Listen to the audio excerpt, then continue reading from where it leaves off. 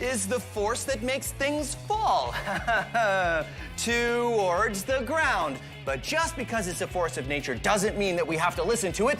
No! Today on Science Max, Experiments at Large, we're going to use everything in the power of science to defy gravity. We are going to be making a hoop glider. Now, hoop gliders may not look like much, but they fly just like paper airplanes. Woohoo! And here's how you can make a hoop glider. Here's how you can make a hoop glider all your own. This is what you need. Index cards, scissors, straw, ruler, pencil, and of course, science tape, which is just like regular tape, except you use this kind of tape for science. So, here's how you do it. Take your index card and cut it into 3 equal lengths. Take 2 strips, and you take your science tape, and you tape those 2 strips, and make a hoop out of it. And with the small strip, you want to make another hoop. Now, what you want to do is take your straw. Now, this straw has a little scoop at the end, and that's not very aerodynamic, so we're going to get rid of that. Ooh, maybe it was kind of aerodynamic. All right, now that we've got the straw, you have to align the hoop and the straw together. So here's what I like to do. Take some science tape and stick it on the straw, and then align it so that it's perfectly straight, and then stick it on. Looks straight to me, all right? The small hoop also has to be perfectly aligned with the first hoop. So again, put the tape on the straw first, then align them up, and then start looking down through it to make sure it's aligned. There. Once you have it all taped together, you're done your hoop glider. And it flies just like a paper airplane. Pew! Awesome. So that's what we're gonna do today. We're gonna, oh yeah, I gotta clean that up. We are going to max out the hoop glider. I'm gonna go meet Sonia at the Ontario Science Center, and we are going to max out the hoop glider into a giant version. We'll probably have to change the materials we use because, I don't think we can get a straw that big or cardboard, but still, we can figure it out. All right, here I go. Aha!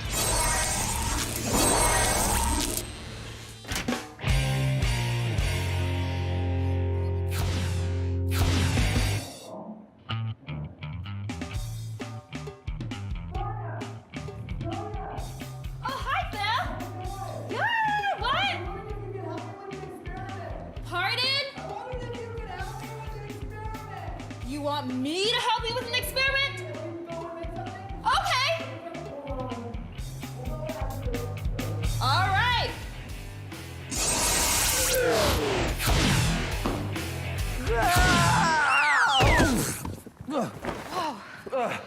Oh, Sonia, I came in. Phil, You came in here? I Are came you in. okay? Are you okay? Yeah, I'm fine. Come on, let me show you.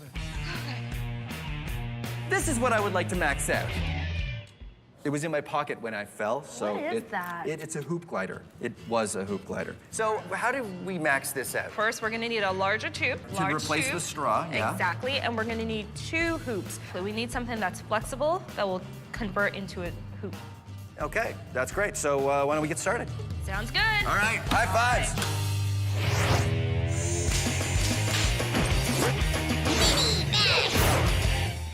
You may recognize this.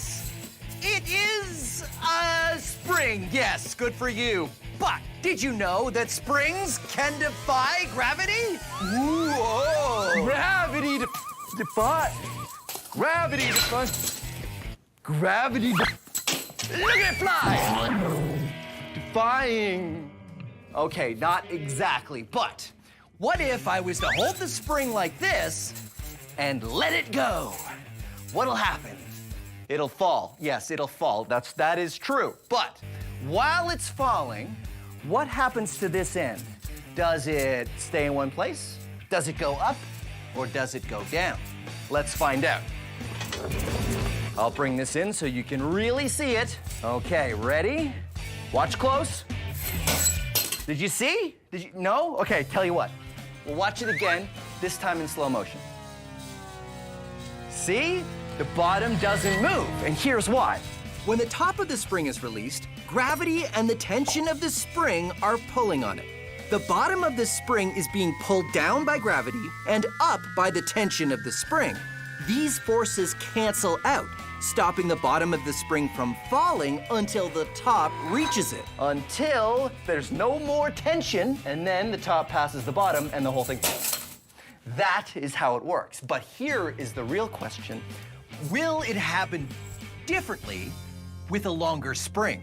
Huh? Well, I just happen to have a longer spring! Let's max it out! Bring it. Don't tangle it. So, now that I'm up high on this fire escape, let's test it out. Okay, 3, 2, 1, go! A longer spring still has the same forces working on it. The tension of the spring pulling it up and gravity pulling it down. No matter what size of spring, these forces cancel out for the bottom of the spring until the top meets up with it. So there you go, an almost gravity-defying spring! Hey, there's no door handle on this door. I guess I have to take the stairs. Whoa.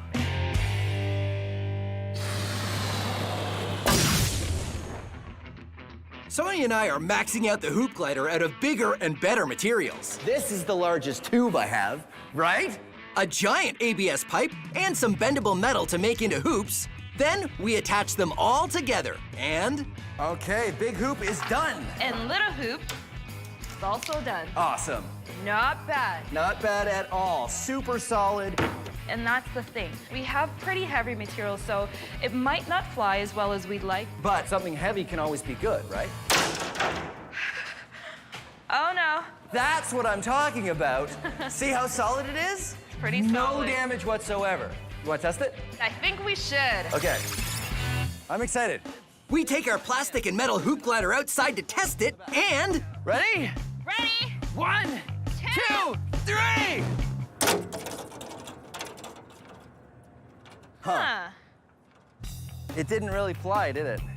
Sonia and I made a very solid design, but the problem with it became pretty obvious. Yeah. It's just too heavy. Well, that's what science is. Back to the drawing board.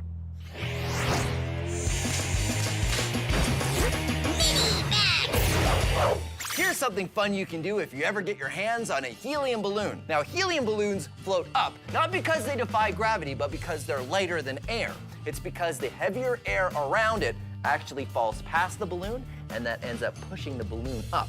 But what if this helium balloon wasn't lighter than air or heavier than air? It was exactly the same. This is what I like to do. Just take a helium balloon with a long ribbon and a bunch of paper clips, and adding a little bit of weight every time. And what we want to do is make this balloon neutrally buoyant. That means it won't go up or down, but it will be neutral. You want to check it every once in a while. Let's see, 3 paper clips is clearly not enough. 5 paper clips is, 5 paper clips is pretty close. It still might float down, so you want to take off just a little bit of weight, maybe about there. Watch this. You just take the balloon and you put it somewhere and it stays. It stays put. It doesn't go up. It doesn't go down. It's attached to nothing. Now, let's max it out. I had a big balloon and it was it had a, there. A giant balloon. And look, it's a great paper towel delivery device. Say, did you want some paper towel? Here you go. Science. Yeah, don't worry about Ramona. Just put them up high. Put them up, yeah, higher. Good. Hey. Grab it. Grab it. Gravity makes things fall. But where do they fall? They fall down. Towards the center of the Earth. Gravity. It fell, didn't it? So, the Earth causes gravity, right? Well, yes, gravity. Oh, come on. Everything that has mass has gravity. Gravity. But the Earth has so much mass that the gravity produced by everything else is like nothing. I mean, forget about it. But let's say I was in space with this chicken. I would have gravity, and I could exert a gravitational force on this chicken. And if I get my angles right, I might be able to get the chicken to orbit me, like a moon. Behold, my chicken moon, huh? Gravity. But let's get serious. What causes gravity? We don't know. What we do know is that without gravity, there would be no universe as we know it. No you, no me, no chicken moon. I'd miss my chicken moon. Chicken moon, you what? Gravity. Like it or not, the universe wouldn't exist without it. You like the sign? I'll give you a good deal. Half off.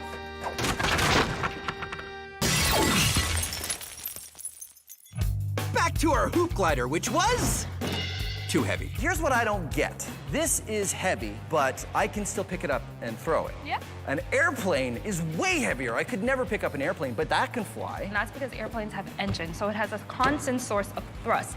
When we throw it, we just have an initial source of thrust. So we're throwing it, eventually loses its energy, therefore, It falls to the ground. I see. so we need something that's light Light and something that's strong. and strong. Okay, well, let's see what we can find. All right. Sonia and I try a plastic tube and some heavy-duty paper.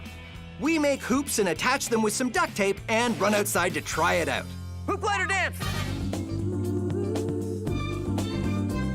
Okay, 3, 2, 1.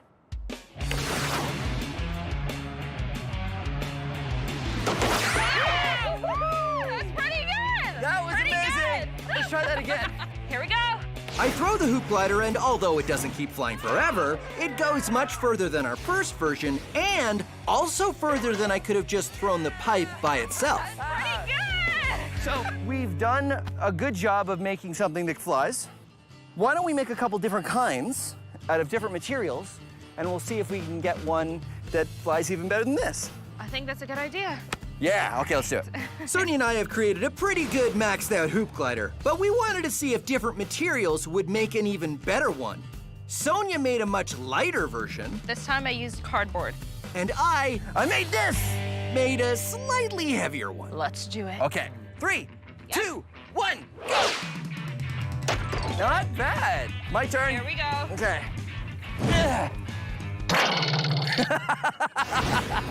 That didn't really go very far at all, did it? No. Okay, so now we can measure it against the one that we threw before. to And see- that went pretty far. This went pretty far to see if we've got a better design here. Here we go. Right?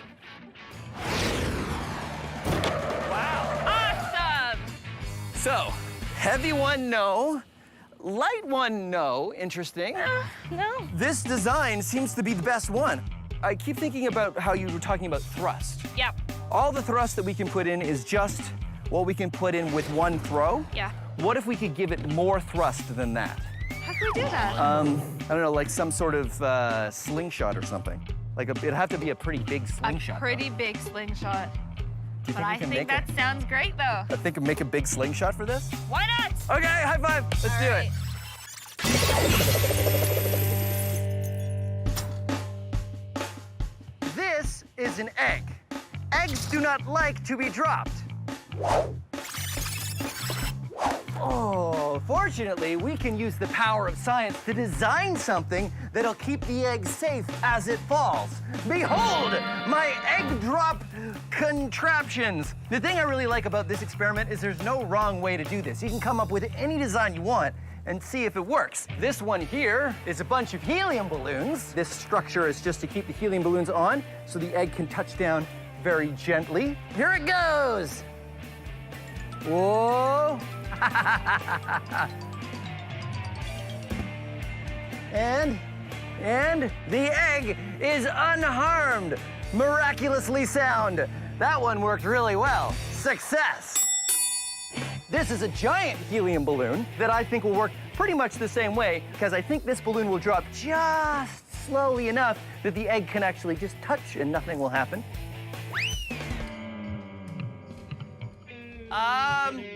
So that didn't work. And then there's this one, which has no slowing at all. It's all designed to just absorb the impact. And the idea is that the cone will crumple and absorb the force when it hits the bottom. Oh, no! Oh, no. I think it would have worked if it hadn't turned in the air, but it did, and, well, I guess the egg is completely broken. So I'd call that one a fail. This one is the parachute. You see the egg has been nestled into this foam container, and this is a parachute that will hopefully slow the egg down. Woo! Uh-oh. Whoa. Over, over, good. And that one seemed to work well. Yep, the egg is totally fine. The parachute worked. All right, egg drop experiment, totally fun experiment to do, but the question is, how do we max it out? And the answer is pumpkin drop. Same thing, except with a pumpkin instead of an egg. Come on. Okay. All right, pumpkin drop with everything attached all at once. Okay, here we go. Ready? 1, 2, 3. So what we've learned from this is the heavier something is, the more force is acting on it from gravity, which means the harder it is to slow down when it's falling. Okay, fair enough. You win this one, gravity, but I'll beat you next time. I'm gonna get a broom. Being a chef is my absolute passion, and cooking up science recipes is my speciality. I'm Buster Beaker, and this is Cooking with Science. Oh, hello. Welcome to Cooking with Science. I'm Buster Beaker. Delicious. Nothing is more important to have fresh than your seafood. It's what makes the difference between a fresh fish and one that isn't so fresh. If you live by the ocean, you probably know that the water gets high tide and low tide. Look closely, it's the same location. Amazing! But did you know that this is caused by the gravity of the moon and the sun? Say this cookie is the Earth, and this little happy fellow is me. Hello! And this string represents the water around the Earth. If we didn't have gravity to worry about, the water would all be equally deep around the Earth. But here comes the moon, this mushroom. Now, the moon has gravity, and that pulls the oceans towards it a little bit, like this. And that creates high tide there, and low tide here, and a little bump of high tide on the other side of the Earth. And as the Earth rotates and I'm on it, I experience low tide and high tide, and low tide and high tide. Very interesting. But there's another factor. The sun, or this lemon. Now, the sun also affects the tides, but not as much as the moon. Now, the sun does not affect the tides as much as the moon because it's much further away, but it still has an effect. If the sun was here, then the tides would be pulled away a little bit like that, and the tides would be less severe. But if the moon and the sun line up, like over here, you'd get a very, very high tide and very, very low tide. So there you are. That's how the tides are affected by the gravity of the moon and the sun. Delicious. I'm Buster Beaker, and thank you for joining me on Cooking with Science.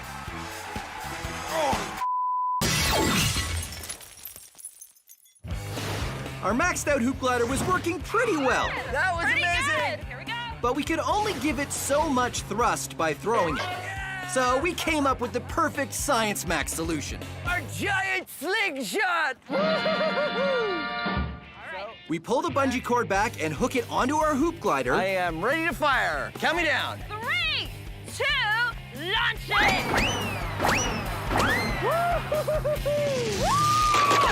Very nice! Our slingshot is amazing. By giving the glider more thrust, that is, more energy at the beginning so it's going faster when we launch it, the glider soars through the air and flies a long way. That was great! So there you go, giant hoop glider! Yeah, Science Max, experiments at large, nicely done. Nice. What more could you ask for? Well, my turn. Hey, see you next time. I'm the marker. Take 8. My goodness. I play the wobble. Wobble. The wobble. Forgot my line, going back down. Wobble, wobble, wobble, wobble, wobble. Hello? Hello? Hoop glider central calling. Yes? You were having problems with your hoop glider? Oh, what's wrong with it? Oh, you're using it as a phone? Yes, well, that's your first mistake, yeah. Today on Science Max, I forgot to tell you my name. My name is, I'll do it. Have you ever done a science experiment and wondered what it'd be like if you did it big? I have.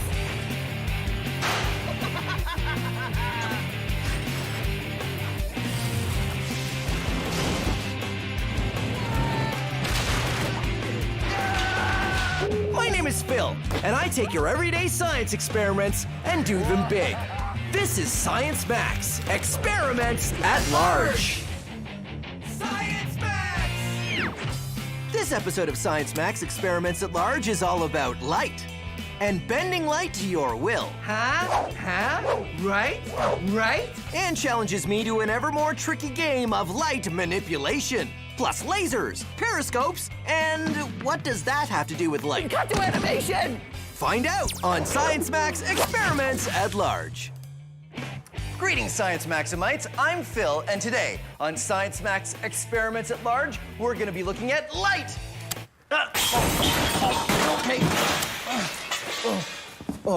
Okay. Stay. That wasn't supposed to happen. I was supposed to press that button, and there were supposed to be all these lasers and special effects, but it didn't.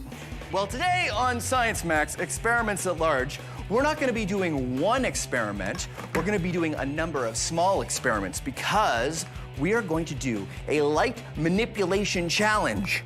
I'm going to get an expert, and she's going to challenge me to a game of light manipulation because I am the master of light.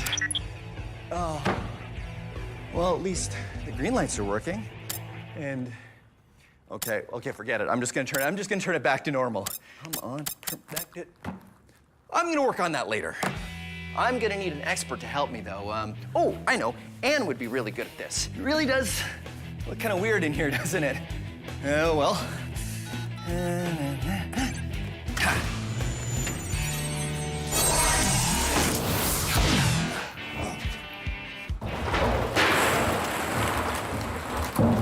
You okay?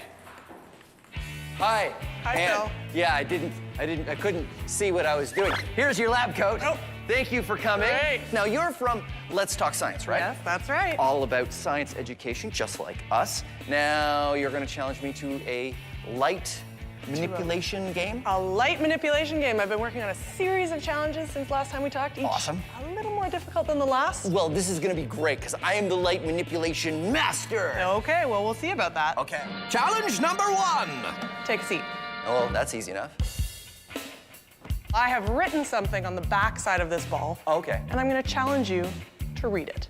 Okay, well, I'm ready. I might be able to read it from here. Let's see. All right.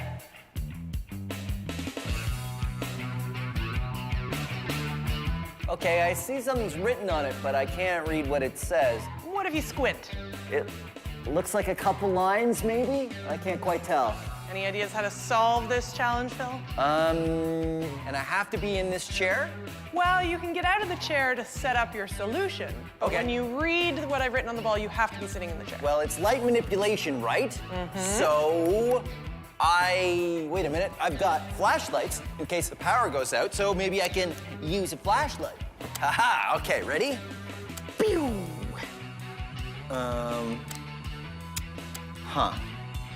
Doesn't seem to make it any easier to read. Yeah, I got nothing. Did you give up already? No, of course I don't give up. I told you these were going to be challenging. This is nothing. I will figure this out. I don't know yet. You're going to have to get creative. I don't know yet, but I will think of something. Okay. Okay, I will be back. Here, hold the flashlight. Not looking. I'm gonna go this way. I'm going to wait right here. Okay.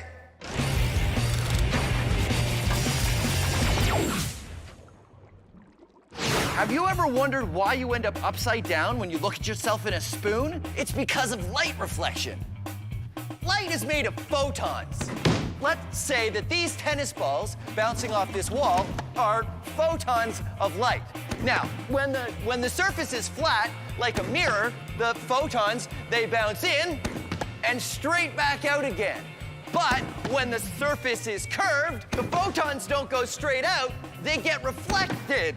So now, this photon is going over there, and if we had photons on this side, they would I don't even know where those ones are coming from. Then, okay, so we got photons on this side that are going that way, and photons on that side that are going this way. So the top becomes the bottom, and the bottom becomes the top, and that's why you look upside down when you look at yourself in a spoon. Okay, cut to animation, cut to animation! A lens works by changing the direction of light, too. Lenses are made out of curved pieces of glass. When the photons of light pass through the glass, the curved surface makes their paths change. What was only this big before becomes this big when you see it. Lenses are used in microscopes to see things that are really small, or in telescopes to see things that are very far away. Both times they are making something small appear large. Anne has challenged me to figure out how to see a small object far away, and using a lens is my solution. Check it out. It's a giant magnifying lens, and I'm gonna use it to magnify the ball so that I can see it. Sounds great. All right. I set the lens in front of the ball, which Anne has turned so I can't see what's on it. I add a light, Shine it on the ball so that it's a little bit better illuminated. and then sit in the chair and ask Anne to move it so it's aligned. All right, so bring it to your left. Yeah, keep going, keep going, keep going, right about there. Try bringing it closer to the ball. Okay, wait, that makes it smaller. Bring the lens away from the ball. Ooh, wait. Try a little bit further. Ooh, ho, ho, ho. You're ready for me to spin the ball around? Yep. Okay. It says 71. Nicely done. Easy, solved. Wait. What? That was just the warm-up. Oh yeah? Yep. You ready for challenge number 2? Challenge number 2! I've got another ball. Okay. With something else written on it. Wait, are you coming back? Nope. Huh, but I can't even see you from here. Like how am I, huh? You're gonna have to manipulate the light. I have to see around a corner? I have to see around a corner. All right, I'll think of something.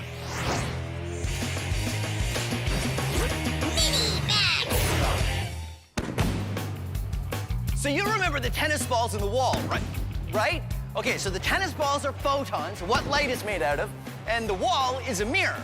Now, right now, the photons are hitting the mirror and bouncing directly back. But what happens if they come in at an angle? Like this. Aha! Those photons are reflecting off the mirror and going that way, which means if I want to see what's emitting those photons, I can see it from here. The same thing happens when you look in a mirror. Oh, okay, mirror. Whoa. The mirror reflects the photons over here. I can see the tennis ball launcher in the mirror, which means if there was a barrier, between me and the tennis ball launcher, I can still use a mirror, and the photons would reflect off the mirror and it comes straight to me, which is how you can use a mirror to see around a corner. In fact, periscopes work the same way. Let's make a periscope right now. See, hey, it's dark in here. Oh, right, because I'm gonna show you my laser. So the light from my laser bounces off this mirror in a straight line. Haha, reflection. We can use the power of reflection to make the light go where we want it to. We're gonna build a periscope. Submarines use periscopes because it's hard to see when you're underwater. A submarine will extend a periscope up above the water. The image up here gets transmitted down here. So someone looking through the periscope underwater can see what's going on up on the surface. And here's what you need to build it. 2 cartons of milk, 2 small hand mirrors, scissors or a craft knife, a pencil, and science tape, which is the same as regular tape, except you use it for science. And remember, if I go too fast, you can always find these instructions on our website. Step 1, cut the tops off your milk cartons. Take your mirror and trace out a rectangle as wide as the mirror, then cut it out. Put some science tape on your mirror and stick it in the carton at an angle. Then put a piece of tape on the inside. Then, Get the other milk carton and do the same thing. Put a mirror on the inside and then stack the milk cartons together. But don't stack them with the holes on the same side. Make sure you stack them with the holes on opposite sides. And here is what's going on inside. You've got your 2 mirrors, and one is angled like that, and the other one is angled like this. Light from what you're looking at comes in, hits that first mirror, goes down to that second mirror, and goes to your eye. You can use it to spy on people from below the table. Or from around corners. So there you go, your very own periscope using light reflection.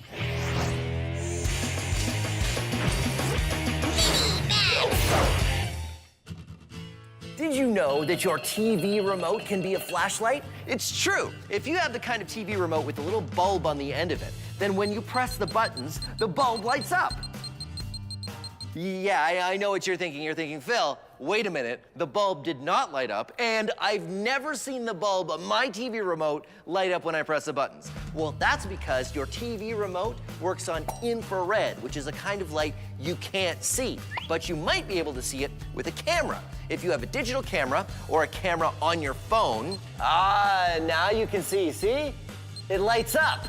And because infrared light works the same way as visible light, in that it will bounce off a mirror, here's an experiment you can do at home. Bounce the light off your TV remote off a mirror and turn on and off your television. Check this out. You get a mirror, set it up just right, and then aim the remote at the mirror, and it turns off the television. Pretty cool, right? But now, let's max it out. I've got a complex series of mirrors set up here, and I'm gonna bounce the light from the remote all over the room. And here's what that pattern looks like. the light from the remote hits this mirror, which reflects to this mirror, which reflects to this mirror, and then this mirror, and then this mirror, and then finally to the television. Isn't that cool? There you go. Maxed out remote light bouncing infrared flashlight. I gotta come up with a better name, but still, it's pretty cool. Oh, all right. Turn off the television and leave the room. I solved Anne's first light challenge, seeing something far away, with a lens. It says 71! But now she's moved the ball around a corner, and now I have the solution. Mirror! A mirror will let me see around the corner. Clever. Right? Okay, so all I gotta do is put the mirror in a position sort of like that, I guess, and then I'm gonna sit in the chair. If you could help me adjust that mirror. Keep going that way. Keep going, keep going. Yeah, stop. Nice, okay, go ahead and flip the ball around and I will read the message. It is too small. I can't, okay, I've solved this problem though. Okay, flip it around. The lens, I need the lens. So we'll use a mirror and the lens to, good. Yeah, okay. I'm gonna sit in the chair. You're in the chair. It is backwards. Oh yeah, a mirror inverts the image, doesn't it? Mm-hmm. That's okay, I can solve this. All I need, whoa! Other mirror is all I need to solve this problem. So if I take this mirror and I put it here, let's see, there it is. It says 42. Nicely done. I are they am done? ready for anything. What do you got planned for the hardest challenge? Are you sure you're ready for this? Totally. Challenge number 3. Challenge number 3 starts now. What? Wait. No. This is a light challenge. How am I supposed to do a light challenge if it's dark? You have to get creative.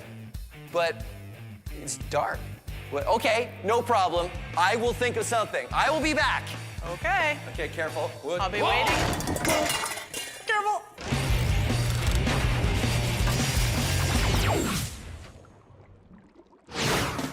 So you already know about reflection, right? That's when the beam of light, say from my laser, reflects off this mirror and bounces in a straight line. But check this out. If I don't use the mirror and I shine the laser against the underside of the water, it also reflects, just like a mirror. This is called internal reflection. If I have a stream of water and I put my laser beam into the stream, you can see that the laser bounces around inside the stream of water.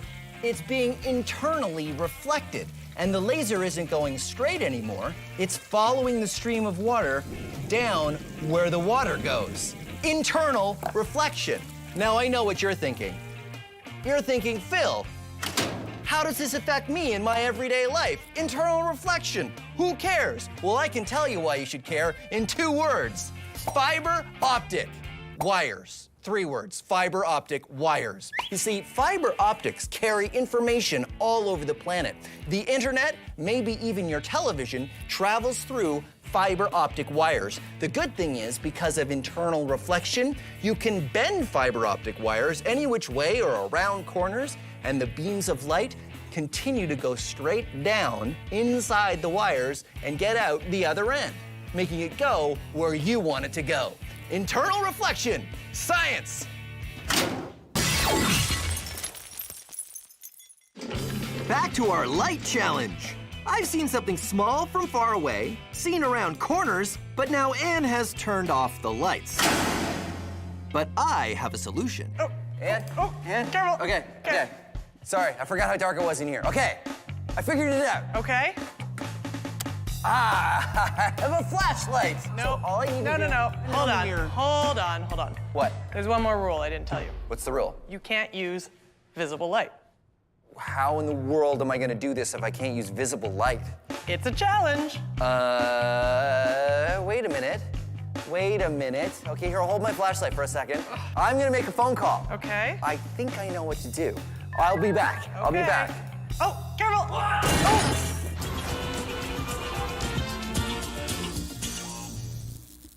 Oh, hey, good to see you. Speaking of seeing things, let's talk about the rainbow. All the colors of the spectrum organized in a beautiful pattern. But what are the different colors? I mean, what makes them different? Well, it all has to do with the electromagnetic spectrum. This is visible light. All the colors of the rainbow. And take a look at that little black line that goes up and down there. That's the frequency of the light. Light is a wave. You see the wavelength is a little wider out here on the red side, and it's a little closer together here on the violet side. That's because every color of light has a different length of wave or wavelength. And that is what makes them different when we look at them. But if you think that's all there is to the electromagnetic spectrum, then you're mistaken. So what happens over here on the red side? Does it keep going? Yeah, it does. What? Look, we got infrared here, and then we got microwaves. These are the same kind of waves you use in your oven. And then we got radio waves, which are the same kind of waves you use in your radio. They're all part of the same thing as visible light, huh? Let's take a look at the other end.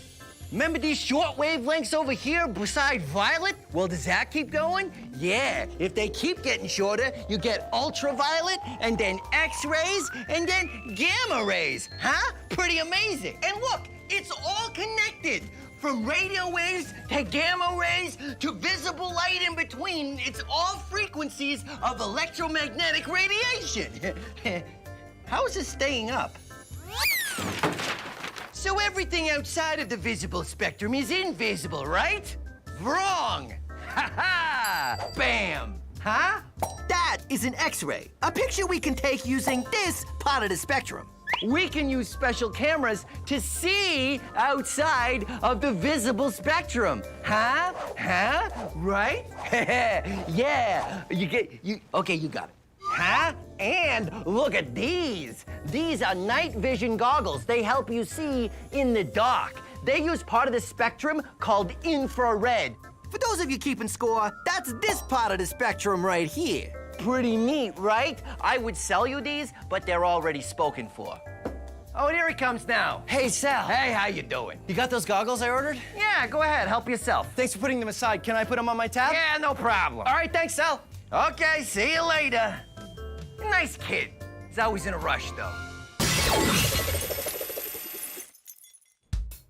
Phil? Is that you? Yeah, Do you need the flashlight? I don't. Turn it off. I can totally make my way over to you. Oh. I can hear you. Yeah, I'm right here. Oh. Right here. Hi. Because I have night vision goggles. Ooh, check it out. Oh, cool. Pretty cool, right? That's awesome. So here's the spectrum again, and here's visible light. My night vision goggles use infrared, this part of the spectrum here with wavelengths just a little bit longer than the red we can see. Outside of the visible light spectrum. All right, I would say that's allowed. No visible light, and I will see the next ball. Have you got it set up? I set it up while you were out. Okay, good. I'm gonna sit in the chair and see if I can see it. Okay, here we go. Oh wow, I can totally see everything. Can you tell me what the ball says? It says you win. Nicely done. So let's recap.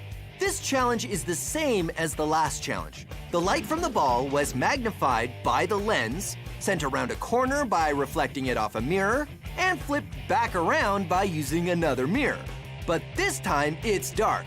So, using infrared light, thanks to my night vision goggles, I was able to see the ball and win the game. The light manipulation challenge is done. Science Max experiments at large. Time to turn the lights back on. Yep, absolutely. Huh. What did you do back there? I guess we blew a fuse or something. Uh-oh. These are night vision goggles. They use some of they use some things that I cannot pronounce. Have this container of water. What? And I make it stream.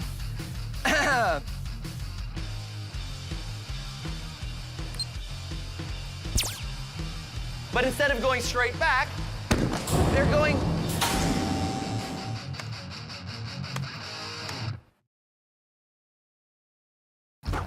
Have you ever done a science experiment and wondered what it'd be like if you did it big? I have.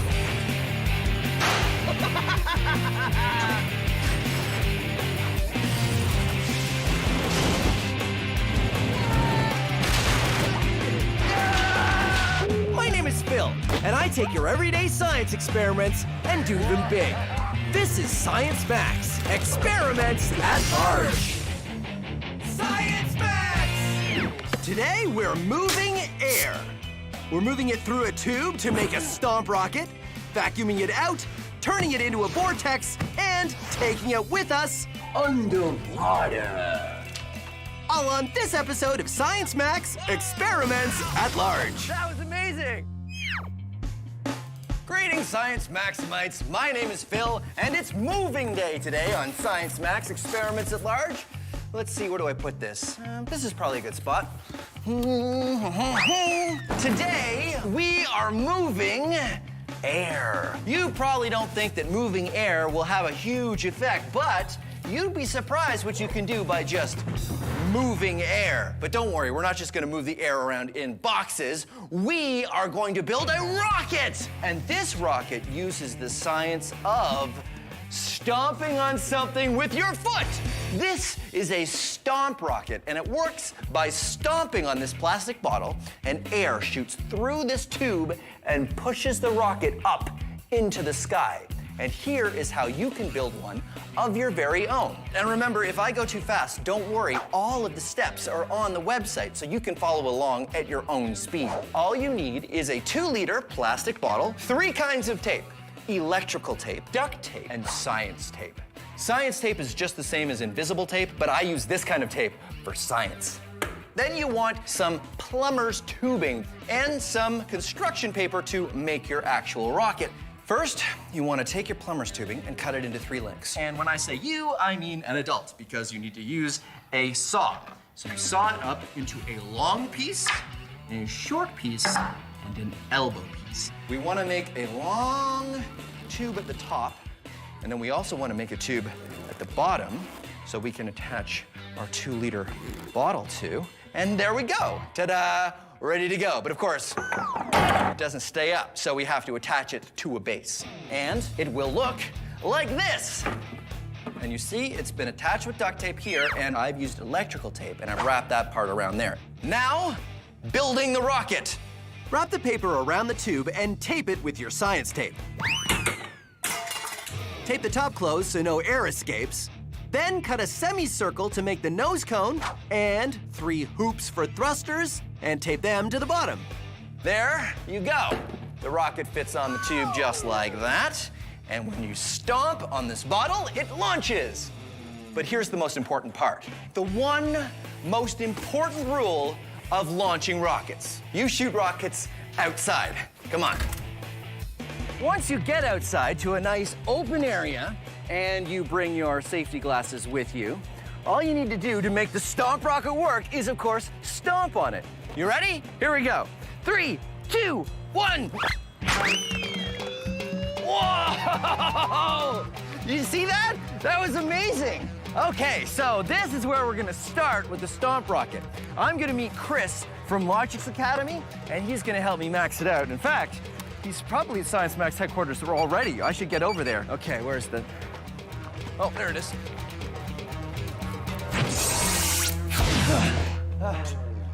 Okay.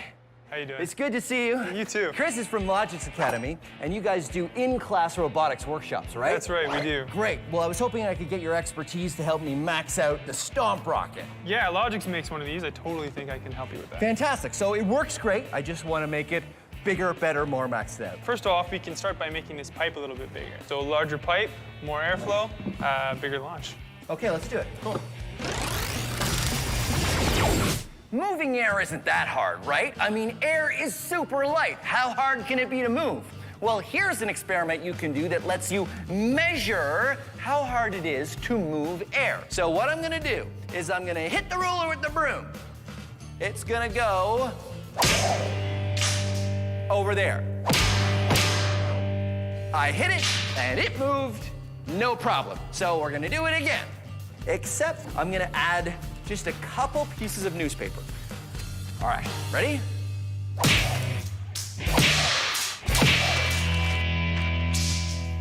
Aha, the ruler broke because this time I wasn't just moving the ruler, I wasn't just moving the ruler and the newspaper, I had to move the ruler, the newspaper, and all of the air that was on top of the newspaper. And that resistance was enough to break the ruler.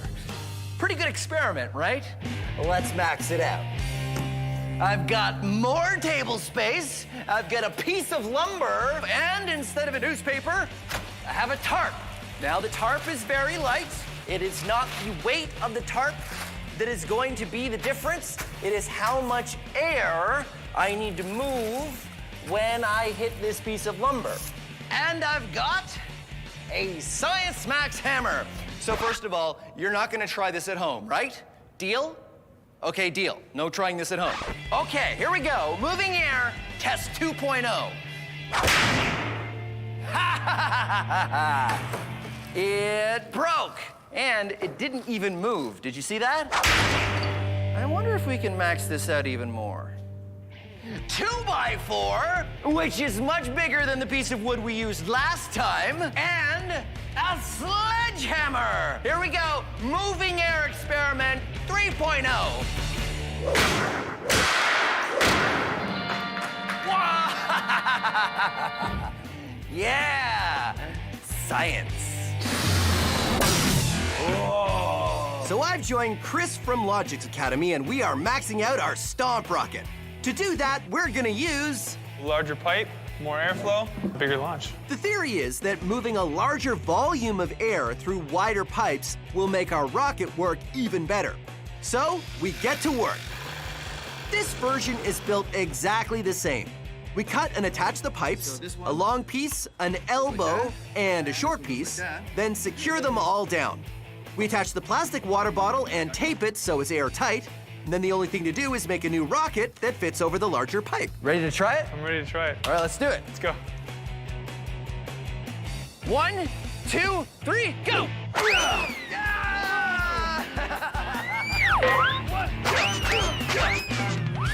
That was amazing!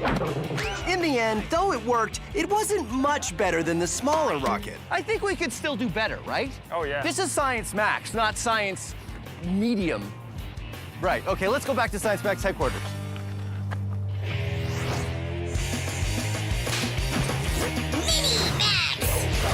Vacuum sealing. That's what you call it when you take all of the air out of something, often a bag, to seal in the freshness of food. I will demonstrate using this Science Max banana. 100% banana, but with added science. Not all bananas contain science. Here's how you can do it at home.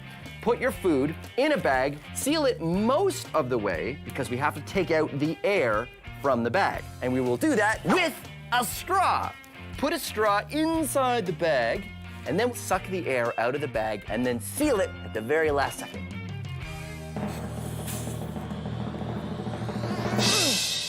There, a vacuum sealed banana. Now I know it's kind of hard to see that it's been vacuum sealed because bananas don't really crush much when you take the air out. So I like to use stuff that has a lot of air in it to begin with. In fact, there are special bags that are specifically for vacuum sealing that are supposed to store big and bulky items that have a lot of air in them, like this pillow. See this nozzle right here? It's designed to be used with a vacuum. Haha. So, what you do is you put the vacuum on this nozzle, open it up, and then you turn the vacuum on. Oh. The vacuum is sucking all the air out of the bag, just like we did with the banana. But because the pillow is full of air as well, it starts to shrink and shrink. Then you pull off the vacuum and you tie the seal off, and, all right, and ta-da, a vacuum sealed pillow. Okay, let's max it out. What could possibly be more maxed out than a vacuum sealed pillow? Vacuum sealed fill. Okay, I put plastic bags against the door and then sealed the edges with duct tape. And of course, I didn't put any plastic over my head because you never put your head in a plastic bag, right? Well, let's see if vacuum sealed fill, it works.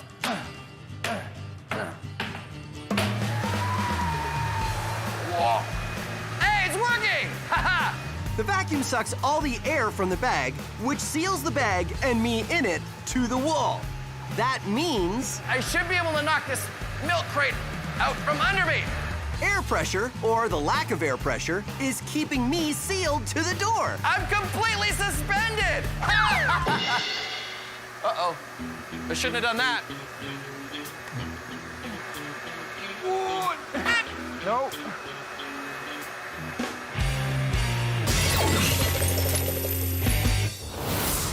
So our larger version of the Stomp rocket worked, but it didn't go as high as the first version. Chris and I see how we can improve the design. The larger pipe and the larger rocket works really well. It does work really well. I am afraid, though, that the larger pipe means that the same amount of air is flowing slower out the nozzle than it did before. Oh, so because we're moving only this much air, it's not going to go as fast because this is a bigger tube. We need a bigger volume over here to match our larger So a nozzle. bigger bottle. That's right. I got a bigger bottle right here. Ha-ha! Bigger bottle! So hold that, and then all we have to do is tape the bigger bottle I'm not sure on. if that's gonna... Yeah, like this. Still, though, I'm afraid... Yeah, a so little then bit. all I need to do is tape it on. Chris and I attach a larger bottle to our tube. We just need some risers to adjust the height, then we tape it on and we're good to go. Everything else, including the rocket, stays the same. I still don't understand how you're gonna step on this one. It's just too stiff. I have a plan. Ha ha ha ha! Sledgehammer! You ready? Yeah, I'm ready. Okay. 1, 2, 3. It blew the top off the rocket. Right off It the also top. blew the bottom. Looks like it's a bit rigid to change its volume so quickly. So it's kind of a one-time use thing, huh? I think so. So why don't we try increasing the volume? Even bigger tube, Yeah. even bigger container. What's bigger than that's the biggest bottle they make. What else holds air? What about an air mattress? Do you think we could use an air mattress? I think we could, yeah, a really big air mattress. Oh, totally. High five. I love that idea.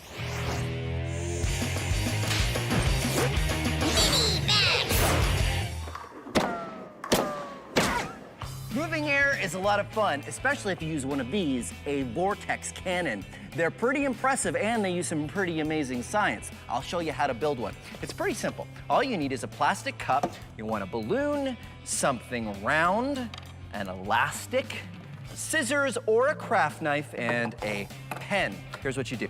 Take your balloon and cut it just where it gets wide.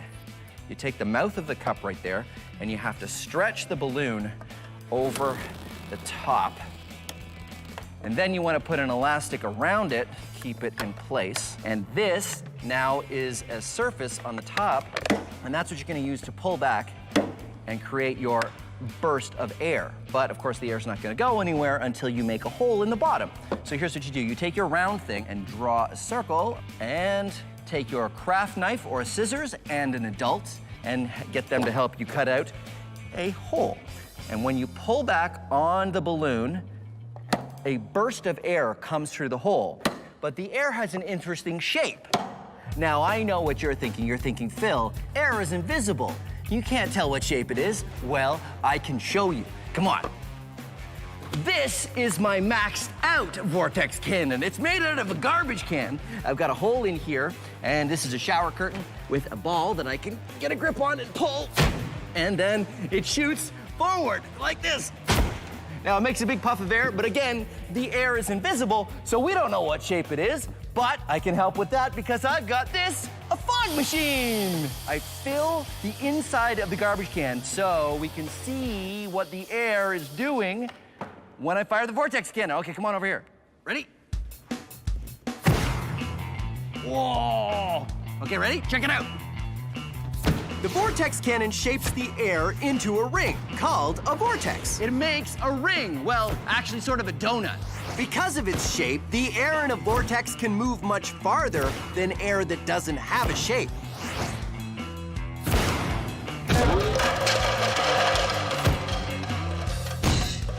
Vortex cannon. Air that has a shape goes a lot further than air that doesn't have a shape. And it's also way more fun. Woohoo!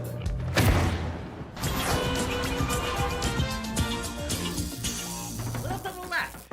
Little to the left, Ramona. Okay, now that's too far left. I don't know what you think. Oh, hey, I don't suppose you're going on vacation anytime soon. Well, if you haven't decided where, may I suggest underwater.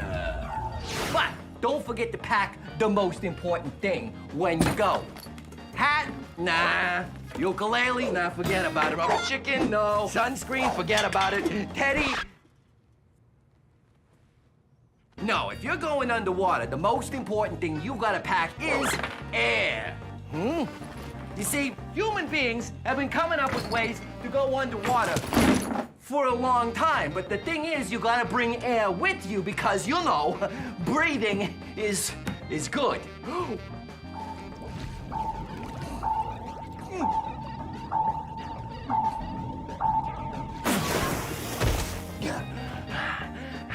Check this out.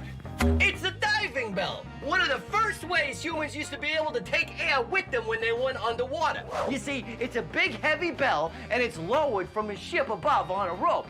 And when it gets lowered into the water, it traps a bubble of air underneath. So you can swim around underwater, but then when you need to breathe again, you don't have to go all the way back up. You just pop under the bell and take another breath. Bells like this were actually much bigger when they used to use them for diving to hold more air. Huh? Ring-a-ding-ding. What do you think? You want this? No? It's okay. I got something else. Hold on. Check this out. It's an old-timey diving suit. Air is pumped in through these hoses here, which means the diver has a constant supply of air, which means he can stay underwater longer. What do you think? Yeah, like, no? Okay, hold on, I got something else. Yeah. This is it, the ultimate in bringing air with you. The scuba suit. This tank holds compressed air, which means it can carry a lot of air with you, which means you can stay underwater for longer. So I'll tell you what, I'll wrap up all three things. What do you say? Yeah? You'll take them? Okay, great. Let me just wrap them up for you. Come on, Teddy, let's go find the bag. So our large stomp rocket hasn't worked perfectly. A small bottle didn't move enough air, but our larger bottle was too rigid to stomp. And when I used a sledgehammer, it was so sudden the bottle broke and also blew apart the rocket. Chris and I need a large container of air that is soft enough to change its shape easily. So here's the current plan. An even larger pipe, an even larger rocket, and we use an air mattress. We make 2 holes in the air mattress, one to fill it up with a leaf blower, and the other hole to go out the tube to the rocket. Since an air mattress holds lots of air and is very easy to change the shape by jumping on it, we figure it'll be a great way to get lots of air through the tube to launch our rocket. Okay, let's do it. Let's do it. All right, we're gonna go 1, 2, 3, jump, right? Okay, yeah. 1, 2, 3. Being a chef is my absolute passion, and cooking up science recipes is my speciality. I'm Buster Beaker, and this is Cooking with Science. Oh, hello! Welcome to Cooking with Science. I'm Buster Beaker. Whenever friends come over, I like to make my famous potato chip recipe. And look at this bag of potato chips. Quite large, there must be a lot of potato chips in here, right? Well, let's open it. What? This potato chip bag is mostly air. Why do potato chip bags have so much air? Well, to tell you the answer to that, I have to tell you the story of 2 bags of potato chips. Here they are. This one full of air, and this bag of potato chips, there's not much air in it at all. Why don't they make them like this? Well, let's find out. First thing that happens is the potato chip bags come off the conveyor belt at the potato chip factory where they get packed into a crate. Here's a crate here. So let's really stuff them in. And then the crate gets boxed up and shipped off to the store. Oh, it's a bumpy ride to the store today. Now we're at the store, and then you come along. Bags of potato chips. What else should I buy today? Oh, I know. How about a cantaloupe? Very nice. Some apples, yes? And take it home, walk along, and you get to the kitchen, you have a choice. This bag of potato chips, where all the potato chips are light and fluffy, or this bag of potato chips, which is not exciting at all. And that's why potato chip bags have so much air, to protect the potato chips from getting crushed. Speaking of potato chips, time to get back to my recipe. What is it? It's potato chip soup. Well, I'm Buster Beaker, and thanks for joining me on Cooking with Science. Perhaps a little bit more cooking. Okay, so where were we? Oh, right, our maxed out rocket. A much larger pipe, a large air mattress, and the largest rocket yet. Let's see how it goes. 1, 2, 3, jump. 1, 2, 3. Whoa! Yeah! There he goes. All right, let's do it again. Okay. 1, 2, 3.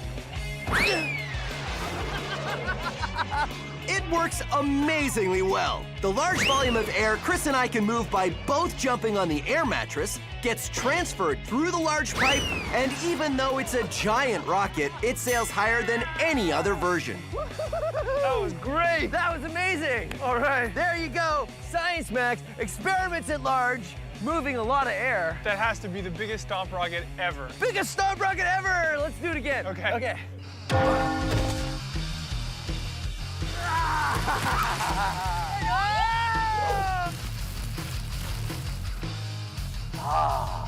Oh, it smells so horrible. It's a diving bell. That didn't work at all. That's acting, my friends. Oh, friends, that is so bad.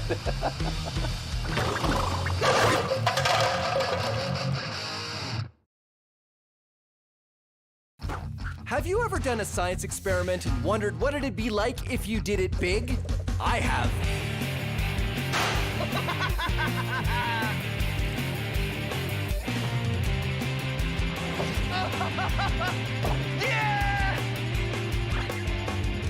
My name is Phil, and I take your everyday science experiments and do them big. This is Science Max, experiments at large. Science Max! It's time to get stuck on magnets. What's our attraction to magnets? What's their attraction to each other? And can I use magnets to levitate and float in the air? All on this episode of Science Max, experiments at large. Greetings, Science Maximites. Welcome to Science Max Experiments at Large. My name is Phil, and today we're going to be looking at the power of magnets. You see, magnets are fun things to experiment with because they are really, they're really interesting. This magnet that I've got here is a neodymium magnet, or a rare earth magnet. It's one of the strongest magnets you can get. A magnet is an object that is attracted to anything that is ferromagnetic, which is iron, nickel, or cobalt. And magnets are interesting because they have two sides. There are two poles. I'd show you, but I can't rip the chain off. Hold on one second. Ha-ha! There are two... Oh, no.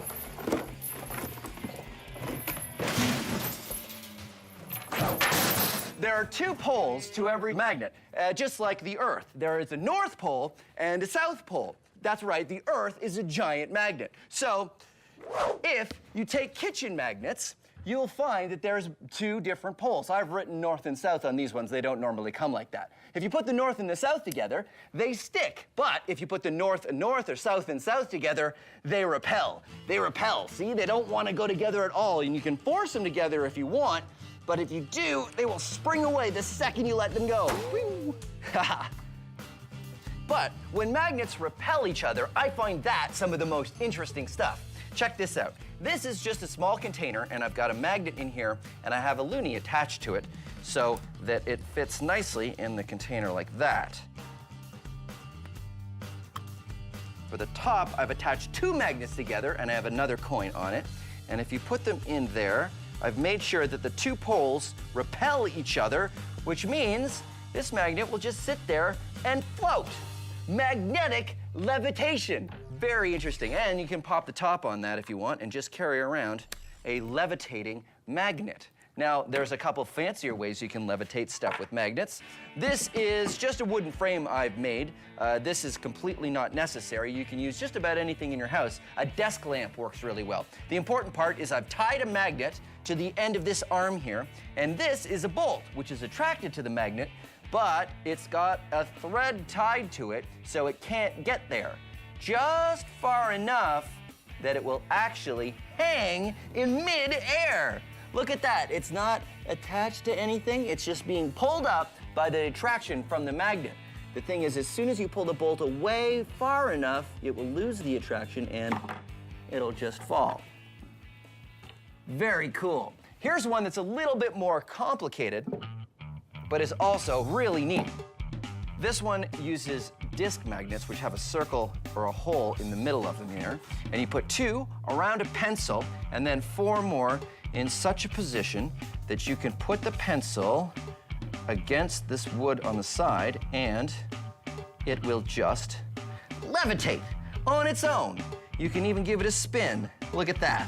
And if you want to make the levitating pencil yourself, there's step-by-step instructions on how to build an easy-peasy version on our website. Meantime, we are gonna max this out. Magnetic levitation on Science Max Experiments at Large. But you're probably thinking, what are we going to levitate?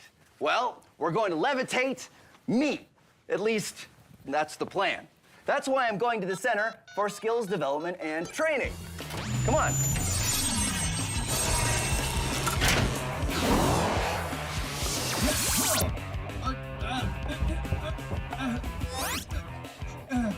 Okay, who turned out the lights? Ow, what was that? Why is this room so small? And only going down to waist level. This is the weirdest room I've ever been in. Where am I? What's going on?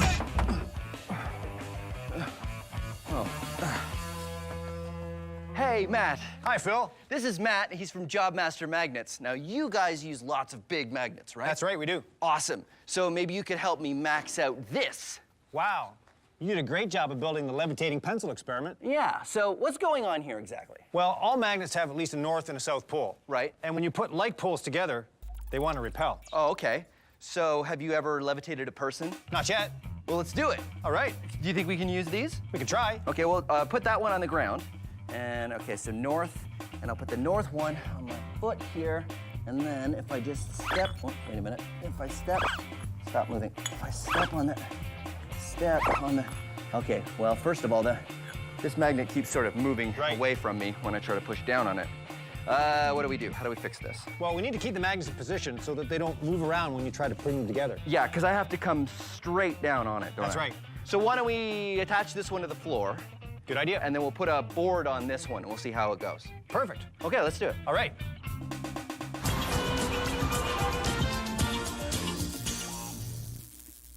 This is a magnet.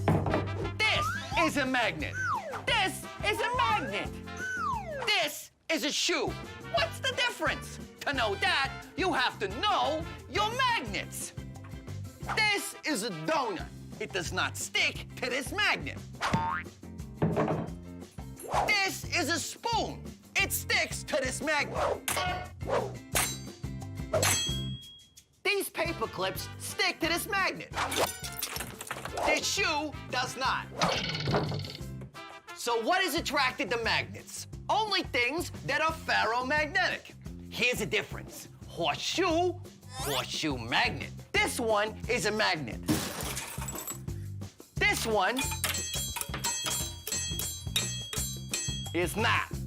But the horseshoe sticks to the horseshoe magnet because this one's a magnet and this one is ferromagnetic.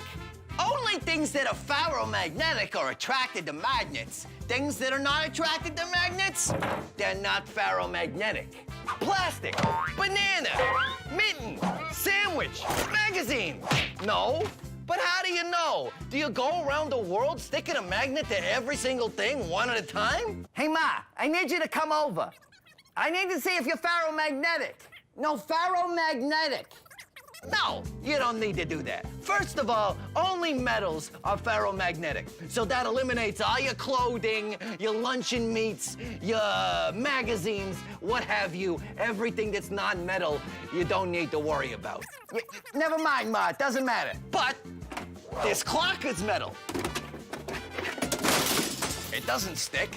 Well, not all metals are ferromagnetic. Mainly just the ones with iron, nickel, or cobalt. And there you have it. Now you know your magnets. I hit the phone on the magnet there. Okay, can you hear me, Ma? Hang up the phone. Hang up the phone, Ma. My first attempt at levitating had the magnet sliding all over.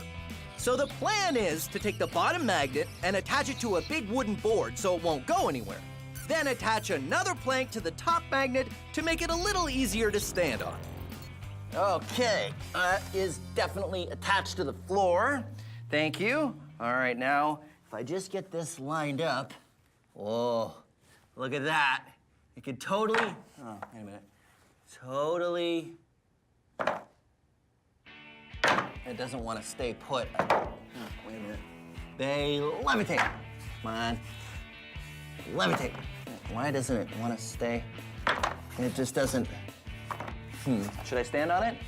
Okay, I'll stand on it. Here we go. And Ha! Am I levitating? No. No.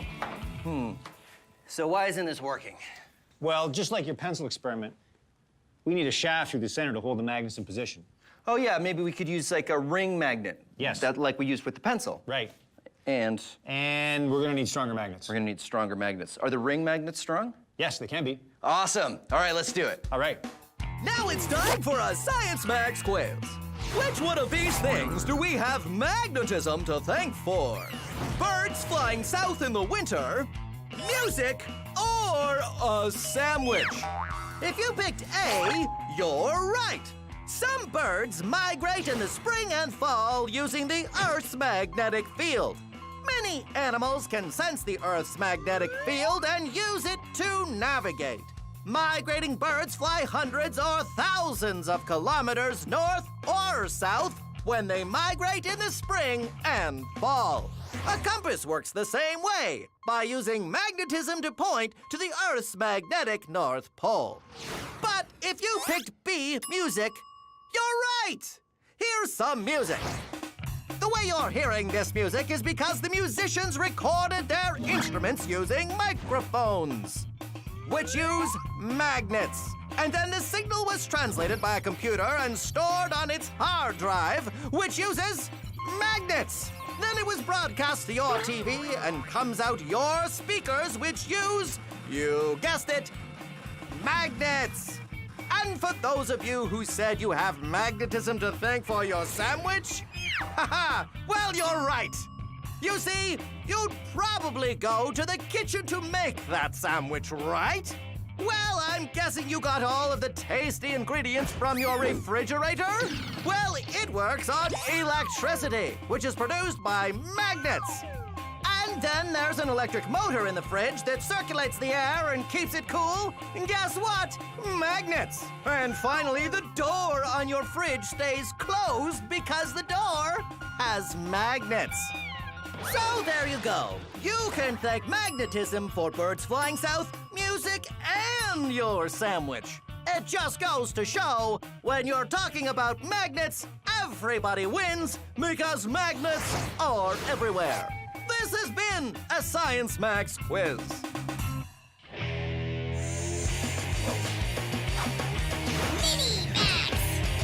Here's an experiment you can do with a bag of water. Take a sharpened pencil and carefully push it through the bag. If you do it carefully, it won't spill. The reason this works is because the bag is made of polymers, long stretchy chains of molecules, and also because the pressure of the water against the pencil prevents any water from spilling out. Now, we're gonna max it out. This is a very large bag of water, and here I have some very large pencils. You ready? Oh.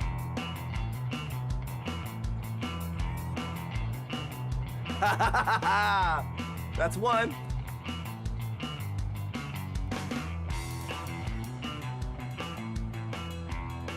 That's two. Here we go. Should I go from the bottom?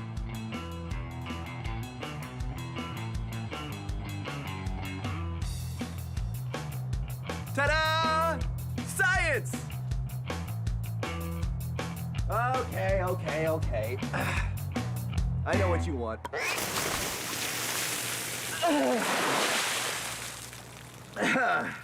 Like I was saying, science! Turns out trying to balance two repelling magnets on top of each other is pretty much impossible. Here's why. This is a magnet, and here is the magnetic field. It's often drawn with lines like this, but actually the magnetic field radiates out in all directions. Really, think of the magnetic field kind of like a ball. When you try to balance another magnet on top of the first magnet, it's about as hard as balancing one ball on top of another ball. So here's the plan. Just like the levitating pencil, we're going to use ring magnets because we can put a shaft through the center of one ring, then drop another ring magnet on the shaft. It will keep them perfectly aligned. Then it's just a matter of putting the bottom magnet on a board to keep it stable and using another board so I can stand on it and ta-da! Magnetic levitation! Or at least that's the plan. Okay. Board, Magnets. magnets. Ooh, look at that. Awesome. And now I'm gonna put the platform on. Nice. I got some weights here. Let's see how this works. Yeah. This is gonna work amazing. All right, think I should try it? Give it a try. Okay. Here we go. Yeah! I'm doing it! I'm levitating! What? Just a little bit. Oh, really? Yeah. So, yeah, what do we do? We need more power. More power? I like that idea. How do we give it more power? More shafts, more magnets. Okay, sure. Well, why don't we do 1, 2, 3, 4 shafts, and then we'll have magnets on all the shafts. Great idea. All right. Let's do it.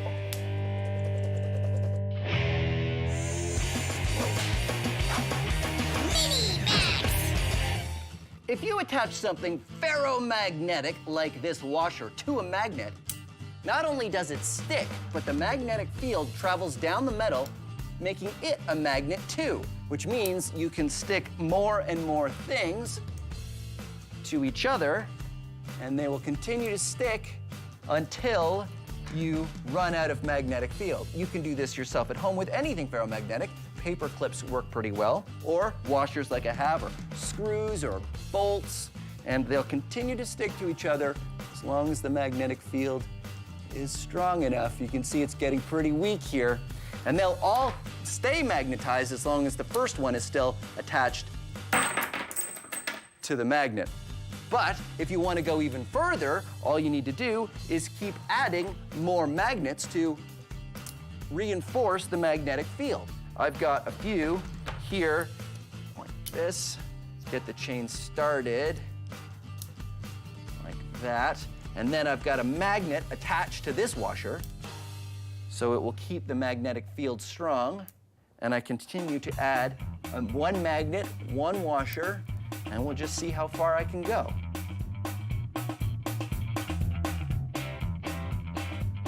You can even sculpt it a little bit. Look at that. And then at the end, a whole bunch of paper clips.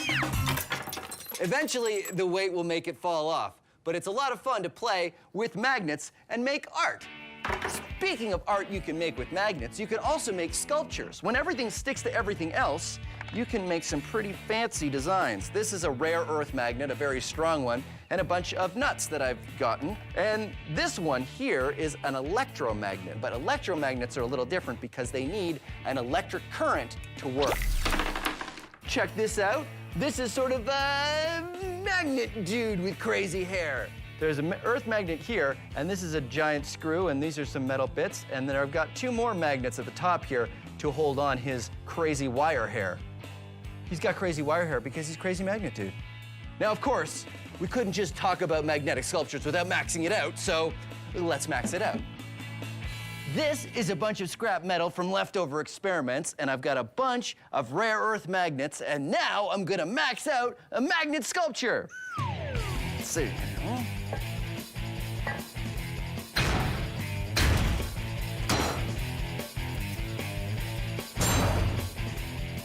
There you go, a maxed out magnet, me!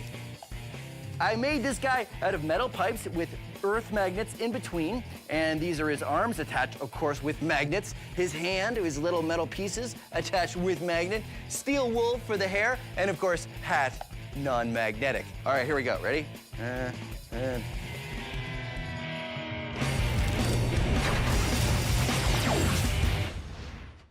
Want to see a magic trick? Simple copper tube. Drop things through it. Nothing unusual happens, but watch when I drop a magnet through. What? It's not magic, it's science. Because the magnet creates a magnetic field when it goes through the tube, the magnetic field repels the magnet upwards. Now, the field isn't perfect, so the magnet doesn't come to a stop, but still, it slows down from a fall to a nice, graceful drop. Take a look from above. Pretty amazing, right? Magnets, not magic, science.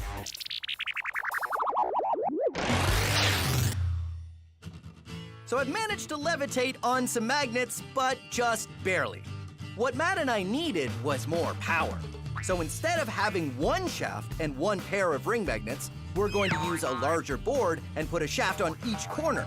Then we'll have 4 times the power because we're using 4 times the magnets. Hopefully this will be strong enough to get me floating on a cushion of magnetic energy. And magnets? Magnets. Okay, here we go. This is gonna work great. And top board. Ooh, what do you think? Looks great. Yeah. Okay, here we go. Matt? You're levitating. I'm levitating! Woohoo! All right. It feels cool. It sort of feels like surfing a little bit. All right, thank you so much, Matt. That was amazing. And there you have it. Science Max, experiments at large, magnetic levitation. You know, I'm surprised we could do an entire episode on magnets, and we never actually got them so close to the camera that the camera went all weird, because cameras and magnets, they don't, oh dear, no, that's okay. I can fix this. If I just maybe, maybe if I put the magnet to the camera again, that would, okay, that didn't help. Oh, okay, well, thanks very much for watching Science Max, Experiments at Large, and we'll see you again as soon as we get a new camera. Today, we're gonna be looking at the power of magnets. Magnets. Magnets. Wait, okay. This one here is called a neodymium magnet, or a rare earth magnet. It sticks to this magnet!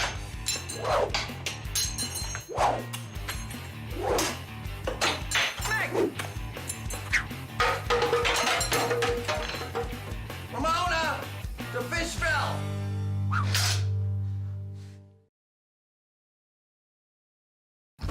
Have you ever done a science experiment and wondered what it'd be like if you did it big? I have.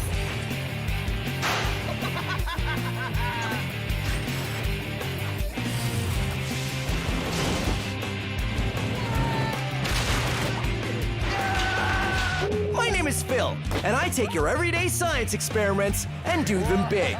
This is Science Max, Experiments at Large. Science Max! This episode of Science Max is all about generating electricity. Where do we get this electricity that we use all the time? We try to generate as much as we can using human power, plus solar energy, tidal energy, wind energy, and more. All you need to do is Turn the generator. all on this episode of Science Max Experiments at Large. Greetings, Science Maximites. Take a moment and imagine with me, if you will, a time when the only way to light your house was with candles or oil lamps. There was no electricity. That meant no power tools, no video games, no telephones, and worst of all, no TV. Fortunately, we live in a world of electricity. If you've ever lost power in your city or neighborhood, you know how hard it is to get by without electricity, even for one day. But where does it all come from? Where do we get this electricity that we use all the time? We make it. That's the cool thing. And I can show you how to make it as well. Check it out. All you need is an electric motor. Electric motors are pretty simple. All you do is get a battery and you attach it to the electric motor, and that makes it work. There we go.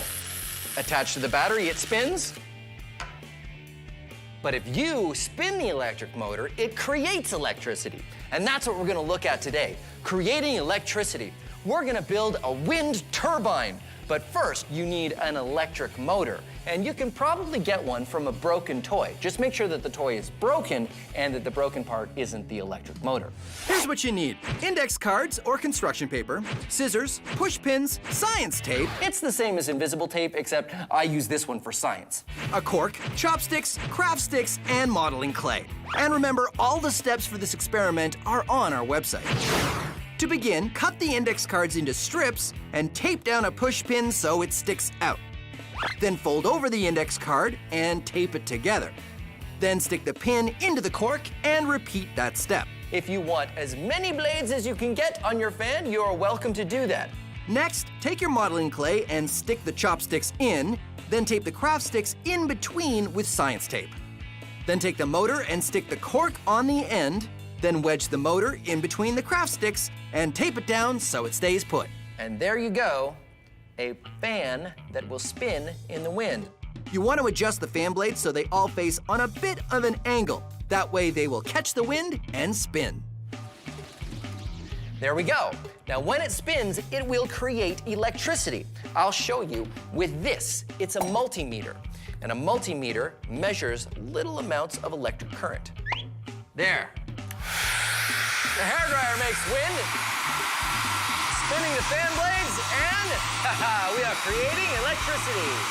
Now, pretty much all electricity that you make comes down to turning a generator. A small motor like this isn't gonna produce a lot of electricity, barely enough to power one tiny little LED, but it's a start.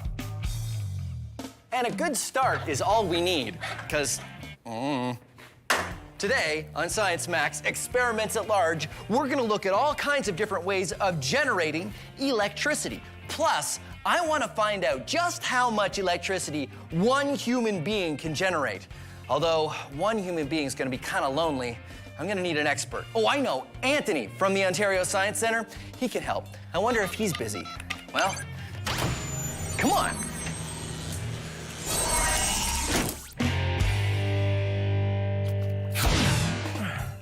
Oh, Anthony! Phil? So I was wondering if you could help me with an experiment. I want to generate as much electricity with human power. What do you think? I think that sounds awesome. Okay, great. Let's go back to Science Max headquarters. Is that the portal? Yeah. Don't worry, all the kinks are worked out.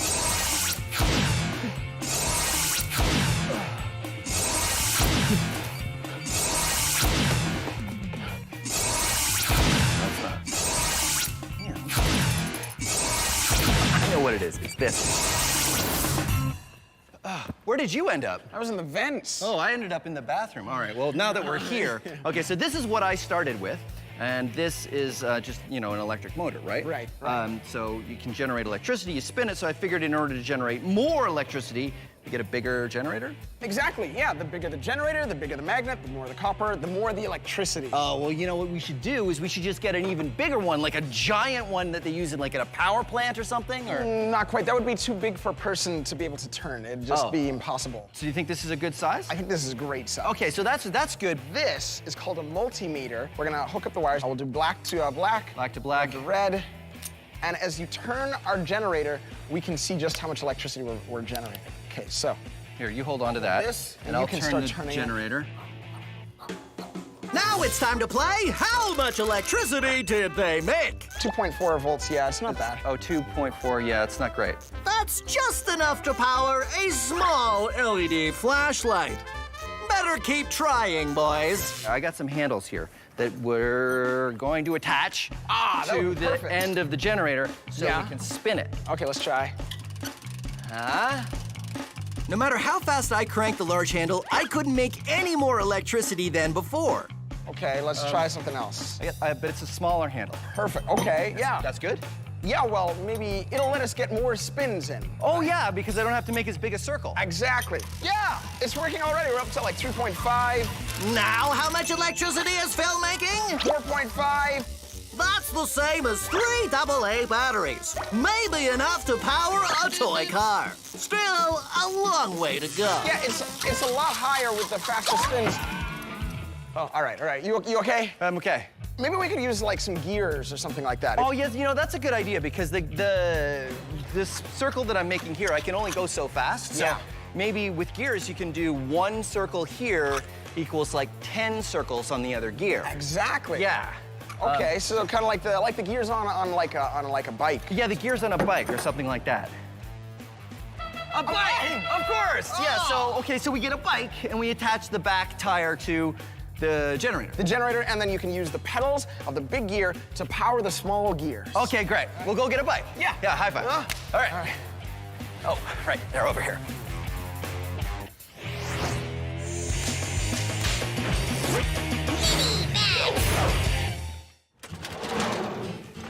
This is a generator. It generates electricity when you spin it. But how does it work? What wizardry is inside? Well, actually, generating an electric current is fairly simple. All you need is 2 things. First, you need a conductor, like this coil of copper wire, and you need a magnet. Now, this is a galvanometer. It measures small amounts of electric current, and I have my copper wire attached to it. Watch as I put the magnet inside the copper. I get a little bit of an electric current, and then I take it out, it goes in the other direction. A little bit going this way, and then I take it out, a little bit going that way. Positive, negative, positive, negative. This kind of current that goes back and forth is called alternating current, or AC. It's the same kind of electricity you have in your house. But here's the cool thing. Watch this. I put the magnet in and I leave it. It goes back to 0. You only get electricity when you move the magnet. All right, so let's create our generator. Instead of starting with a copper coil like this, what if we just had the magnet and we have it staying still, like that, and we move the conductor past it, like spinning? It's good, but not great, because we're only getting a little bit of electricity as it passes. So let's make it more efficient. Let's put in some more magnets. 1 on either side, and 1 on the top. And now when we spin it, it goes past all of these magnets, and every time we get a little bit of electric current. Well, this is how a generator works. If you take an electric motor or a generator apart, you can see there's a coil of copper wires on the shaft, and it spins around like this. And on the inside, there are magnets. So there you go. When you put it together and spin it, you get an electric current. Or if you put an electric current in it, it will spin, just like an electric motor. And that is how a generator works. Anthony and I are trying to create as much electricity as we can using just human power. But so far, it hasn't been going so well. It all comes down to how fast we can spin the generator.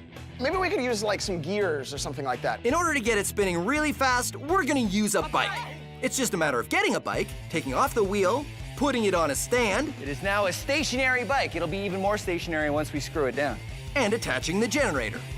All right, the bike generator. Bike-orator. What should we call this thing? Bike-nomator. Bike-nomator. I like it. So, okay, let's go over what we've got here. Okay, so we've got 2 gears. We've got a big one, we got a small one. We turn our pedals, and the big gear turns the small one. So this is the whole point of this build, is so that we can get 1 revolution here means a whole bunch is spinning. Exactly. The more we get here, the more our generator spins, and the more electricity we get. We get tons. Awesome. And obviously using bike, because you're using your legs. The strongest muscles in your body. Awesome. Okay, so now what's with this horn? No. That is a loud horn. I know. I tried to warn you. That is great. I love that. So Anthony and I hop on and give it a pedal. We pedal as hard as we can, and we produce a pretty good amount of electricity. How much electricity did they produce? We got up to maybe like 18 there. You did a pretty good job. That's enough for a power tool, like a drill. It's good. You know what? This works well, I think, for keeping a good number for a long period of time. Yeah. So we can get up to like 18, 20, but it doesn't, we can't really get any higher than that. Yeah, you know what we need is like 1 really hard pull, like all of a sudden. That way you can get like a spike. Yeah, you're right. So it's like instead of putting all that effort into it going for a long time, Yeah. you put all the effort into one quick motion. Exactly. Yeah, good idea. So you wrap a rope around here and then you just pull it. Exactly. Exactly. And that'd be a really fast motion. Uh-huh. Spin it really quick and get a very high number. High spike. Exactly. Okay. You know, we're gonna have to take the bike apart though. Okay. All right. Well, it's science. Okay. Cool. So I'll just get. Oh, you know what? We actually don't have to take the whole bike apart. We just have to take the generator off. Oh, right. Okay. Okay, Hang on a sec. I got it. And maybe we should attach the horn to the next thing too. No! Turn it off! It's so loud!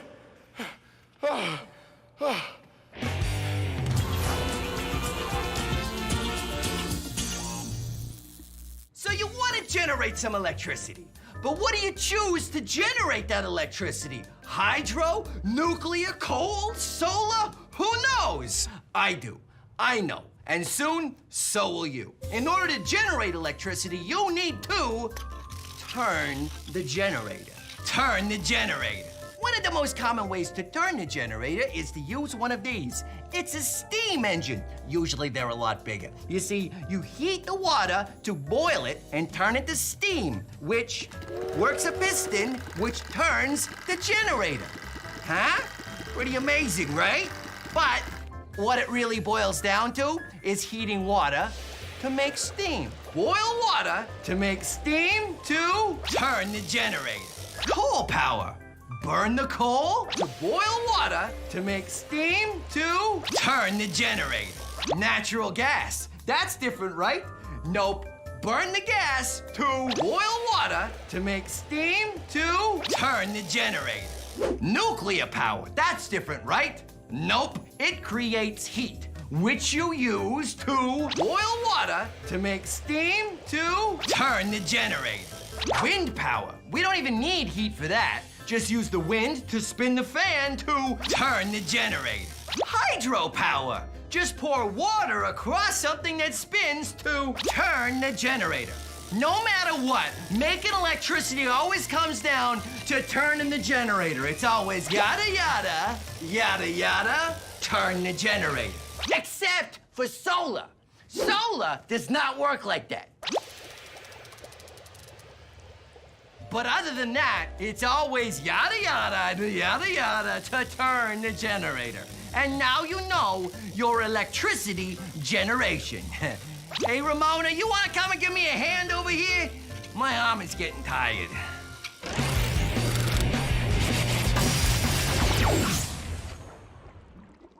Whew, it is hot out here. Oh, in order to generate electricity, you need to spin a generator. Most forms of electricity generation work like that, but not solar. Solar panels like this one generate electricity from the sun's energy. So, how do they do it? Well, this is a solar panel. Okay, it's not really a solar panel, I just sort of put this together, but it works the same way. There are two plates, and on these plates are electrons. I've got golf ball electrons up here, ping pong ball electrons down here, but they're all the same thing. Now, this happy little fellow is a photon, energy from the sun in handy-dandy particle form. What happens is photons come from the sun and hit the top plate and knock some electrons from one side to the other, like this. And that knocks over some electrons. Now, these extra electrons travel up a wire in the form of electricity, and we can use them to do work for us. Then they change to the other charge, go back, and we start the process all over again. That is how solar panels work. But remember, it only works when there's sun and photons.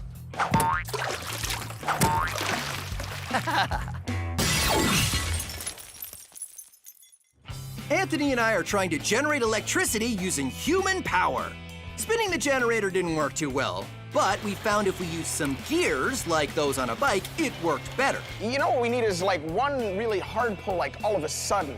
Using gears is a great way to get work done. The good news is there are generators with gears already in them. That means if we can turn the spindle once, the gears inside will spin the coil a lot of times. The only downside, turning the spindle gets harder the higher the gear. Anthony and I attach a spindle, and then we wind up the rope, which takes a while. Okay, so the plan is, it's on a big spool now. Yeah. And you just run as fast as you can. Got it. And we'll hopefully get as many revolutions as we can, depending on how fast your top speed is. Okay. Sounds good? Sounds good. I can be pretty quick. Okay, good. All right. Ready? On your mark. Uh-huh. Get set. Go. How much electricity did they create? 24 volts. Actually, not bad. That's enough to power their own personal scooter. Not too shabby, boys. We need like a hard pull all at once. Yeah. From something like really big. So what if we could get like really high? Like up there. Could we attach the generator up there? You could jump down from there. And I would hang on the rope? Yeah. Yeah, it's good, but I don't want to jump from up there. Oh, what if we put a pulley up there? That and would then the work. rope goes through the pulley and then back down, and then I jump from somewhere much safer, like just on top of here onto a crash mat or something. That sounds great. And that's my full body weight on the rope. That sounds great. All right, high fives. Yeah. Tidal power in 60 seconds.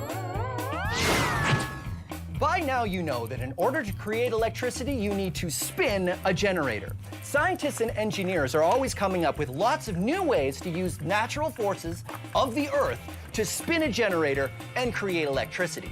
One of those natural forces is the power of the tides. You see, the water in the oceans doesn't stay still. Every few hours, the water, or the tide, goes out.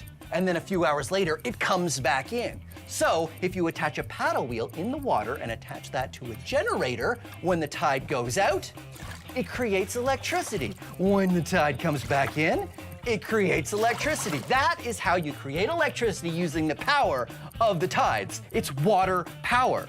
In fact, hydroelectricity is also using water power. Do we have time to talk about hydroelect? We don't have time? We don't. Okay, maybe come back. Hydroelectric power in 20 seconds. 20 seconds? Okay, hydroelectricity comes from water. Hydro means water. So all you have to do is find a place where water pours down from a height. And you can put a generator in there, and ta-da! You're creating electricity with the power of hydro. Ha ha ha ha ha! I did it. Anthony and I have pulled and pedaled, and now we're going to hang on to the rope and use our whole body weight to spin the generator as fast as possible. Okay. Okay. Crash mat. Let me test it out. Looks good. Yep, it's good for crashing. So I go up here. Okay, I go up here. Climb on up. We'll get you the rope. Got your helmet for safety. Helmet for safety, crash mat for safety. So we have the rope, and it goes up through that pulley, and then back down to our generator with a spindle on it. And as I fall, the spindle will turn. Exactly. And hopefully the speed of me falling and holding and yanking it down as hard as I can will be the biggest spike of electricity yet. That's right. We'll be measuring it on our multimeter. Here. Okay. Okay. Ready? You ready? Yeah. Here we go. 3, 2, 1. I jump down and my whole body weight pulls on the line. Oh, that was awesome. That was like our biggest spike ever. That was amazing. All right, high fives. Biggest spike ever. Is it enough to power my house? Nope. How much electricity did Phil generate? Almost 30 volts. How much does he need to power his house? 120 volts. He's still off by quite a bit. Well, we've learned something. Nuclear, Wind, hydro, solar, natural gas, coal power. It's all great ways to generate electricity. Yeah. And human power, Not so much. not as good. But human power is more fun. Yeah, way more fun. Yeah, so your turn? Yes. Okay. Give me, You take the helmet and I'll take the multimeter. Okay. And then we'll go and we'll do it again. Okay. Wait, I gotta wind it up. Science Max is a show where we take small experiments and do them big. If you want to try these experiments yourself, go to our website for instructions. But not all the experiments on Science Max are the kind you should try at home. This one, yes. This, no. Try this, don't try this. A big yes, a big no. I don't know how you could possibly do this one at home. And remember, if you're ever not sure, ask an adult. Thanks for watching Science Max Experiments at Large. So this is a solar panel, and this is a train. You're generating electricity. You're in the way of my solar panel. Oh, no, it's spinning the other way. I forgot a step. I forgot a step. The water in the oceans doesn't stay still. The thing in the background, it totally threw me off. What was that? Okay. Where were we? We were... Have you ever done a science experiment and wondered what it'd be like if you did it big? I have.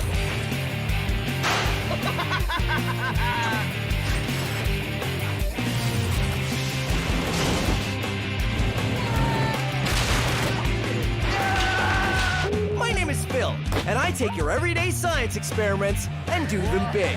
This is Science Max, experiments at large. Science Max! Today, Science Max is all about sound.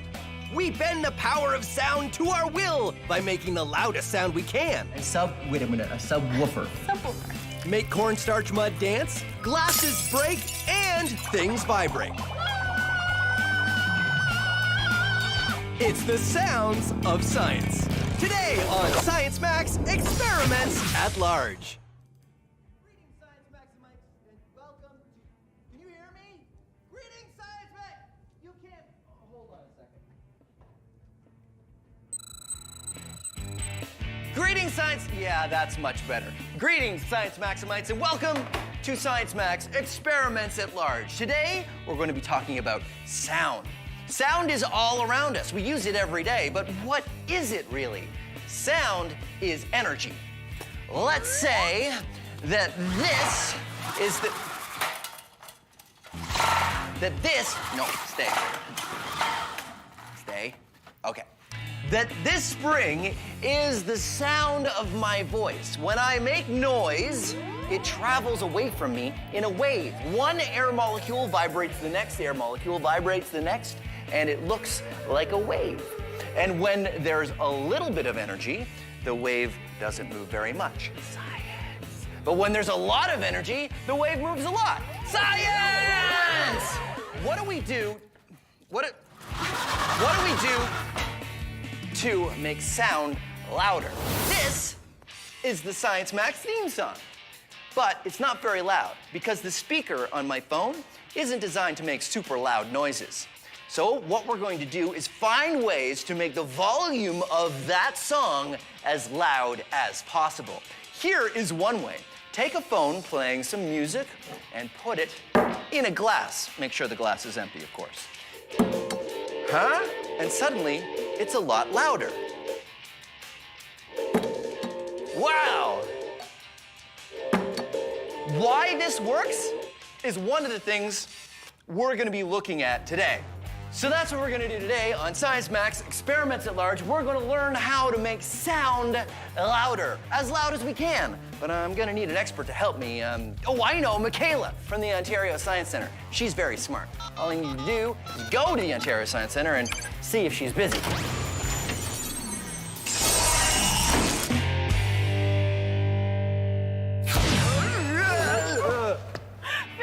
Are you okay? Yeah, Michaela, it's good to see you. Nice to see you too. That was weird. I was wondering if you could give me a hand with an experiment. Oh, I'd love to, yeah. It's a sound experiment. Sounds awesome. Right on. Okay, we'll take the portal. We'll go back to Science Max headquarters. Oh, we can take the portal? Cool. Haven't you taken the portal before? No, don't you remember it wasn't working last time? Oh, well, it's Is it working? fixed this time. Yeah, no, it'll be great. Trust me. Here we go. Whoa. What's going on, Phil? Is everything okay? Usually when I come through the portal, I land on something or something falls on me or... Not today. It's your lucky day. I guess so. Safe landing. Safe landing. Nice. High five. All right, so let's get started. Okay, cool.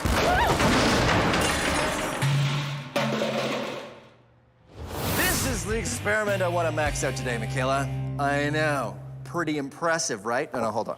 Okay. So I take my phone and I play some music on my phone and it's louder. right? Check it out. Phil, you've just made yourself a resonance chamber. A resonance chamber. A Very resonance nice. chamber is what we say when we're trying to describe how the sound is amplified. So if the sound's coming in from one direction, it's bouncing around, not really losing energy. So when more sound comes in, that's amplified. We hear it a lot louder. That's cool. So that's what I want to do. Hold on, let me turn this up. That's what I want to do today.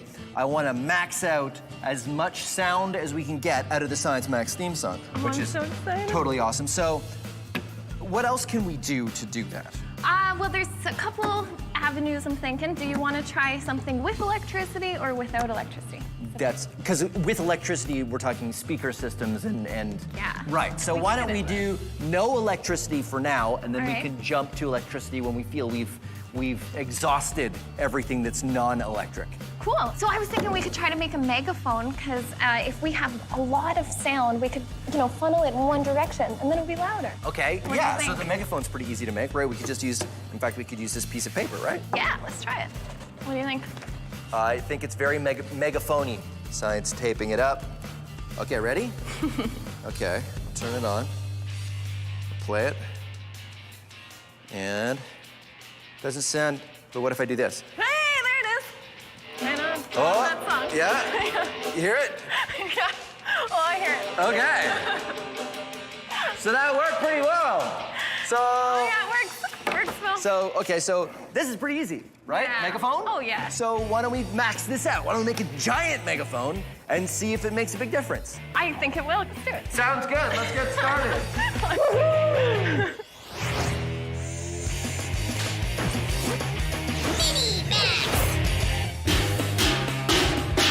All sound is vibration, but it's really hard to learn about that vibration if you can't see it. I mean, sound is invisible, right? Well, here's a way that you can make sound visible. All you need is some plastic wrap and salt and a bowl, just a regular bowl, and an elastic like this. So what you do is you take the plastic wrap and cut off a piece just large enough to fit over the bowl, and then use the elastic to wrap around the bowl to keep the plastic tight. Pour some salt on the bowl, and then watch this. Hello, vibrating salt. The plastic wrap is stretched tight over the bowl, making it like a drum. A drum that's very sensitive to sound vibrations. Your ear works the same way. That's why we call it an ear drum. The vibrations from my voice make the plastic wrap vibrate, and that makes the salt dance. But there's more. Let's max this out. This is a Chladni plate, and what it is just a piece of metal on a platform that vibrates up and down to a frequency which I can program with this dial here. And when the sound waves vibrate the plate, they can interact in ways that make the sand form interesting patterns. Take a look. The sounds I'm generating vibrate the plate, make it move like a wave. But when the vibrations reach the edge of the plate, they bounce back and interact with the other waves going the other way. The way these waves interact at different notes is what causes the sand to make these different shapes. So this is great, but you know what? We can max it out even more. Maxing it out even more.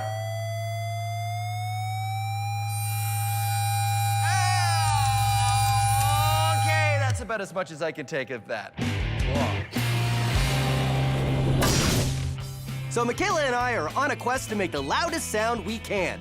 The first step is to make things louder without using electricity. We've looked at a resonance chamber, and now we're going to make a large megaphone. Sounds can be amplified by bouncing sound waves around in a space. When I put my phone into the glass acts as a resonance chamber. The sound waves bounce around inside the glass, and they combine and stack on top of each other. This makes the sound louder. Resonance chambers are used by musical instruments like an acoustic guitar. The wooden chamber bounces the sound waves around, and the sound waves build on each other to make the sound louder. A megaphone bounces sound waves as well. Instead of going off in all directions, a megaphone makes the sound waves all go in one direction. That's one of the reasons why a megaphone makes sounds louder, but only when it's pointed at you. So will a bigger megaphone work better? So we've made a larger megaphone, which is exactly the same thing. You just take a sheet and you roll it up, except our sheet was plexiglass covered in paper, and we've taped it together so it stays. And the idea here... Oh yeah, bigger megaphone. We're gonna vibrate even more of the air inside of here, and hopefully this thing will be louder. Okay, so you're ready to try it with the phone? Yeah. I think first we should try it with our voices, though. Okay. Phil, what's your favorite season? Awesome, I can totally hear you. That's amazing. And it would be fall. No, summer. Spring? Think It's about it. anything but winter.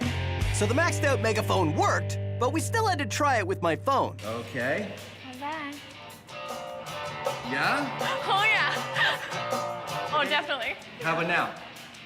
No, not so much. Not so much. Oh yeah. No, no. So that is a That was great cool. example of non-electrical amplification. That's right. Amplified the sounds, no electricity. Okay, high five. All right.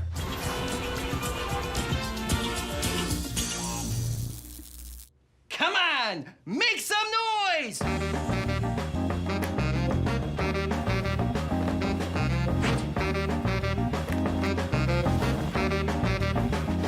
Well, how do you make noise?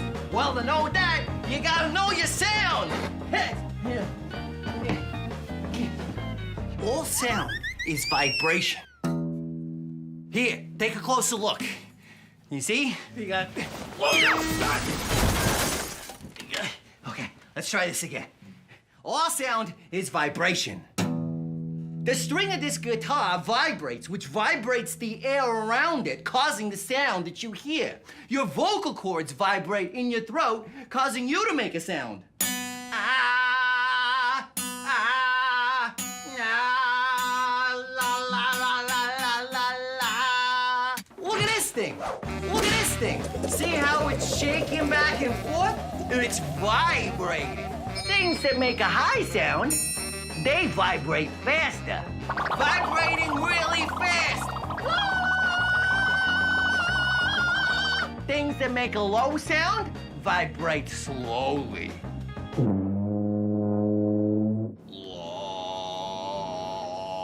High note, vibrating fast. Fast!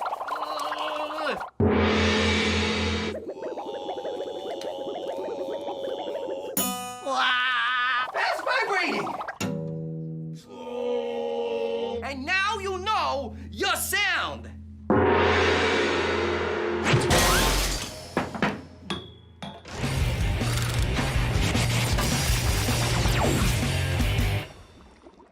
Everything has a resonance, a note that it vibrates best at.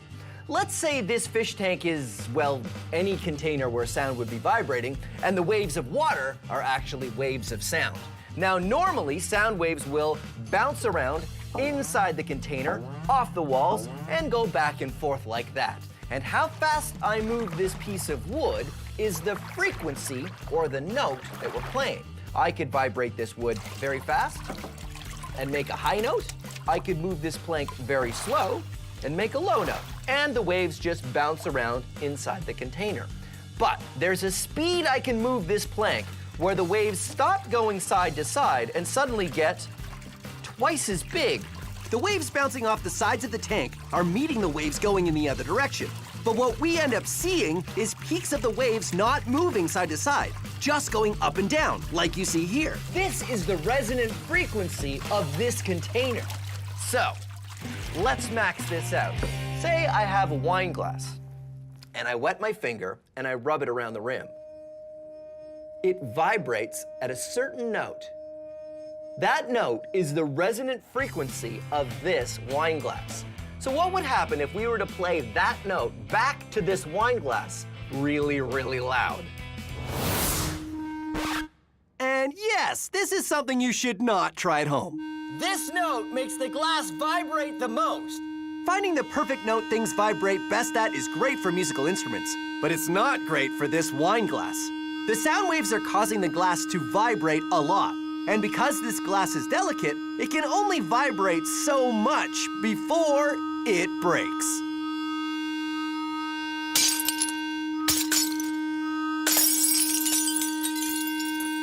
The vibrations were so strong that the glass literally shook itself to pieces. Science! Sorry. Science! Oh, wait. Science! Michaela and I have tried a resonance chamber and a giant megaphone to make sound louder. Now it's time to move on to the next step of the plan, using electricity to help us amplify sound. And that means speakers!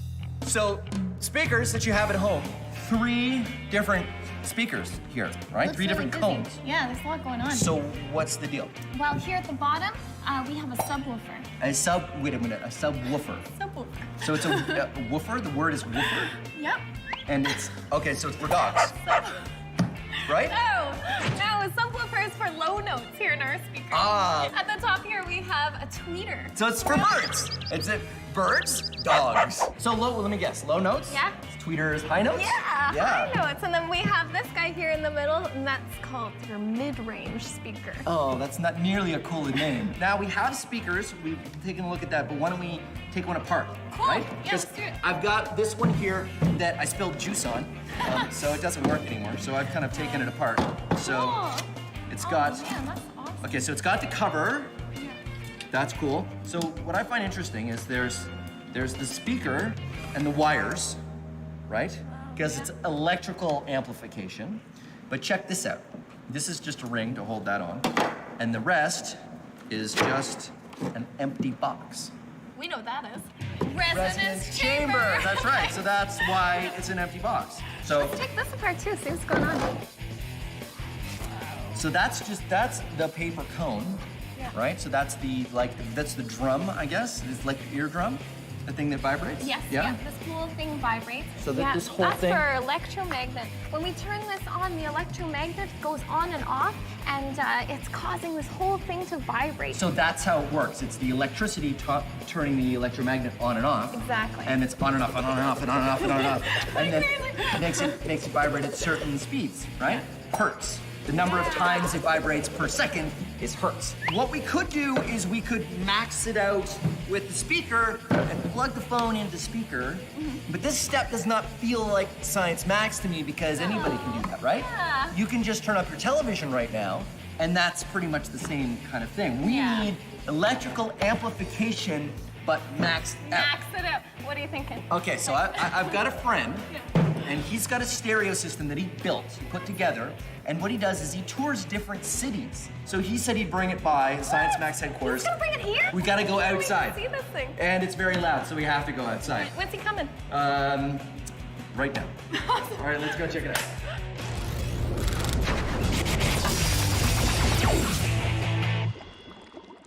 Seeing sound vibrations is fun. This kind of speaker is a special kind. It's called a subwoofer, which is designed to give you the low notes, the big rumbly bass sounds. I tilt the speaker so it's facing up and cover it with big sheets of plastic wrap, which I push into the cone. Then, tape it so it's nice and secure. Then, what you need is some cornstarch mud, which is 2 parts cornstarch, 1 part water. I've got some yellow cornstarch and some blue cornstarch. This experiment works the best with low notes. I'm playing a tone through the stereo that is very low. Here's what happens when I turn up the volume.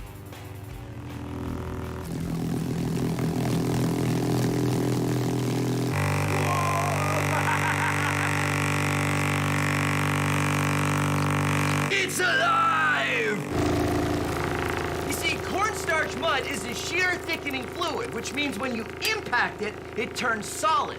So the vibrations from the speaker cone are making the cornstarch mud impact, and that's turning it into a solid. But then it sort of also melts back into a liquid, so you get little columns of cornstarch coming up and falling down again. It's like it's dancing. Whoa! Visual sound waves. Science! So Michaela and I are going to max out sound. To do that, we need a maxed out sound system. Isn't it amazing? This is gonna be super maxed out sound experiment. This is James, Michaela. Hey, James, how are you? Thanks for coming, buddy. Nice to meet you. So, tell us about your speaker system. It looks a lot like a vehicle. This is my audio van. It's got 4 15-inch subwoofers in the back. It's got a whole bunch of power to power it, and I'm glad to be here to let you guys hear it today. Awesome. So if I have a speaker at home, like a little speaker like this, how many watts do you think that would be? Somewhere between 15 and 25. 15 and 25 watts. Yes. And you've got 4,000. Yes. So that's a lot more. Yeah, quite a bit. And subwoofers, they play low notes. Yes. So is that better when you have a van like this? With a car audio van like this, you want to play low notes, like your house stereos, and that will play anything from 120 to 200 hertz. I'm playing 20 hertz to about 35 max for you guys today. So that's like a sort of rumble of thunder, very kind low. of blah, blah, blah, blah, where you really feel it, like a train going past almost. Oh, that's cool. So we get our hearing protection on and we try it out. I know what you're thinking. Phil, what's the point of having loud music if you can't really hear it? Because we've gone from listening to music to feeling it.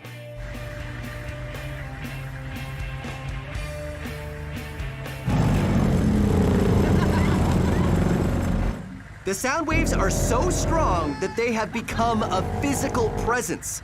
Michaela's hair flies around because the air from the speakers is creating shock waves. The sound waves are so powerful, they move the air back and forth, which makes Michaela's hair dance all over the place. And my hair, not so much.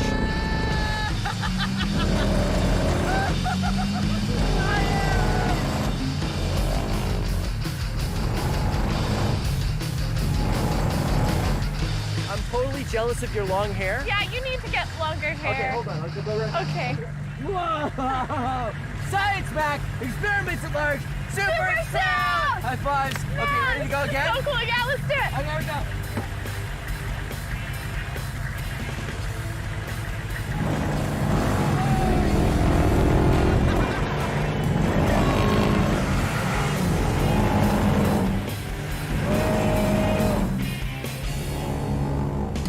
At the bottom.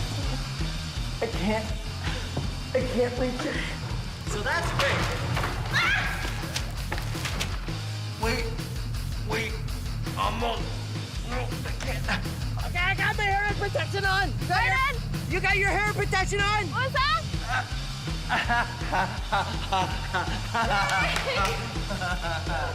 Hello? Oh, hi, Mom. No, I'm shooting the show right now. I can't. Science. Have you ever done a science experiment and wondered what it'd be like if you did it big? I have.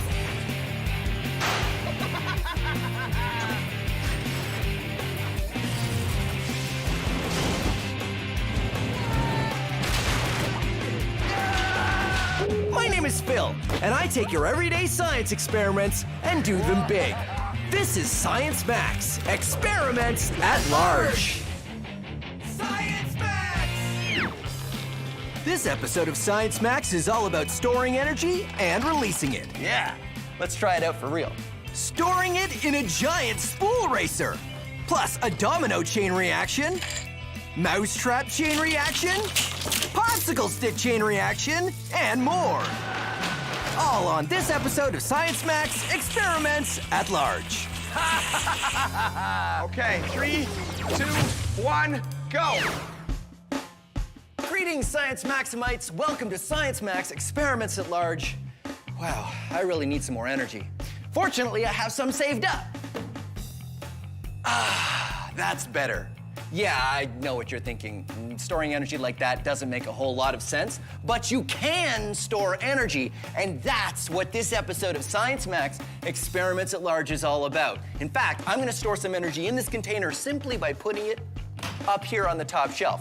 More on that later. But right now, let's look at another way that you can store energy and release it in a really fun way. We're gonna make a spool racer, and it's pretty simple. Here's all you need. You need some science ribbon. Now, if you don't have science ribbon, you can use regular ribbon, but the ribbon really isn't important. It's the spool that's important. You'll also need a washer, elastics, pencil or pencil crayon, popsicle or craft stick, and science tape. Science tape is the same as invisible tape, except I use this one only for science. Here's how you build it. Break the popsicle stick so it's smaller than the diameter of the spool. Then put the elastics on top of the pencil and pull them tight thread the popsicle stick through and feed it all through the hole of the spool. Grab the elastics on the other side and pull out the pencil, and everything will be threaded perfectly. Then stick on the washer and thread the pencil through. Finally, tape the popsicle stick down so it doesn't move. And if any of these steps are a little too fast, don't worry. All of the instructions are up on the website. That was cool. I can't make it go away. I can only make it come up. So there you go, a spool racer. And here's how it works. You spin the pencil around, and that twists the elastic. Now that elastic is gonna wanna unwind, right? So just keep spinning that pencil around until it's good and tight. And then when you put it on the ground, the pencil's gonna wanna unwind, but it can't because the table's in the way now, which means that the energy is gonna transfer to the spool, which is gonna turn, whoa, and it's gonna drive away. Yeah, let's try it out for real. So why does this work? It works because the elastic is coiled, right? Yes, and because I'm putting in the energy to twist it. You see, I'm putting in effort to spin this pencil crayon around, and then when I've finished, all of my effort has been stored in the elastic. When I let it go, my energy transfers into movement. So that's, that's what we're gonna do today, Science Maximites. We're gonna max out the spool racer. I think Anthony would really know how to help me with this. So, I'm off to the Ontario Science Center. Come on.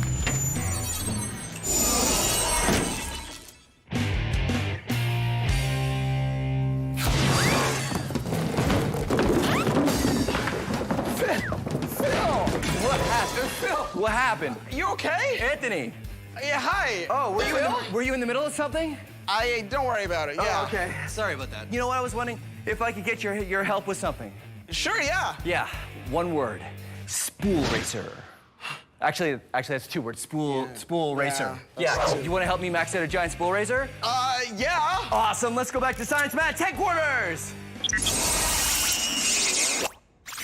Okay, Anthony, today I want to max out the spool racer. Awesome. Right? So you twist up the elastic and it goes from potential energy, all stored, to kinetic energy. Whoa. There we go. That's awesome. So, okay. Not too hard to design. Should be fairly easy to max out. Yeah, really simple couple of parts here. We just got elastic band inside. Yep. And then this big long pencil to store the energy and then release it. And the most important part is the spool. Exactly. And I know where we should start. Where's that? Right here. This is an industrial cable spool. So the big, thick electrical cables, they come wound on this thing. Yeah, okay. So I figure we start with this. Got it. And the good news is that it's got a hole already. And check it out, it rolls really well, right? Okay, cool. Okay. So, bungee cord? Yep. And long pole or something? Yeah. And we're ready to go. I guess let's get some parts. Okay. Okay.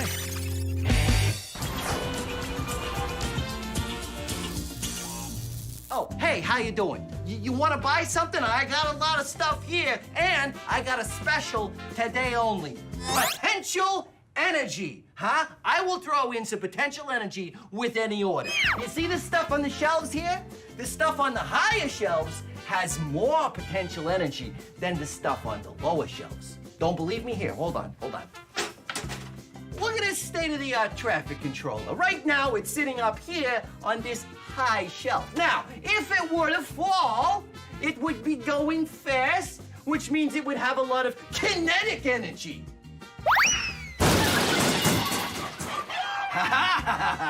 You see?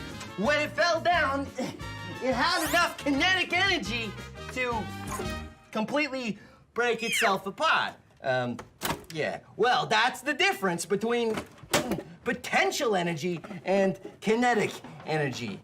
Look at this bagel, just sitting here, not moving, minding its own business on top of this ramp. It's all potential energy and no kinetic energy.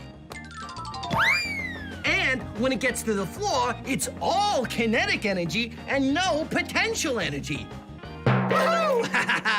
And now it has neither because it's on the floor and it's not moving. 5-second rule. And now you know your energy. So what do you say? You want this thing? Tell you what, I'll give you a discount because you know, it's gently used. Hey, I'll even throw in this bagel, huh? Also, gently used.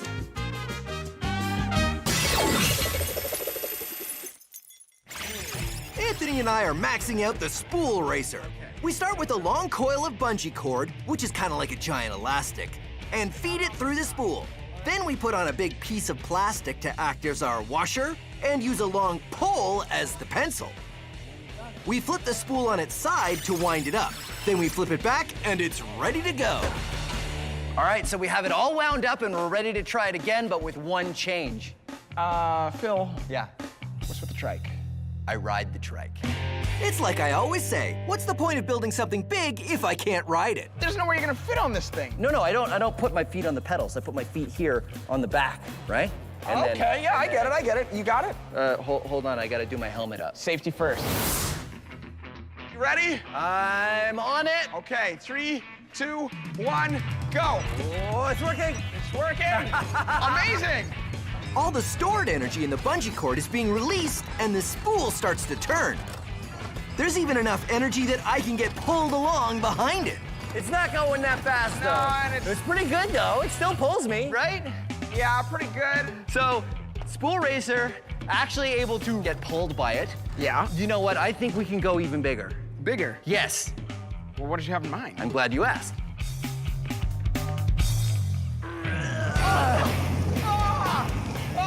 Yeah! Did you? What is this? This is an industrial cable spool, and this is the biggest size that they make. And I thought we would do the same thing with this. What do you think? I think this could generate a huge amount of energy. Okay, so all we gotta do is just build it just like we built that other one. Just bigger. Except way bigger. Let's do it.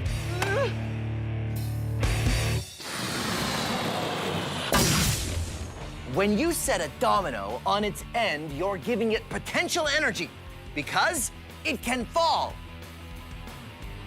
Ooh, and when you put two dominoes together, you can start a chain reaction because that one will fall into that one.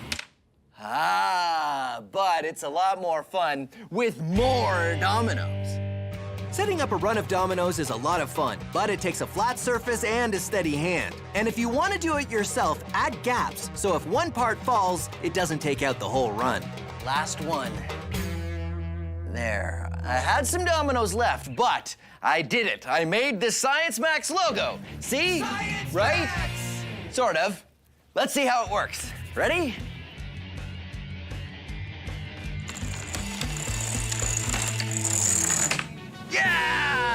Yeah! Now it's time to max it out. Giant maxed out dominoes! Woohoo! Even though these dominoes are giant, they're still gonna work the same. They're standing up on their ends, which means they've got some potential energy. And when I give this one a push, that potential is gonna turn into kinetic energy, and it's gonna knock the next one, and the next one, and the next one. I hope. I don't know what's gonna happen, but let's find out. You ready? Okay, 3, 2, 1.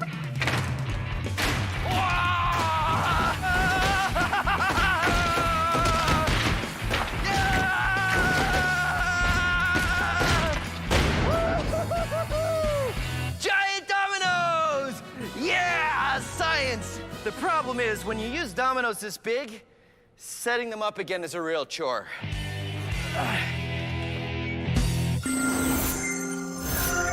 This is a mousetrap, but don't worry, no mice are gonna be harmed in the making of this episode. Mousetraps are a great example of stored energy.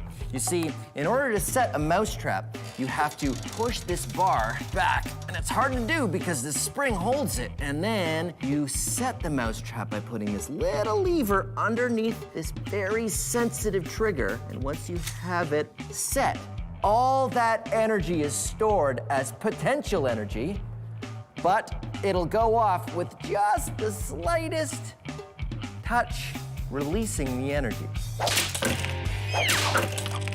So what if I had a number of mousetraps and they're all set and all of that potential energy is stored up and I dropped a number of ping pong balls on them? Well, then I could set off a chain reaction where one mousetrap flies and hits another mousetrap that hits a ping pong ball and then they all go. Now this is something you can try at home, but do not set the mousetraps yourself. it can really hurt if it snaps on your fingers, so you should probably ask an adult to help you, and then you can see how brave the adults in your house are. Okay, you ready? Here we go. Mousetrap, chain reaction!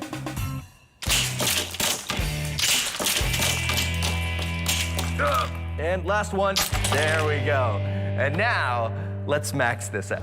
Let's do it with 90 mousetraps. And this is a crate of ping pong balls. So, let's see what happens when we put them together.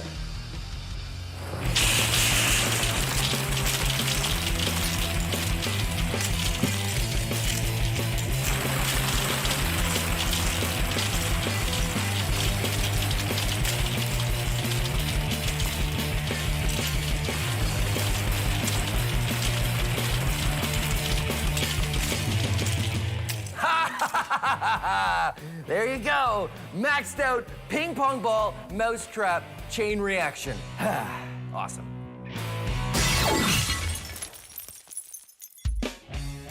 Ready? I'm on it.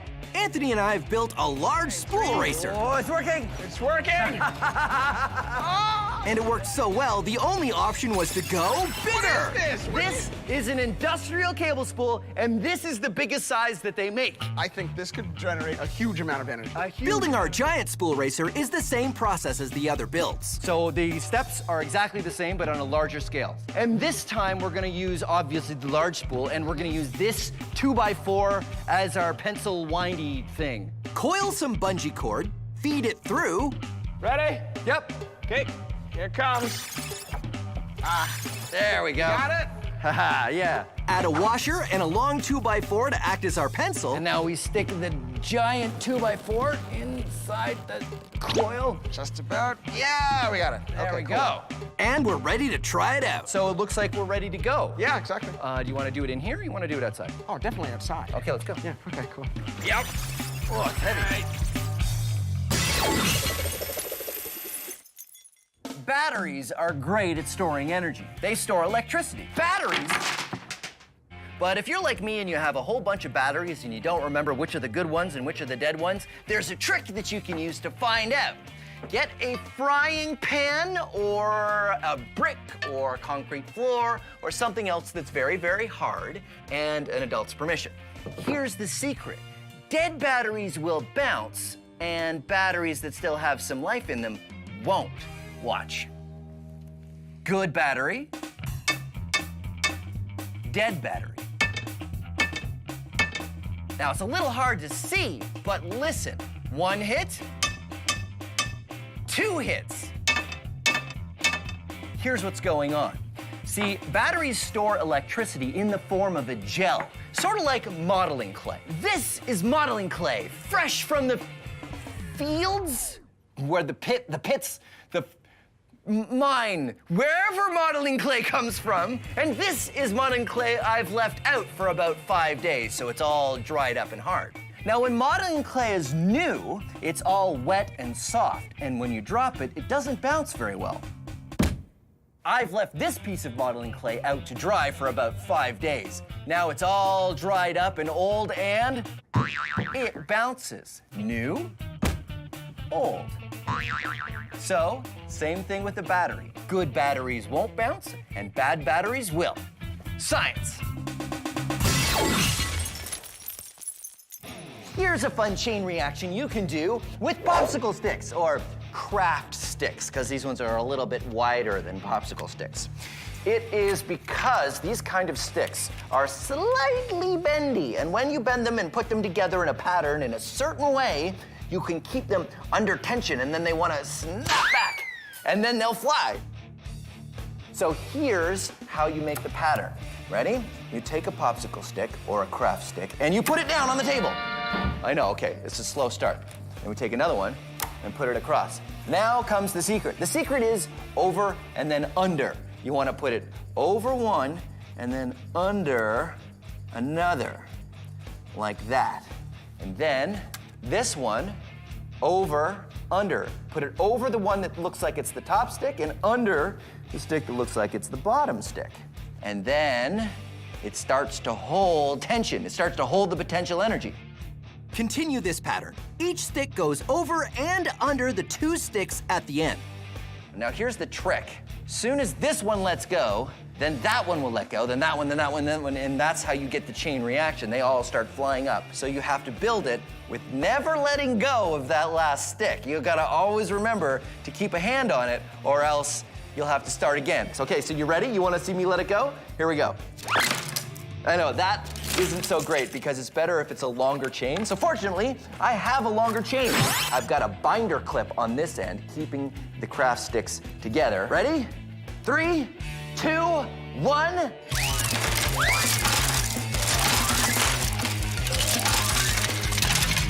Wow! Release of kinetic energy from the potential energy of winding all the craft sticks together. Fun, and you can totally do it at home. Now, let's max it out. Behold, almost 800 craft sticks in a long, nicely designed triangle. Ready? 2, 1.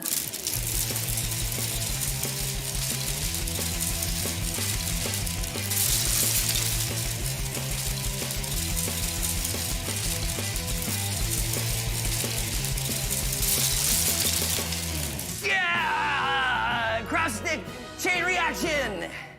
I'm gonna go get something to clean this all up with. All right. Anthony and I have built a giant spool racer and have taken it outside to try it out. In order to wind it up, we flipped over the last version on its side. But this spool weighs 200 kilograms. Easy to roll, almost impossible to flip over.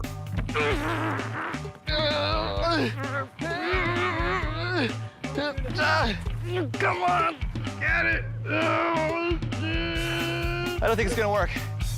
It's too heavy to move. Yeah. We should have thought of that before. Well, I'm sure we'll think of something. So Anthony and I thought about it. And thought about it. And thought about it. I got it! What? No. But you... And the answer finally dawned. What if we roll it this way? Because then that would wind it up, right? That's brilliant! By rolling it backwards, we wind up the bungee cord in one direction, which will make it want to unwind in the other direction. Anthony and I roll it across the parking lot to get it wound up tight. I don't think I can hold it anymore. Okay. Okay. Let go. Okay, it's wedged. It worked. All right, one more thing. We're gonna hook the trike up to this one as well. Okay. Okay. So right now, it's all wound up, and when it gets moving, that potential energy in the coil will turn into kinetic. Exactly. Kinetic energy. Now, just in case you're tempted to try this at home, I need to tell you, do not try this at home. We're trained professionals, right? Yes. Yes. Well, as much as anybody can be trained for this, because no one really does this. Are you ready? Ready? Okay, here we go. Whoa. It's working! It's working! Yeah! Sure enough, all the potential energy we stored in the bungee cords starts to unwind, which rolls the spool and pulls me along behind it. What's more, that big heavy spool has a lot of momentum. Yeah! So when it gets going fast, it just wants to keep moving. It wasn't long before I had to jump off. Uh-oh.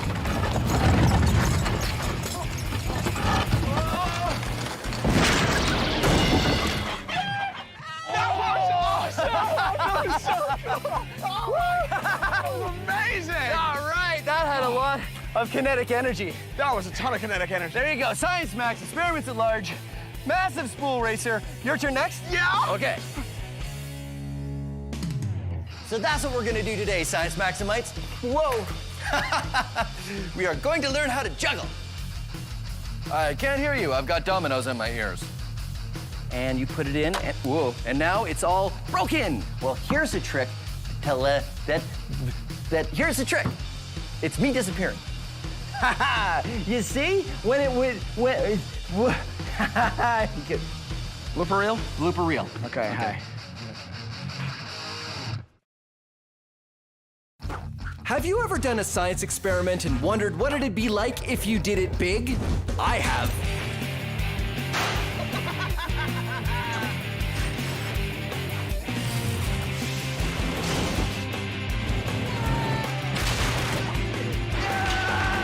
My name is Phil, and I take your everyday science experiments and do them big. This is Science Max, Experiments at Large. Science Max! On this episode of Science Max, I'm on a quest to harness the power of lightning. Its balloon-sticking, hoop-levitating, hair-raising power is all thanks to static electricity. Hold on to your grounding rods. There's electricity in the air. All on this episode of Science Max, Experiments at Large. Greetings, Science Maximites. Welcome to Science Max, Experiments at Large. My name is Phil, and today on Science Max, we're going to be harnessing the awesome power of lightning. How are we harnessing the power of lightning, you ask? With this balloon. I know what you're thinking. You're thinking, Phil, what's similar between a balloon and lightning? Well, nothing right now. But behold, as I use the power of static electricity and rub the balloon on my head. Because basically that's how it starts. You see, when I rub this balloon on my head, it's stealing electrons from me, creating a positive charge in my hair and a negative charge in the balloon. And the interesting thing is, you know that things with opposite charges attract each other, right? Something that has a positive charge will attract negative things and vice versa. But anything with a charge will attract anything with a neutral charge. See all these things on the table? They all have a neutral charge, which means they've got equal amounts of positive and negative. Right now, this balloon is building up a big negative charge, which means it will be attracted to all of these things. This can of Science Max soda, it has a neutral charge. The balloon has a negative charge, which means the can will be attracted to the balloon. And this paper is neutrally charged, which means the paper will be attracted to the balloon. And if you hold the negatively charged balloon next to neutrally charged sugar, haha, sugar storm.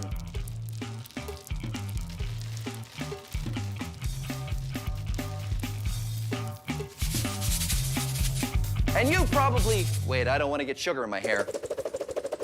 And you probably know this trick. If you rub a balloon on your head, you can stick it on the wall. Ha-ha! But what does any of this have to do with lightning? Well, the same thing is going on with a lightning bolt. The clouds become negatively charged, and that negative charge wants to equalize itself with the ground, which is neutrally charged. And that lightning bolt is the electricity jumping from one place to another. And you can see this yourself. If you rub a balloon on your head and you put it next to something metal, like a doorknob, there'll be a spark. But here's another thing you can do if you don't have a balloon, which I guess I don't anymore. Rub your feet, if you're wearing socks, on a carpet, and then turn out all the lights and touch a doorknob. You might be able to see a spark jump from your finger to the door. That's lightning in a very, very small form. So that's what we want to do today on Science Max Experiments at Large. Max out lightning! I think I'm going to go to the Ontario Science Centre and ask Heather her advice. She really knows her stuff. I'm going to go see if she's busy right now. Come on.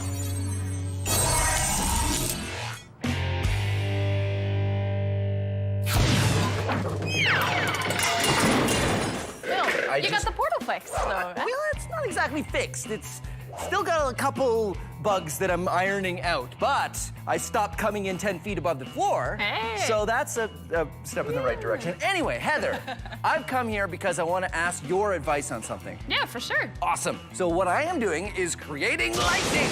So this is where I'm at right now. So this is a balloon. I blow up the balloon, and then I rub it on my head, and it creates a static charge, right? Yeah. Just like in the lightning bolt between the clouds and the ground. So I was wondering if you could help me maybe max that out, and I thought the perfect place to start would be a larger balloon. Ooh, right on. Actually, yeah, I like this. Yeah. I've got a big balloon, if you just give me a second. Sure. All right, catch. Okay. All right, giant balloon. So what I figured is I'll just start rubbing it on my head. Okay. And then we could maybe stick it to the wall or something? Yeah, I think instead of a wall, we can even try on this whiteboard here. Oh, okay, great. Keep rubbing. I'm You're doing great. rubbing. Okay, ready? Yeah. Here we go. So that didn't exactly work. Yeah. Both of us rubbing our heads on the balloon. Okay. And go. Wow, that was a whole lot of nothing. Well, we've got a really heavy balloon here. And I so- feel like our heads are only this big, so we can't cover as much surface area of the balloon. Fortunately, you can also build up a static charge by rubbing a balloon on a sweater. Or if your balloon is giant, rubbing sweaters on your balloon. But even that didn't work so well.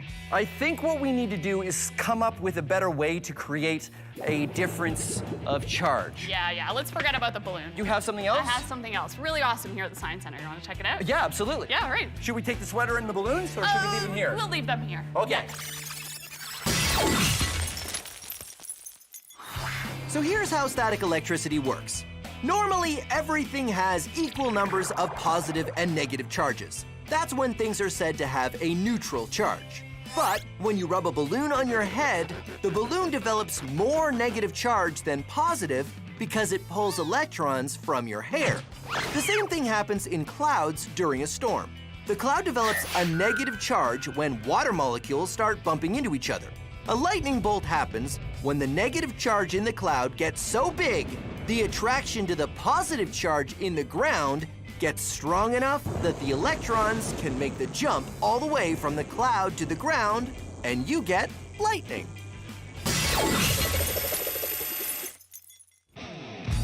Heather and I tried to max out the static on a balloon, but a big heavy balloon just doesn't hold the same charge.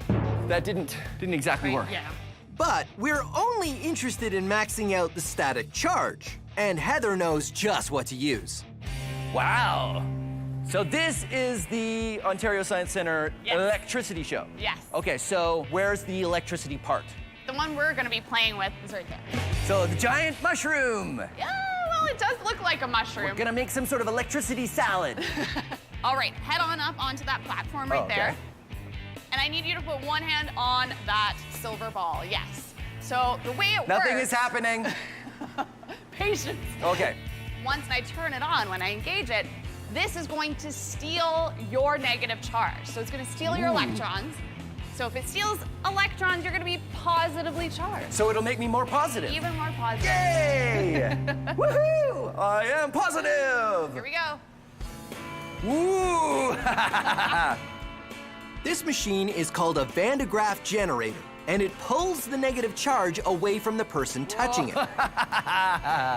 That is great! Instead of having equal amounts of positive and negative charges, you become positively charged. Woohoo! Science hair! Yeah! Like when you try to put two positive ends of magnets next to each other, each hair on your head starts to repel the others and be repelled from your head. Science hair! Dude! So your hair stands up. Yes! Woohoo! I can't see anything.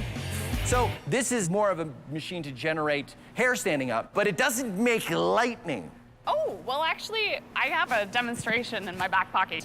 This is going to help us to create lightning. This is our grounding rod. It is my scepter of science. And so we're going to use this to continuously provide that negative charge. That's why it's plugged in. That's why it's plugged into the ground, yeah. Okay. Okay, so then if you touch it to that metal ball, got it? Not too exciting, right? So pull away and let's see what happens. Whoa! This is what I'm talking about. Very good. The Van de Graaff creates a positive charge. The rod has a neutral charge. When the difference becomes big enough, the charge jumps the gap. Behold, I have the power of lightning!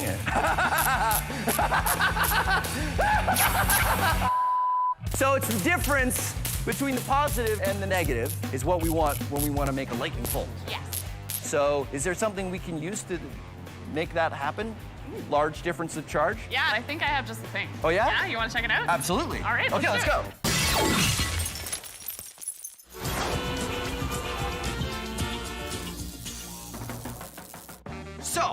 would like to move electricity from here to there. Well, what you need, my friend, is a conductor. All right, a little more arpeggio this time. No, not that kind of conductor. All aboard? No, not that kind of conductor either. This kind of conductor.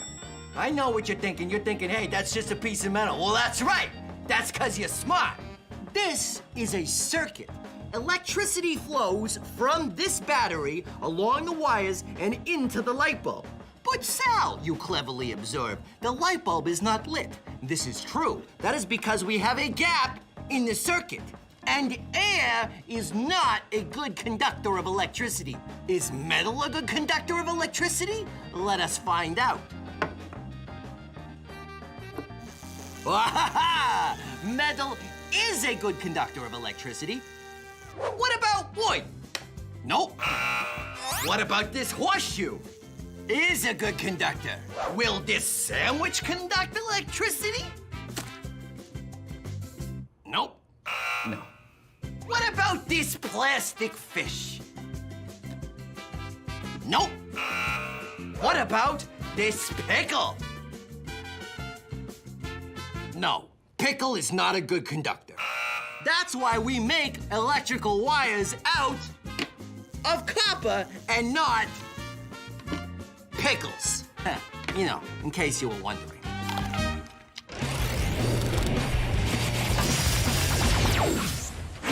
Lightning bolts make interesting patterns. That's because the electricity is searching for a way to get from one side to the other. But it's hard to see the patterns of lightning bolts because they happen so fast. Fortunately, using the power of science, we can observe these patterns for ourselves in a motion we can perceive. I'm going to use electricity to recreate a lightning bolt pattern. I've got 2 nails in a piece of wood here, and I'm going to attach electrical leads to both nails. Now, the electricity wants to go from that side to that side, but it can't. It has to go through the wood, and wood is not a very good conductor of electricity. Now, this is very dangerous. I need a special machine even to pull this off, so this is definitely not something you want to try at home. In fact, I'm gonna stand way back here when I turn it on. Like water, electricity tries to find the easiest route to get from one place to another. But sometimes that involves branching out until the right connection is made. Lightning bolts do the same thing when they branch out between the clouds and the ground. Finally, there's a spot where the branches meet and the circuit completes itself. Then the electricity follows this one path, ignoring all the others. And there you go. We just watched a lightning bolt happen in slow motion. Haha, science. Back to our main experiment where Heather and I are on a quest to use static electricity to recreate a lightning bolt. Our experiments with the Van de Graaff generator had some hair-raising results, but Heather has another experiment she wants to show me. This is Jacob's ladder. Oh, so this is another way to make lightning. Yes. Lightning? See, yeah. Let's do it. All right. How do we get it to go? All right, so we want to turn it on. Behold! Oh, turn it on, Not- okay. not- Go! Oh. Ooh, look at that! You can actually see that light climbing up between the 2 copper wires. That's why you call it Jacob's ladder, because it's got the rungs of the ladder. Yeah. Between these 2 points, there's a really great charge difference, right? Okay, so what's the difference? 10,000 volts if you're looking at it. 10,000 volts. Yeah. And volts is how you measure the difference in charge. Exactly. Why does it go up? So it goes up because rather than just staying at the closest point, is because we're heating up the air. Oh, point, so yeah. hot air rises. Hot air rises. And it takes the electricity with it? So if we cooled the air, it wouldn't go up? Wouldn't immediately go up, yeah. And there it goes, and it heats back up again. Yeah. That's neat. Okay, so we have a Van de Graaff generator.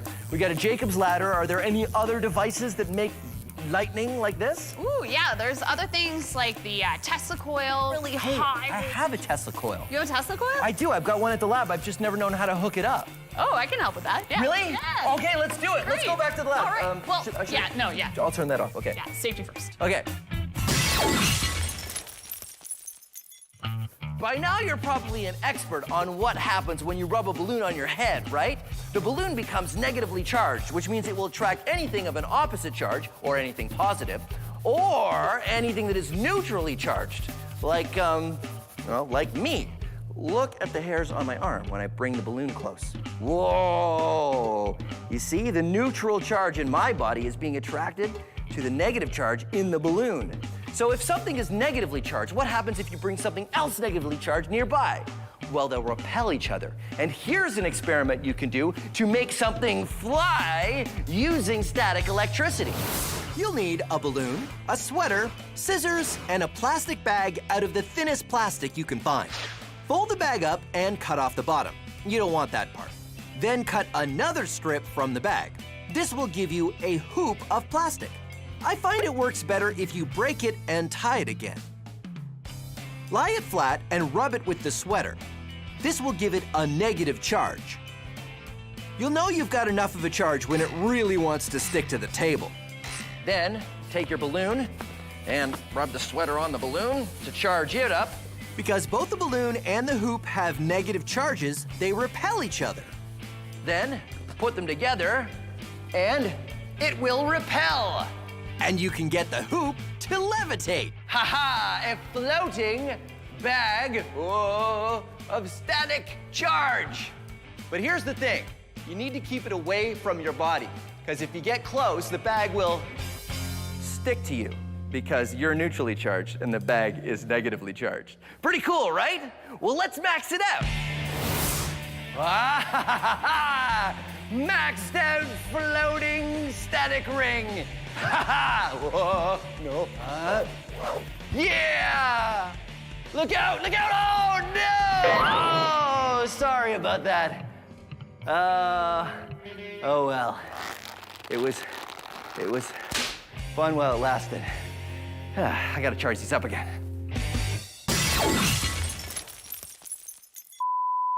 Being a chef is my absolute passion.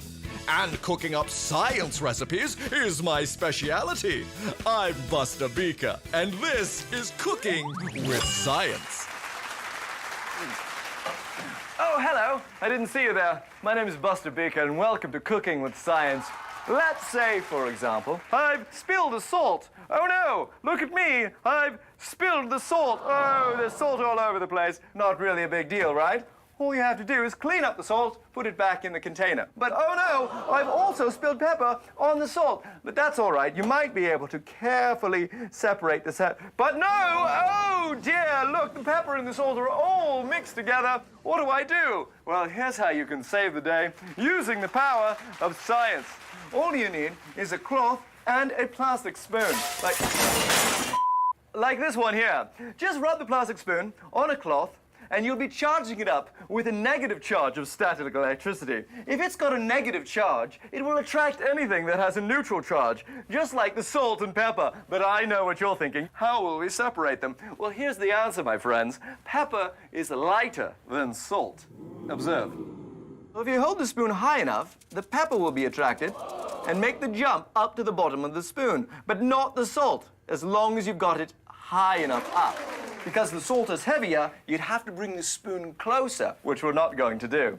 And if you tap it off to the side, you'll make a nice little pile of pepper, and there you go, separating pepper from salt using the power of science. Thanks for watching Cooking with Science. I'm Buster Beaker.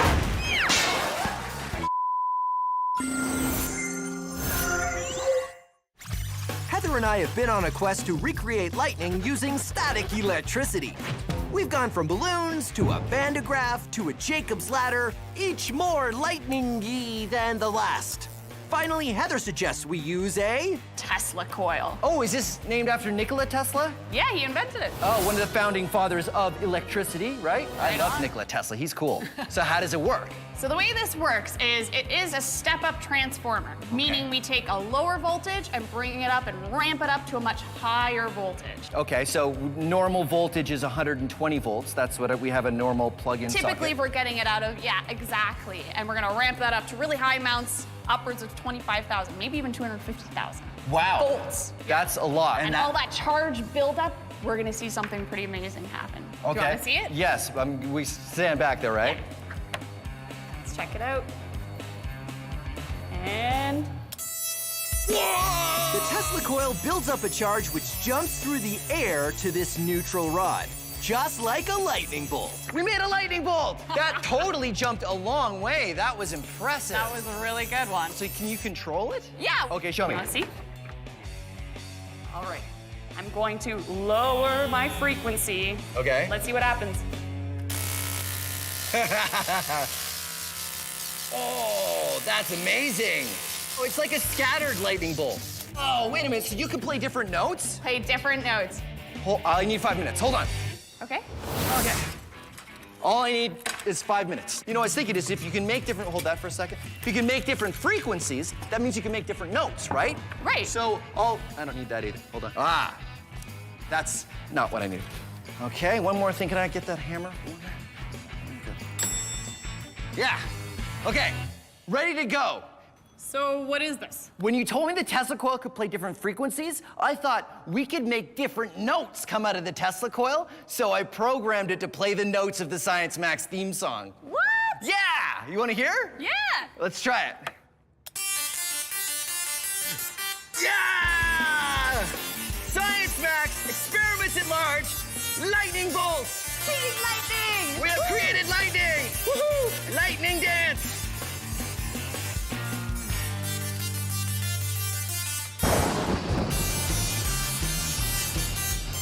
No.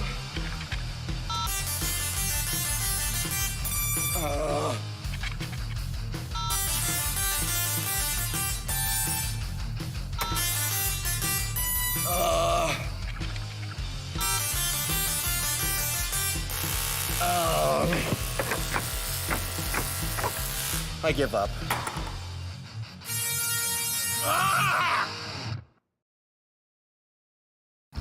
Have you ever done a science experiment and wondered what it'd be like if you did it big? I have.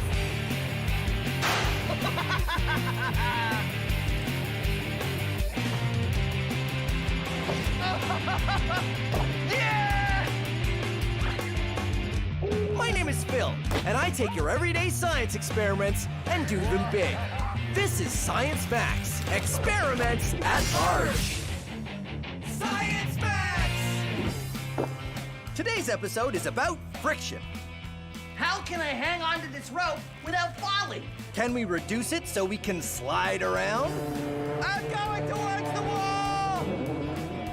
Can we increase it so I can climb a wall? Ha ha! I did it! Can I use it to fly? Yep! Friction, today on Science Max Experiments at Large. Hey, Science Maximites,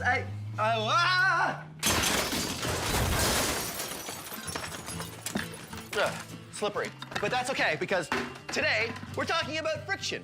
Friction is a force that is everywhere and happens when any one thing rubs against any other thing. We do lots of things to increase friction, like wear shoes with big treads on them. And we can do things to reduce friction, like the experiment we're doing today. We're gonna build a hover disc, and it's very easy. You take some cardboard and cut it into a circle, just like this. Then put a hole in the middle of the circle. You might want an adult to help you with that. And then take a plastic drink bottle cap, like this. I like to use the ones that you get on sport bottles because they have a little nozzle that pops open or closed. And then you glue it around the circle and you get this.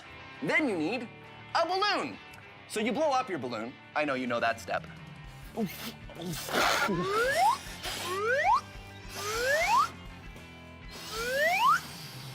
And then twist the balloon so it doesn't get away from you. When it's nice and twisted, you can stick it over the drink bottle cap like this, and then untwist it. And this is why I like to use the plastic drink bottle caps that come from sport bottles, because you can open it when you want. And when you do, your disc rides on a cushion of air, reducing the friction with the table, and it's almost like it's sliding on ice. You can also use CDs if you want to do a different design. Just make sure you're using CDs you never want to listen to again. Now, if any of this is too fast, don't worry. You can always go to the Science Max website, where we have all of the instructions. And now it's time to max it out. We're gonna see if we can make a human-sized, rideable, low-friction hover disc. I'm going to the Ontario Science Centre, where hopefully I have an expert that can help me. The door is stuck. I think there's a little bit too much friction with it. Oh, that's got it. Oh no, this isn't the Science Center. Did I go back in time again? Oh. It is the Science Center. Helena, hi. Hey, Phil. You're here to see the hover disc. Yes, please. All right, come on, right this way. So I made one in the lab that works pretty great. It's on cardboard and it has a balloon. The one you have here works on the same principle? Yeah, it does. But you know what? My friend Russell has some ideas about making something like this, but even bigger. Do you think we can make one big enough to ride? Maybe, yeah. All right, well, let's take a look at the one you have here. Oh, I see. Right, this one works the same as the one I made. It's really hard to move the disc, but if you add some air, it floats like a dream. There we go. Great, so let's ride it. Whoa, Phil, not this one, the one upstairs. You can ride that one. Oh, okay. Yeah. Should we bring this one just in case? No, it's a little heavy. I think we can leave it there. What if we need it for reference? No, I'm sure we'll be okay. It is pretty heavy. Yeah, but... come on. Let's go. Russell's waiting. Are you sure we won't need it? I'm positive. Okay, but if we have to come back, I get to say I told you so. Okay. All right. Hey, Ramona, you change your hair? Yeah, it's nice. It's like doing this now. Because but now it's, yeah, I like it. You should give me the name of your guy, because I wanted to, oh, hey, how are you? You ever think to yourself, no matter what I do, I can't seem to get anywhere. I can't get enough traction? Well, you, my friend, need some more friction. Which one of these two shoes has more friction? Take a closer look. Huh?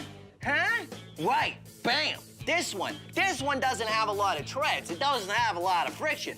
But this one, it's got metal spikes on the bottom. This is called a cleat, and the spikes are for helping you grip onto the grass when you're playing soccer or golf, increasing its friction. Why do you think skis are smooth on the bottom? Come on, look at that. It's so smooth and glidey. My hand I can barely even touch the surface. It just slides right off. It's sort of glidey and smooth. They're smooth to help you glide across the snow, reducing their friction.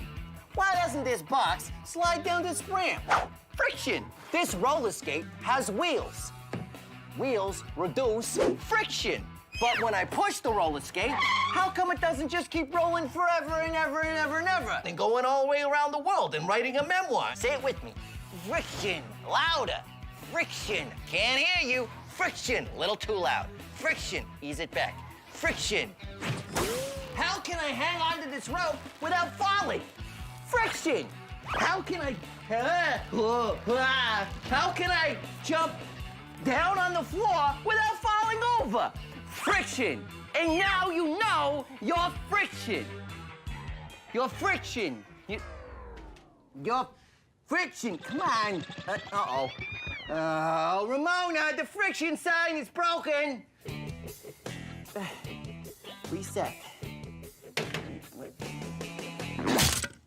Uh-oh. The plan is to take our small hover disc and make one big enough to ride.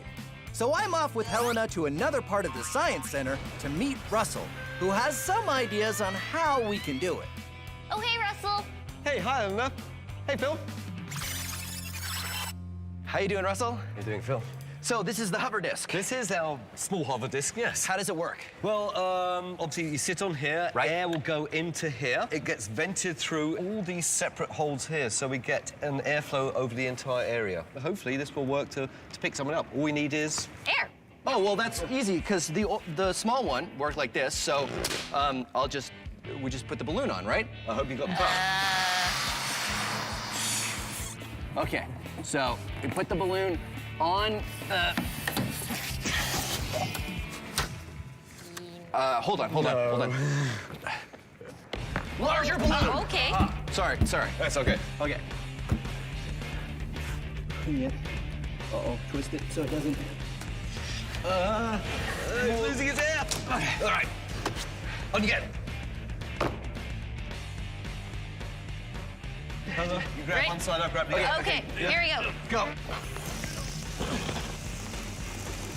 It's not, it doesn't, Feel way too much it doesn't friction feel on like No. it still feels pretty frictiony. I think we might need something more than a balloon. So what do we do? Well, I think we need more consistent air going through here. Okay. So not a balloon.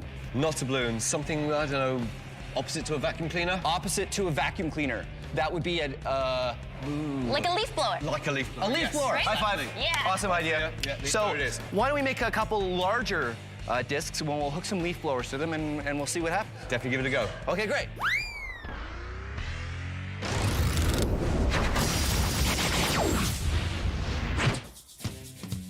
Carbon is an atom and is the basic building block of all life as we know it.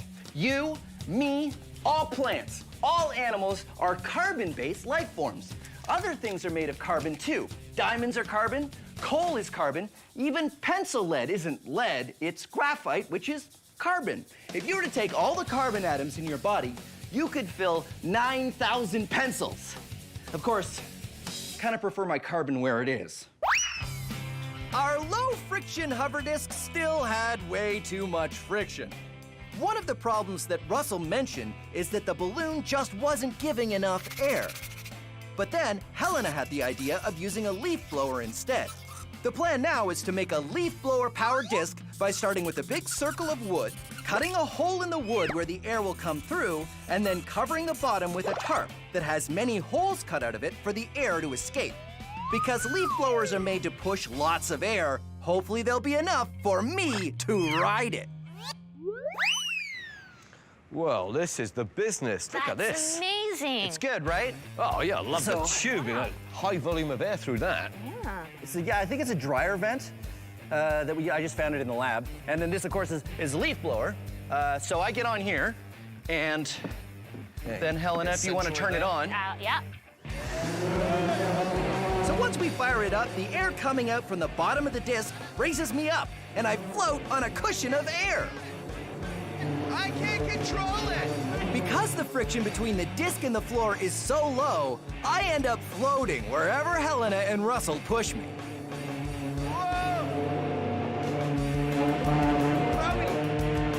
I'm going towards the wall.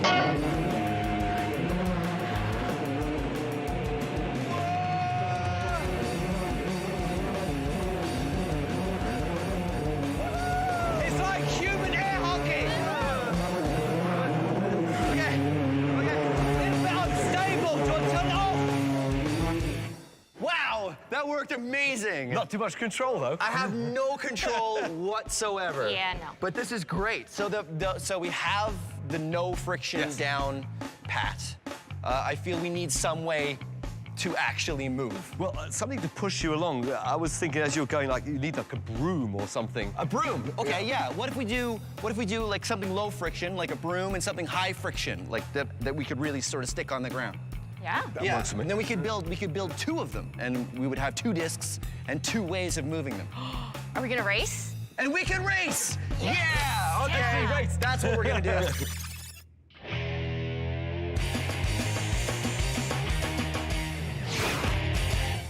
Here is an experiment you can do at home with friction. This is a toy boat. Yes, you guessed that right. And this is a wooden plank. Correct, that's 2 for 2. I put the boat on the ramp and watch what happens. Nothing! The reason why is because the friction between the boat and the ramp is enough to counteract the force of gravity trying to pull it down. But watch what happens if I raise the ramp to the right height, the boat slides down because the friction isn't enough and gravity pulls it down. But when we change surfaces to this carpet, let's see what happens. Same angle, I can raise it higher, higher, higher, because there's more friction between the carpet and the boat than there was between the wood and the boat. Now, if you're thinking that we're just gonna do it with a small ramp, you're wrong. Because of course we're gonna max it out. Hey, Helena. Hey. This is amazing. Thanks, I made it myself. Wow. Ready to climb it? Absolutely. Here we go. Way to go. Huh? No problem. So that was very easy. Well, that's probably because the friction from your shoes is high enough so you don't slip. Right, and the friction from my clothes is much lower, which is why I could slide down. Right. So how do we make it more difficult? We probably have to make it higher. All right, let's make it higher. With the ramp at a steeper angle, I'll need more friction to climb up. All right, Ready? I'm totally ready. Here I go.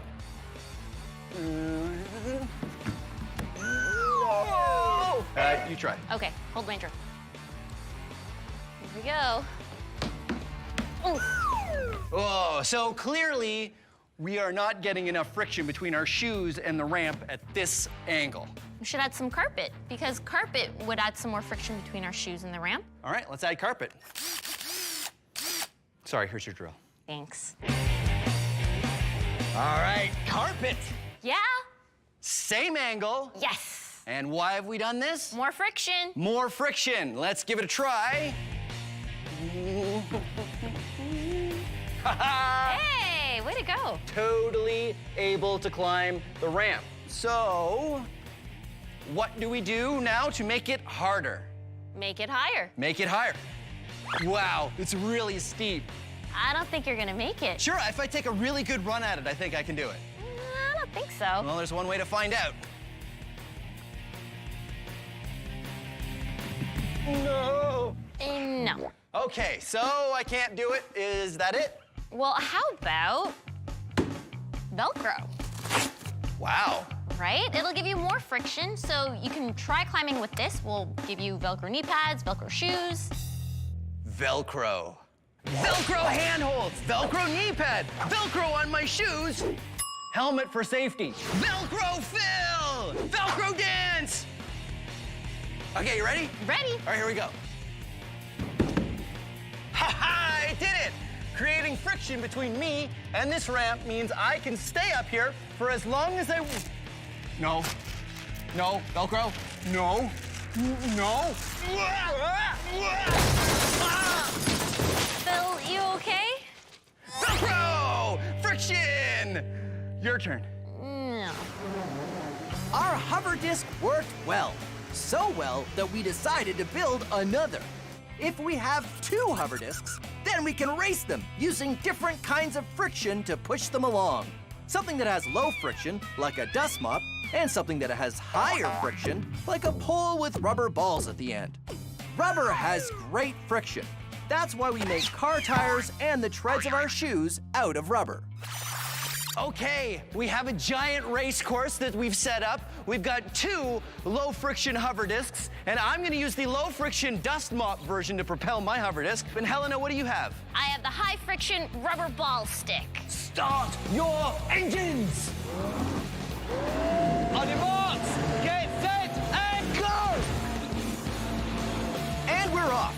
Remember, Helena and I are using very different methods to get our hover discs moving. I'm using a low-friction dust mop, and Helena is using high-friction rubber balls. As you can see, my low-friction dust mop doesn't make enough friction with the ground for me to push myself. Helena, on the other hand, is having no problems. Let's go! Let's go! Let's go! Let's go! Go ahead! You can beat him! You can beat way back! Oh! Bit further! Bit further! He's way back for the win! It's the leader! Jake crosses the line! Yes! And then we have our winner. Yes! Over the finish line. It feels way back over there. Oh, man. I'm still stuck at the second turn. Way to go, Helena. Thank Nice. you. So what was the strategy? How did it work? Well, pretty much while I was using those red balls, I was getting friction, helping me steer. You know what? I think we need a little bit more thrust. That would work even better if we had something pushing us even harder. Definitely. Wait. I have an idea. Wait, hold. I need your help. Come on. Okay. I'm at iFly Toronto indoor skydiving to talk to you about friction. That's Mike. He's gonna help me out. Okay, here we go.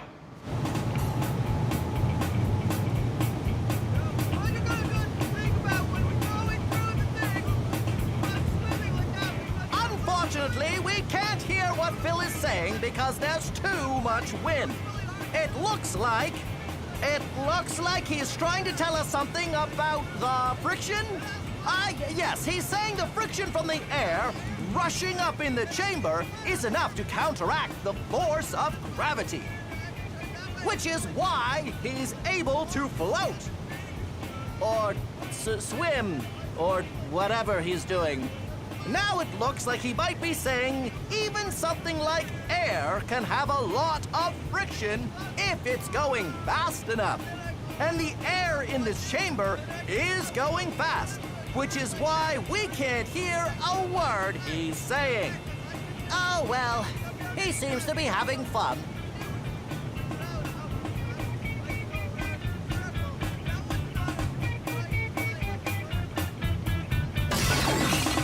So how important is friction? Well, let's say I'm out for a drive. Car tires need friction to grip onto the road. Without it, my car wouldn't be able to turn at all. But that's nothing. Without friction, the bolts holding the wheels on the car wouldn't work.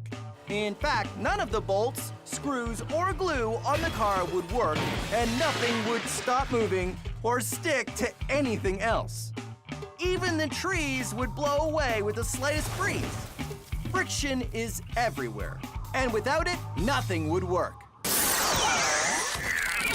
Okay, hover disc race round 2. This time we decided to have a little bit more thrust, so Helen and I are going to be using fire extinguishers. Now, do not use fire extinguishers at home. Fire extinguishers have a very important purpose, and it's not for this, but we've got these ones special. Are you ready, Helena? Oh, yeah. Oh, yeah. Okay, here we go.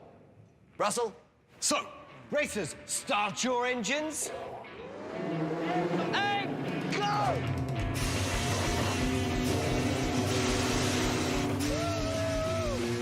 Using fire extinguishers gives us a lot of thrust. But because the discs we're riding on don't have any friction, wherever we point ourselves, we just keep going in that direction, which makes steering very difficult. Cars grip onto the road and can go around corners thanks to the friction of their wheels. When you have no friction, it's kind of like moving on an ice rink. Oh no! I'm out!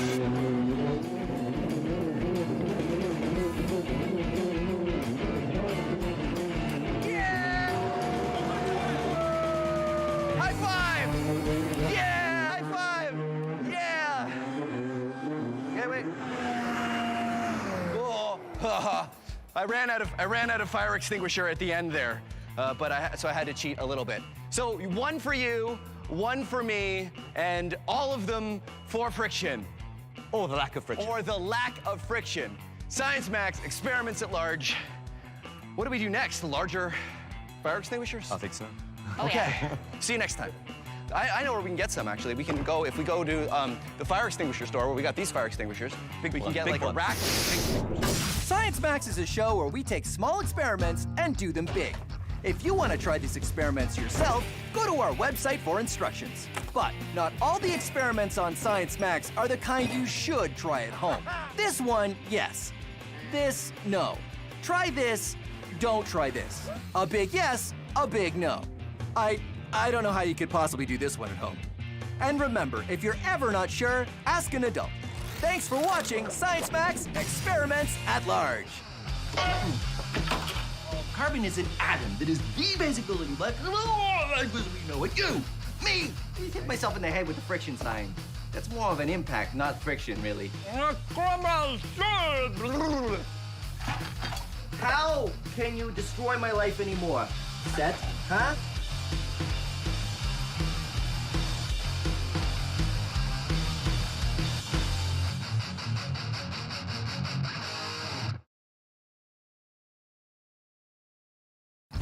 Have you ever done a science experiment and wondered what it'd be like if you did it big?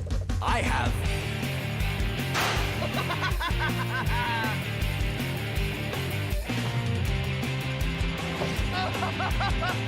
Yeah! My name is Phil, and I take your everyday science experiments and do them big. This is Science Max, Experiments at Large. Science Max! This This episode of Science Max is a messy one. We're looking at solids, liquids, and gases, and things in between, like cornstarch mud. Today on Science Max, experiments at large. Behold the power of states of matter! Greetings, Science Maximites! I'm Phil McCordick. I think I overdid it with the fog machine. This is Science Max, experiments at large. Can you even see me? Let's go over here. Today we're talking about states of matter. Now there are three main states of matter. Solid, like this table, liquid, like the water in this beaker, and gas. Yes, thank you. And we're also going to be looking at the things that kind of go in between. Things that are sometimes solid, sometimes liquid, like cornstarch mud, which is very easy to make. All you need is water and cornstarch, which you can get at the grocery store. Mix it up however much you want. Just remember, 2 parts cornstarch to 1 part water. Twice as much of this than you have of that. Very easy. Mix it up and you get cornstarch mud, which sort of seems like a liquid unless you hit it. And then it becomes solid. But if I pour it, it's a liquid. Even if I hold it in my hand and I hit it really fast, it turns into a ball, and it will stay in a ball as long as I keep hitting it or squeezing it. But soon as I stop, it turns into a liquid again. Now we're gonna max this out. We'll go through the portal and learn more about solids, liquids, and gases. Yeah, right. That's why I'm going to the Center for Skills Development and Training. Oh, no, wait, that's the code for the fog machine. Wait, stop. Stop, it seems to be stuck. Oh, never mind. I'll fix it later.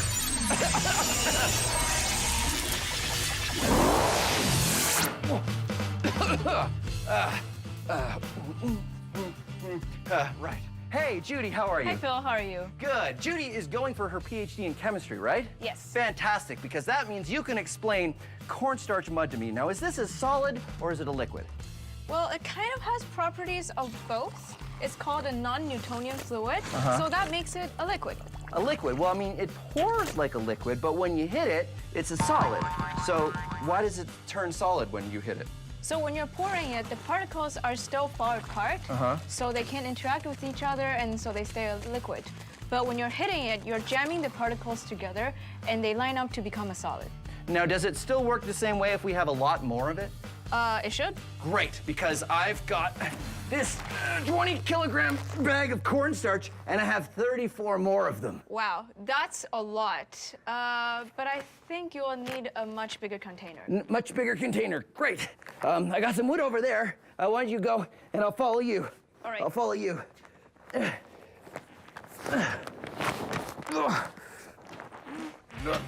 I'm coming.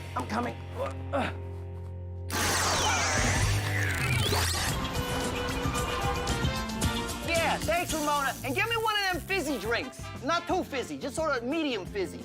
Thanks a lot. Hello, do you have trouble knowing what is a solid, liquid, or gas? Are you confused by Jell-O? I mean, which is it? Is it a solid or is it a liquid? Water is a liquid, but what about when it's ice? Well, you gotta know your states of matter. There are 3 main states of matter: solid, liquid, and gas. And there are 3 rules that you need to figure out which one of them is which. Does it flow? Does it fit the shape of its container? And can you squeeze it?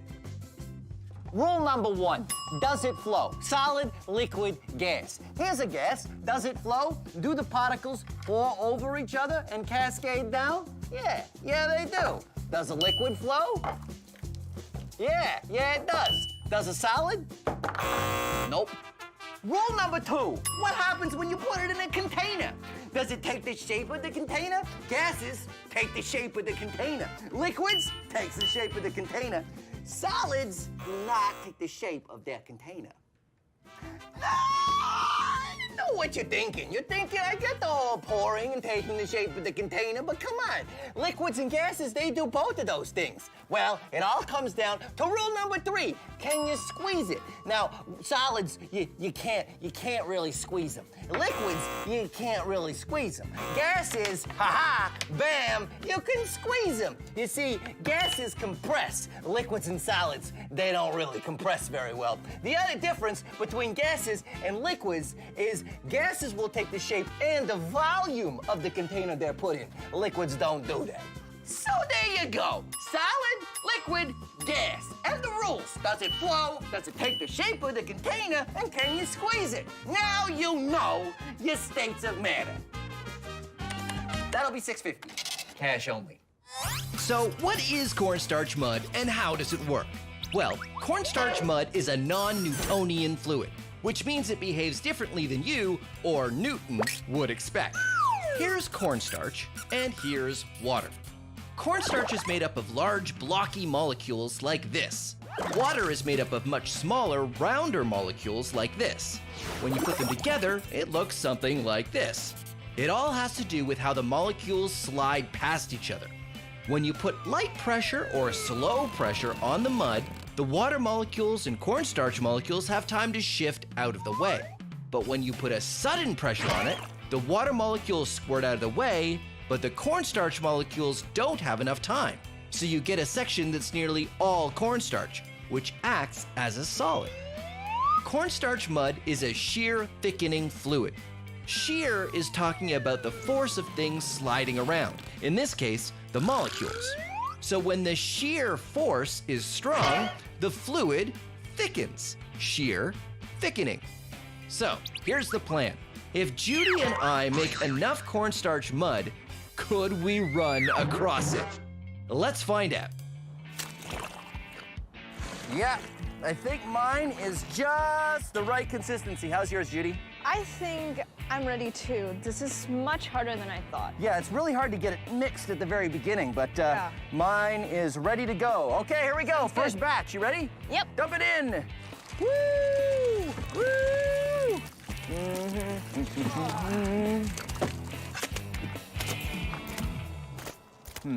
I thought that would be more. I thought so too. It's really not filling this up very much, is it? No. Huh, that's a lot of cornstarch. This is great, but I think we're gonna have to go a little faster than this. I think we need some sort of mixing device. Yeah, I mean, we don't have to do this by hand. We can get some sort of machine to help us. Yeah. Right on, high five. Oh. We shouldn't high five when we have this stuff on our hands. Nope. Yeah, good call.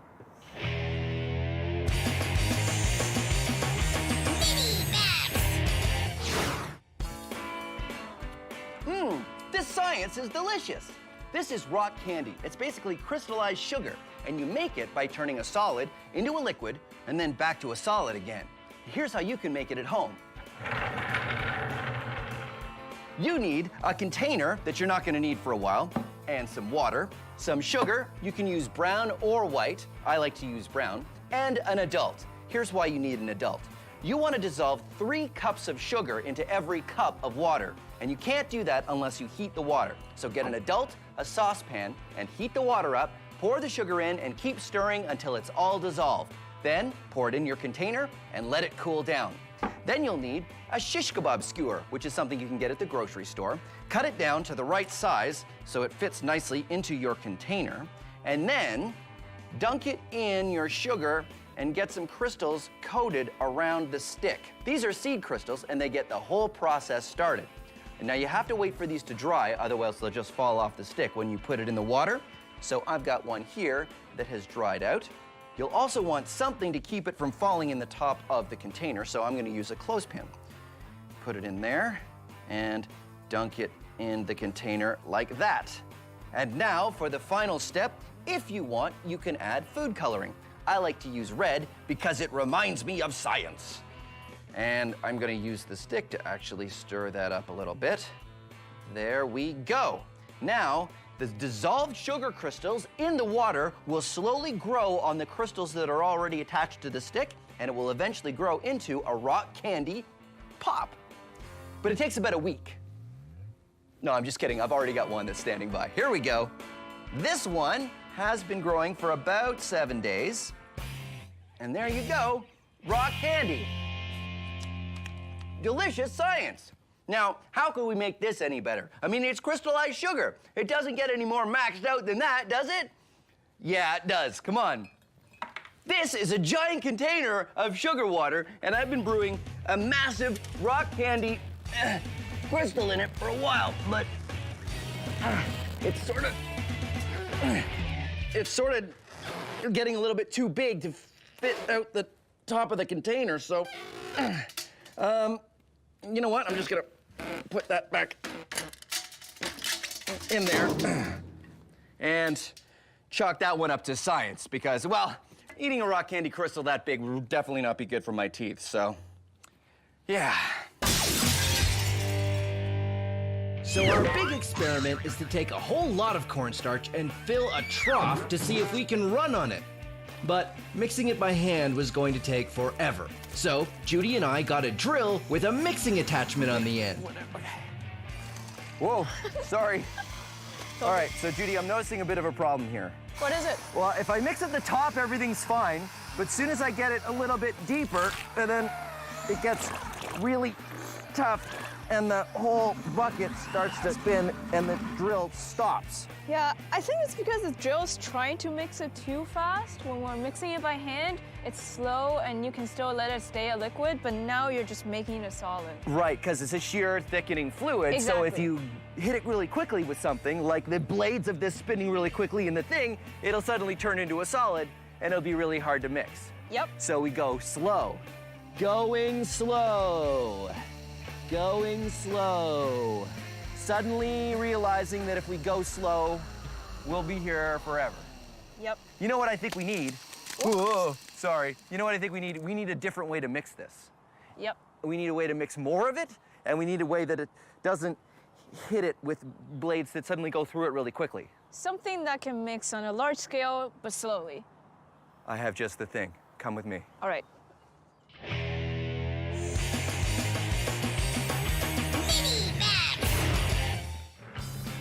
The interesting thing about bubbles is they're a gas surrounded by a liquid. So get some dish soap and some water, and then be science maximites and find things around the house that you can make bubbles out of. Just about anything that has holes will do. Or I like this one. I call it the loud bubble.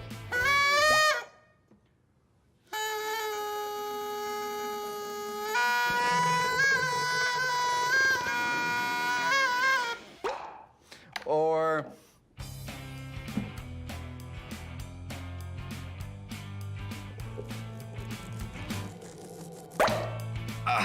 now it's time to max it out. I'm here at the Ontario Science Centre, and this is Anthony. Hey, Anthony. Hey, how's it going? Good. So you are amazing at bubbles. I am. I've been practicing for a while. Let's get started. Okay. You're gonna make an okie dokie sign like this. Uh-huh. You're gonna dip it right into our bubble solution. Come on, get right in Okay, there, right in there. Make sure you get it all. Oh, that's a little too much. Well, That's then I good. can make two. And then you're gonna keep that okie dokie sign. You're gonna blow very gently.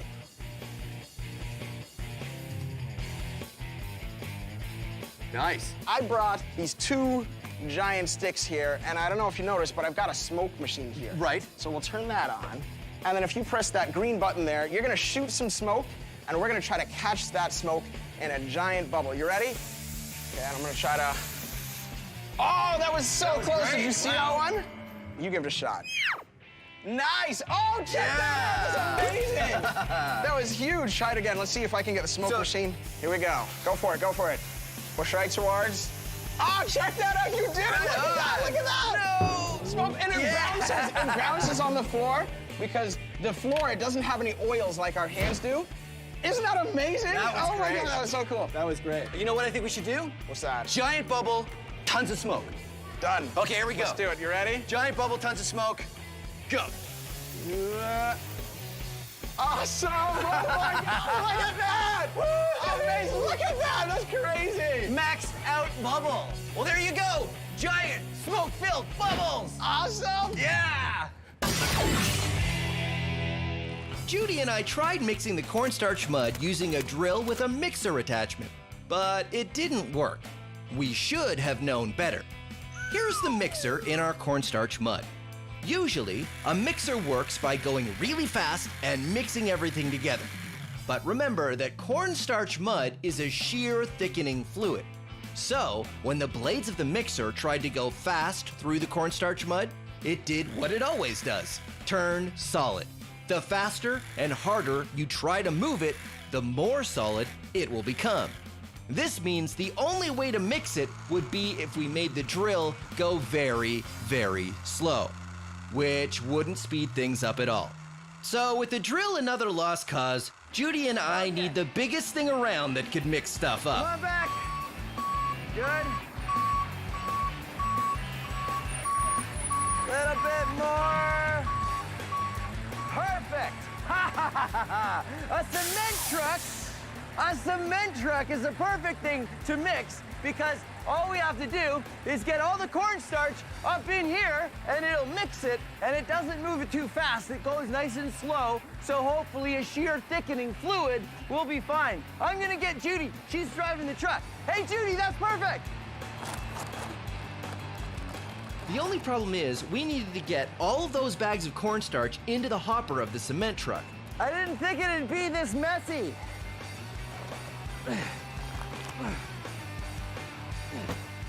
We needed to call the entire Science Max build team to help us out.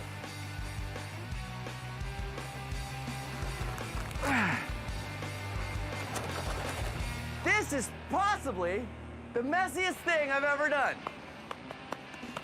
Awesome! Woo. Hey, Judy, you wanna lift up any bags? I'm okay, thanks. That's okay. I'm having a lot of fun, so I can do them. Cool. Oh no! Oh no! Oh no! Yeah! I got most of it. All right, I think we're done. I think that's enough bags. Let's start the mixing! So, what do you think, Judy? Do you think it's gonna work? I think so, because you're mixing at a very large volume, but at a very low speed. Yep. So throughout the process, it'll stay a liquid until we're ready to run across it. That sounds exactly like the kind of science I like to see. You know what I really like is that every time I move, more cornstarch comes off. It's like I'm a human fog machine.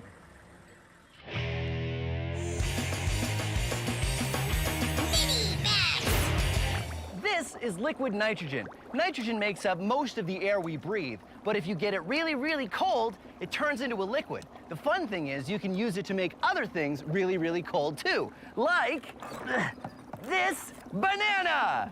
I have frozen this banana solid thanks to the liquid nitrogen, and normally a mushy banana would not be able to hammer in a nail, but whoa, because it's frozen, I can hammer this nail into this block of wood. So that got me wondering, if I can turn a banana into a hammer using liquid nitrogen, could I turn a pumpkin into a sledgehammer? Let's find out. Pumpkin sledgehammer, take one.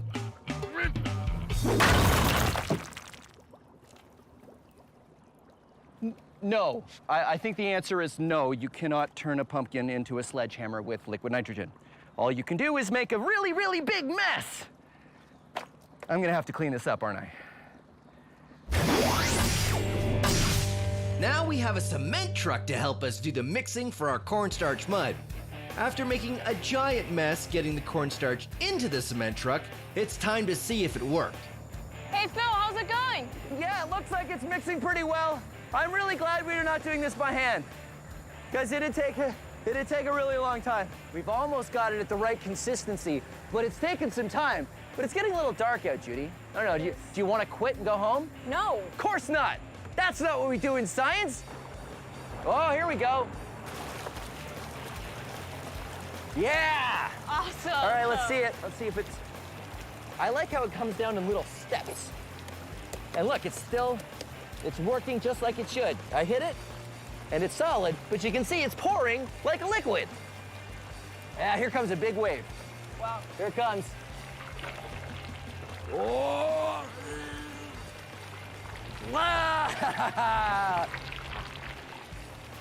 And it's totally filling up. Oh yeah, filling up really fast. I think we should stop pouring very soon. Yep, we may not have a big enough trough. Yep. Liking it. It's good. Yeah. I think it's time. It's not even done pouring, but I'm gonna try it. Okay, you ready? Whoa.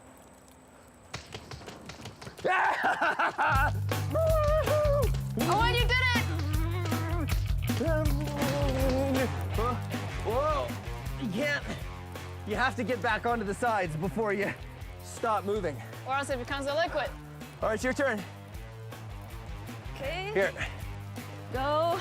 Okay, ready? Okay. You gotta hit your feet really fast. All right. Here, go. This actually works. Because cornstarch mud is a sheer thickening fluid, it means it stays a liquid until you hit it suddenly, like with your hands, or in this case, our feet. And then it turns to a solid. So as long as Judy and I keep slapping our feet down with enough force, we can walk on top of it. One more dance. All right. And let's tell you do what, it. we'll do one more dance. All right, let's do that. Okay, ready? All right. And go. All right. All right. Yeah, there you go. We've done it. Solids, liquid, gases. Thanks very much for joining us on Science Max Experiments at Large. Woo! Hey, Judy, catch. I have to be careful because the banana will shatter if I'm not careful. I think it's stuck on the bottom. I call this one the loud bubble. Oh, well. I call this one the loud bubble. I don't think I can do it.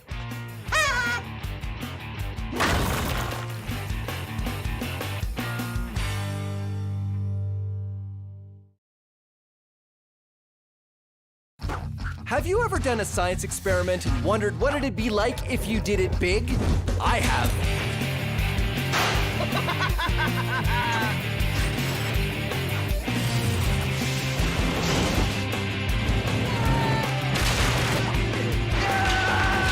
My name is Phil, and I take your everyday science experiments and do them big. This is Science Max, Experiments at Large. Science Max! This episode of Science Max is all about earthquakes. Exciting. How do we build something that won't fall apart when shaken? Plus a lot of other ways to shake things or build things. Science! All on this episode of Science Max, Experiments at Large.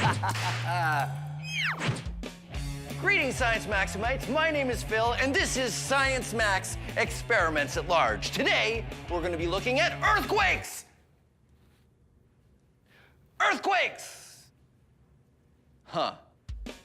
Today, we're going to be looking at how to build something. That was supposed to happen earlier. Today, we're going to be looking at how to build something that stands up to the shaking of an earthquake. Earthquakes happen when two plates on the Earth's surface rub together, and it causes the ground to shake. It causes the ground to shake. Sometimes it shakes a little, sometimes it shakes a lot. Chances are you do not live in a place that has earthquakes. But if you do, ask an adult what to do during an earthquake so you can be safe. Modern buildings that are built in earthquake zones are designed to withstand the shaking. But how do scientists and engineers build a building that stands up to the shaking of an earthquake? Well, that's what we're going to be looking at today. First thing we have to do is simulate an earthquake. We're going to build a shaker table. And here's what you need. 2 books and...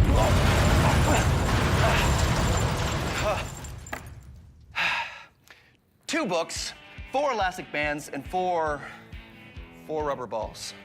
Oh, wait. Okay. 4 rubber balls. All right, so the first thing you do is actually take your 4 elastic bands and wrap them around your books. Put one set on one side, one set on the other side, till you have that.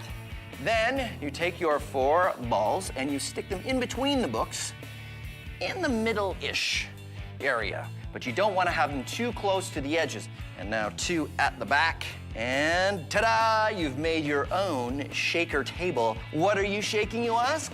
I will show you. You build a tower, like this one here that I built out of building blocks. So here's what you do. You'll need your base to be securely attached to the shaker table. I use painter's tape because it'll come off again without harming the books. And what I want to find out is just how much shaking this tower can take before it falls apart.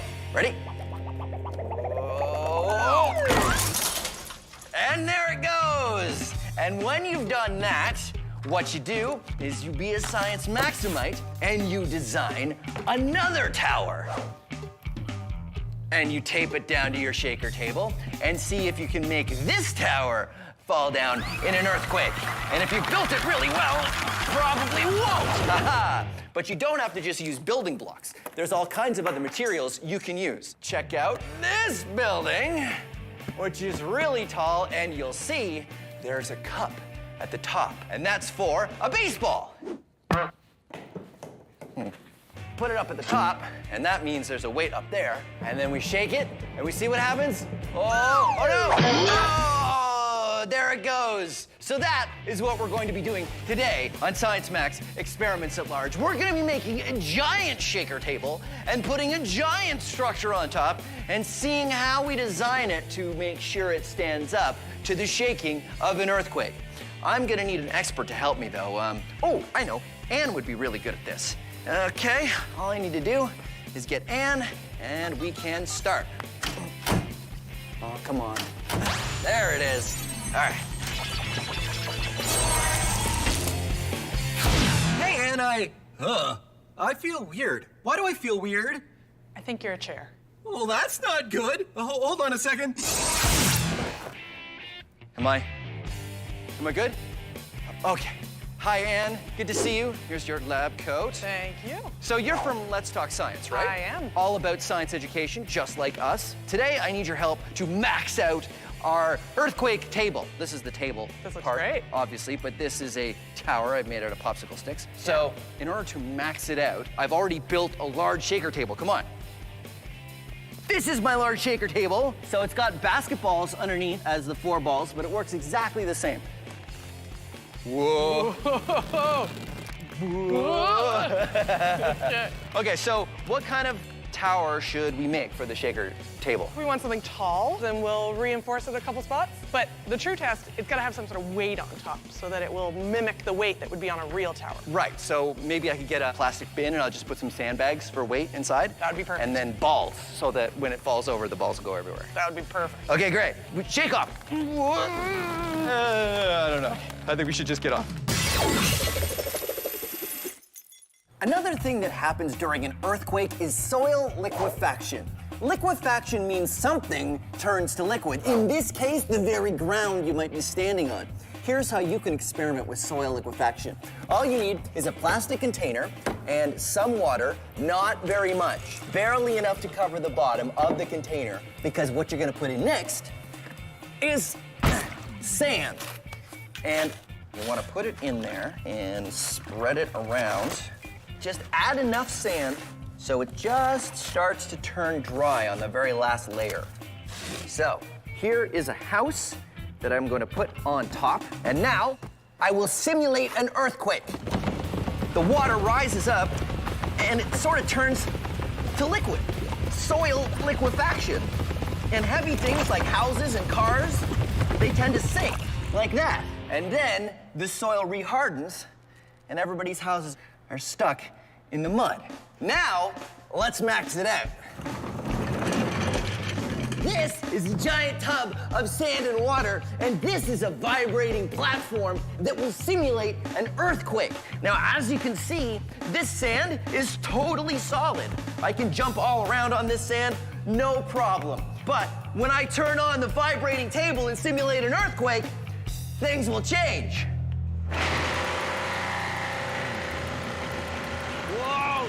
The vibrations bring the water below the sand to the surface and cause the sand particles to separate. What was solid now turns to liquid in my simulated earthquake, and I start to sink. I'm up to my shins!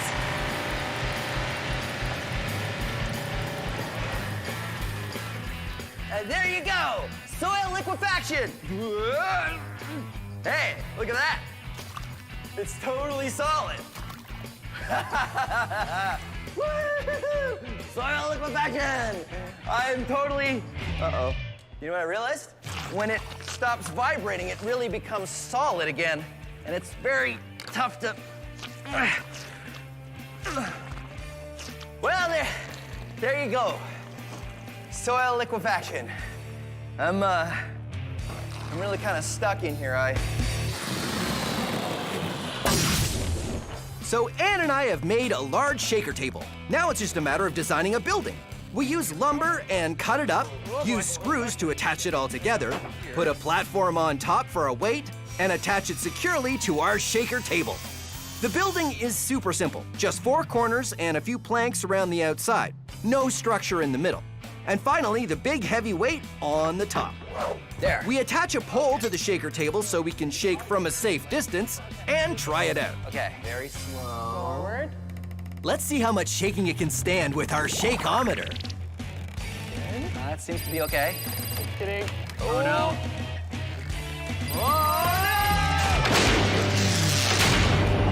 We barely start to shake our tower before it collapses. Oh, that didn't really last very long, did it? It completely folded up on itself.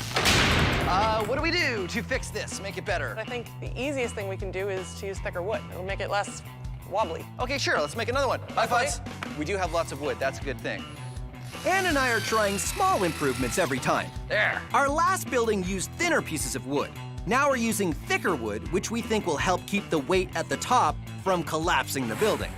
Everything else about the design of our building is the same. We put the weight on top and fix our pole, and we're good to go. All right, you ready? Okay. Starting to creak. But it recovers. You can see it lean, and then it comes back, and it resets. Definitely doing better than the last one. Oh, no. I'm impressed. Uh-oh, here we go. But it definitely did better than the first one. It did better than the first one. And the thicker wood definitely helped. But it was really starting to turn. I think on the next one, we need some platforms in the center to help strengthen it even more. Earthquake Building 3.0. Thicker wood this time, but with platforms in the middle. So we're gonna see how well this version works with these middle parts that'll hopefully reinforce. And they're just like the floors of a building. Okay, well, let's find out if it's gonna make any difference.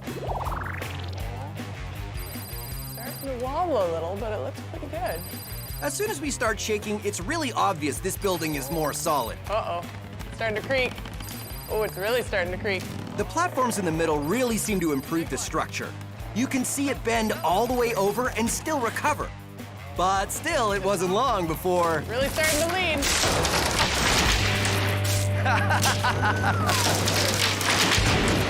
Wow, the extra pieces really kind of made it more impressive. It definitely lasted a lot longer than the other two. It did, but here's what I'm wondering. Are we going in the wrong direction? What do you mean? Well, because if it's really solid, it resists the change. Okay, I see where you're going with this. So if we make it flexible, it can resist the shaking of an earthquake. I think it's worth a shot. Yeah, okay, let's do it. Being a chef is my absolute passion. And cooking up science recipes is my speciality. I'm Buster Beaker, and this is Cooking with Science. Oh, hello. Welcome to Cooking with Science. I'm Buster Beaker. My tuna fish and meatball sub soup is coming along quite nicely. But what will we have for dessert? I know. How about earthquake buildings? Ha ha! It's a building made out of wafer cookies. But the people on Vanilla Street built in the gelatin neighborhood. And the people on Chocolate Street built in the crispy rice part of town.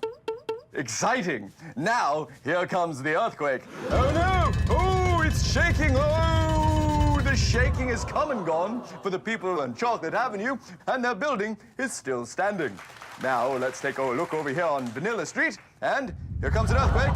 Oh no! Oh dear! Looks like the people on Vanilla Street are going to have to rebuild their building because it's all fallen over and being eaten. Delicious. Buildings can be built the same way, but the kind of soil they sit on make a large difference if there's an earthquake. Shaky, wiggly soil or solid, non-moving soil. So there you go, an experiment you can try at home. Delicious. Well, I'm Buster Beaker, and thank you for joining me on this episode of Cooking with Science. Now to try my soup. Seismometer in 60 seconds. Learning how to predict and measure earthquakes is an important branch of science. The Earth is shaking, but which way did the earthquake come from? It's all about measuring the vibrations, and to do that, you need a seismometer. All you need is a ball, some paper cups, some modeling clay, a pencil, and science tape, which is the same thing as invisible tape, except I use this tape for science. First, take your pencil and stick it straight down into the modeling clay. Then, you take your cups and you arrange them in a circle and tape the cups down. And that goes right in the middle, just like that. Now what you do is you take the ball and you carefully balance it on the pencil. Now you have created a seismometer. It will tell you what direction an earthquake came from. Watch, I will be the earthquake. Ready? Did you see that? The ball fell into the cup facing the direction that I hit the table. And now I'm gonna hit the table from over here. Yep, it fell in the direction that I hit the table. Okay, let's try from over here. There you go, your very own seismometer that you can use to measure earthquakes that you create on the table. Back to our earthquake building. Ann and I tried a few different designs, and they each got a little better. But now we're wondering what would happen if we built the tower out of very flexible material. We used some plastic tubing and attached the wood with bungee cords, which are like big elastics. Wow, okay, so looks good. So let's test it. Okay. And sure enough, when we start shaking it, the tower holds up to as much shaking as we can give it. Wait. What? Aren't we missing something? Oh, yeah, we're missing the weight at the top. Of course. So I think we need to try it again. So we add the weight to the top, and then everything changes. Oh, no. Look at it twist. Oh, dear. It's twisted. A flexible tower is great until you try to put a weight at the top. And then it just seems really unstable. Oh, look at that. It's totally bent. It didn't break at all, it just fell over. Yeah, it couldn't even support the weight. So it was almost too flexible. So I guess we should go back to a more rigid design. Mm-hmm. But what if we change the shape a little bit? 'Cause you know what I was thinking? This is a very stable shape. Triangle, because triangles are really strong. What about we make an X? Like a triangle within a triangle. Triangle, and then triangle. So that really reinforces all of the shaking, like all of the motion. We'll never know until we try. All right. Uh-oh. I have all my friends coming over, and I don't have a table. But that's okay. I will make a table using my friends. This is an awesome experiment you can do with 4 friends. Come on in, science friends. I've got Sam and Dylan and Polly here to help me. So everybody turn to your left and sit sideways on the chair, and then scooch the chairs into the middle. And then everybody leans back onto the knees of the other person. And then, this is why I said you need 4 friends, because you need the 5th person to remove the chairs. Whoa. The reason why this works is because everybody's weight is being supported on the legs of the person next to them. Okay, we're gonna rotate in a circle, everybody. Okay, ready? Here we go, rotating, rotating. Oh, science table. Ooh, hey, we're pretty good at this. Okay, uh-oh. Oh no, oh no! So there you go. Awesome way to make a table using your friends. Well done, science.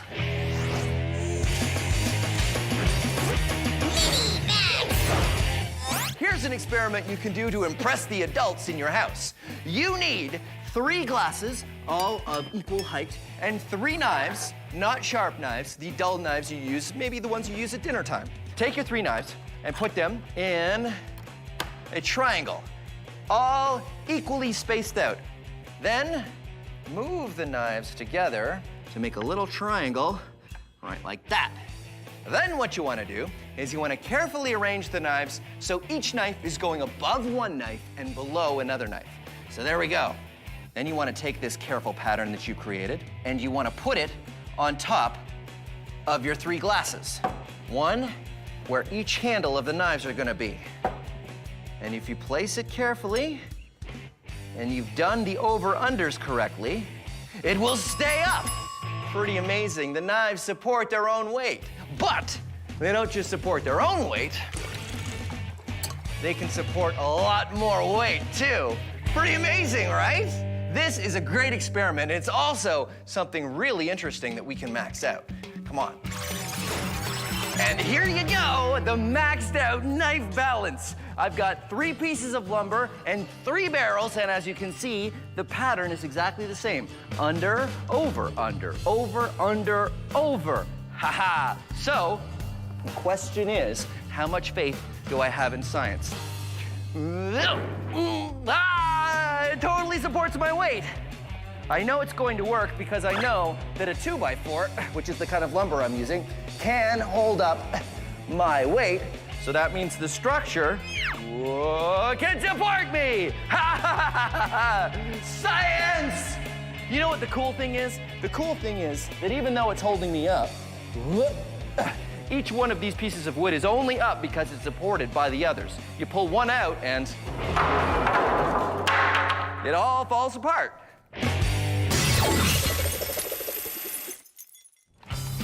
Ann and I have tried solid towers and flexible towers, and nothing has worked fantastically yet with a big weight on the top. Having a big weight on the top of our tower means we need something that will resist the movement of that weight. So now we're going to start with a triangle. Unlike a rectangle, triangles are very stable. A wider base keeps the structure from swaying too much. And cross braces in the middle mean that there are other triangles within our triangle, all the better to resist movement. Thank you. After Ann and I built our tower, we added the weight to the top, secured it to the base, and tried it out. Okay, here we go. Looking good. No problem. It's not twisting. It's not leaning. Not even creaking. No, it looks really good. Wow, this one is really solid. As you can see, this tower is way more solid than our square tower or the flexible tower. Okay, look at that. Like, if that's not an earthquake, I don't know what is. Look at that. Look at the way the ground is moving. I don't know if we can shake it much more than this. Faster. Our triangular tower is up past a level of shaking that made the other towers collapse. Now it's time to max out the shaking. There's only one level of shaking that we can do above this. What's that? We shake from either side. We give it all we have. The floor was bouncing from side to side, the tower was tilting, and was totally solid. It's still holding strong. In fact, Ann and I wore out before the building showed any signs of falling over. I think we've done it. Woo! Nice job. Nice. Science Max experiments at large earthquake-proof building. I mean, come on. That was impressive. I like it. Here is an invisible tower. Huh? I escaped. I'm just preparing my... I forgot my line. Hello. Just gonna add some more salt to the soup. Delicious. Well, humans have been figuring out ways to figure out just that. I said figure out twice. I'm gonna start again. Okay. English is not my first language. I guess those are staying in there.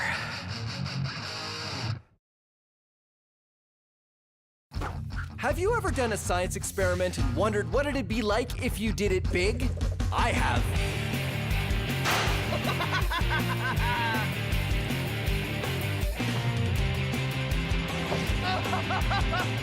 Yeah!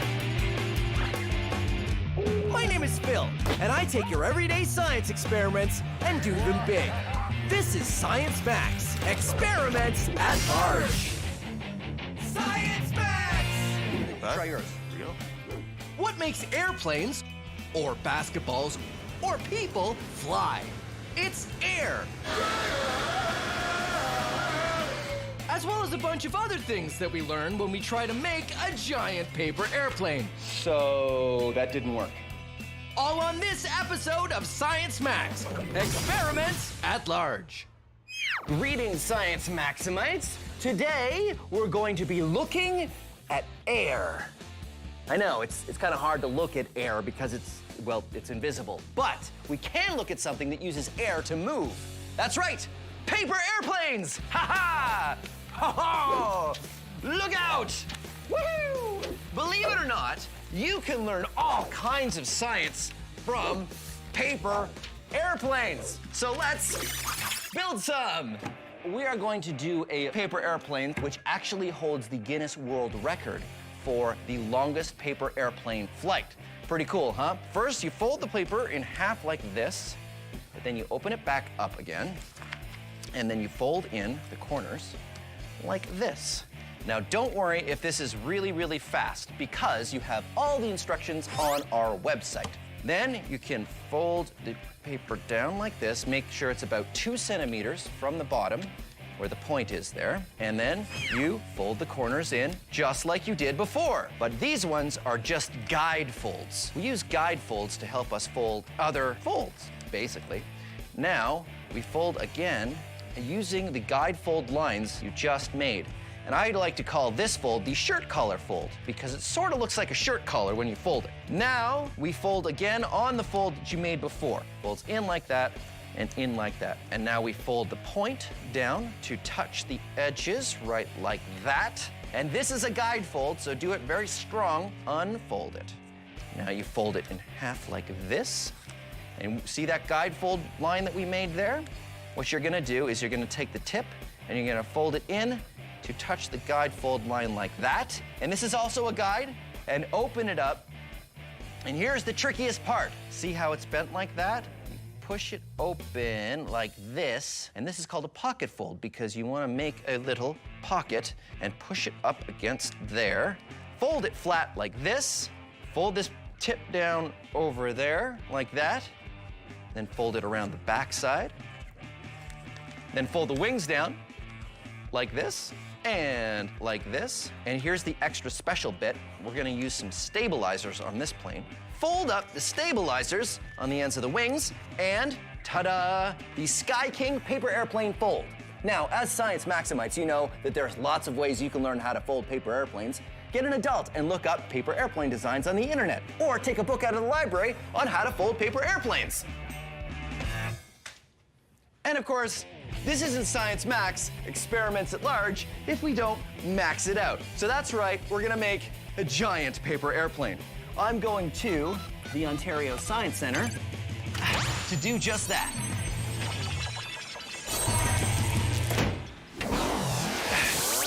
Uh-oh, that's never good.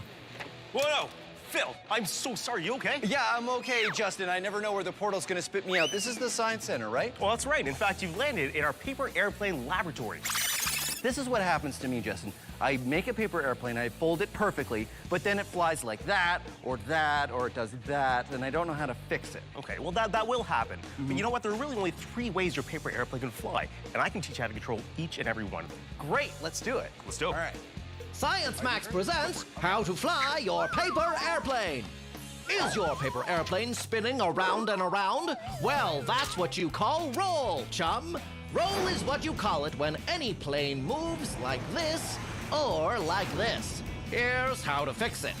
Bend up the back of one wing to create more lift on one side, and it'll balance out. Happy days. Okay, so let me try mine. What's that? Your airplane goes straight up or straight down? Sounds like you have a problem with pitch. Sorry, pitch. Pitch is when your airplane moves like this or like this. To fix it, bend the ends of both wings up if you pitch down, or down if you pitch up. Adding a weight to the nose also helps if you've got a problem with high pitch. High pitch. Great, great, your turn. All right, here we go. Is your plane turning this way or that way? Yeah. Yeah? No. Yeah. Yeah is when your plane moves like this or like this.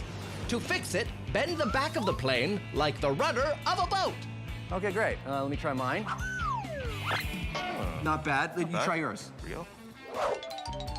Oh, yeah. That was pretty cool. That's what we want. Yeah. You know what? Are you ready to build a giant paper airplane? I think I am. Fantastic. I just need to get one more expert. I will be right back. Cool. Hey, David, how you doing? Hey, good.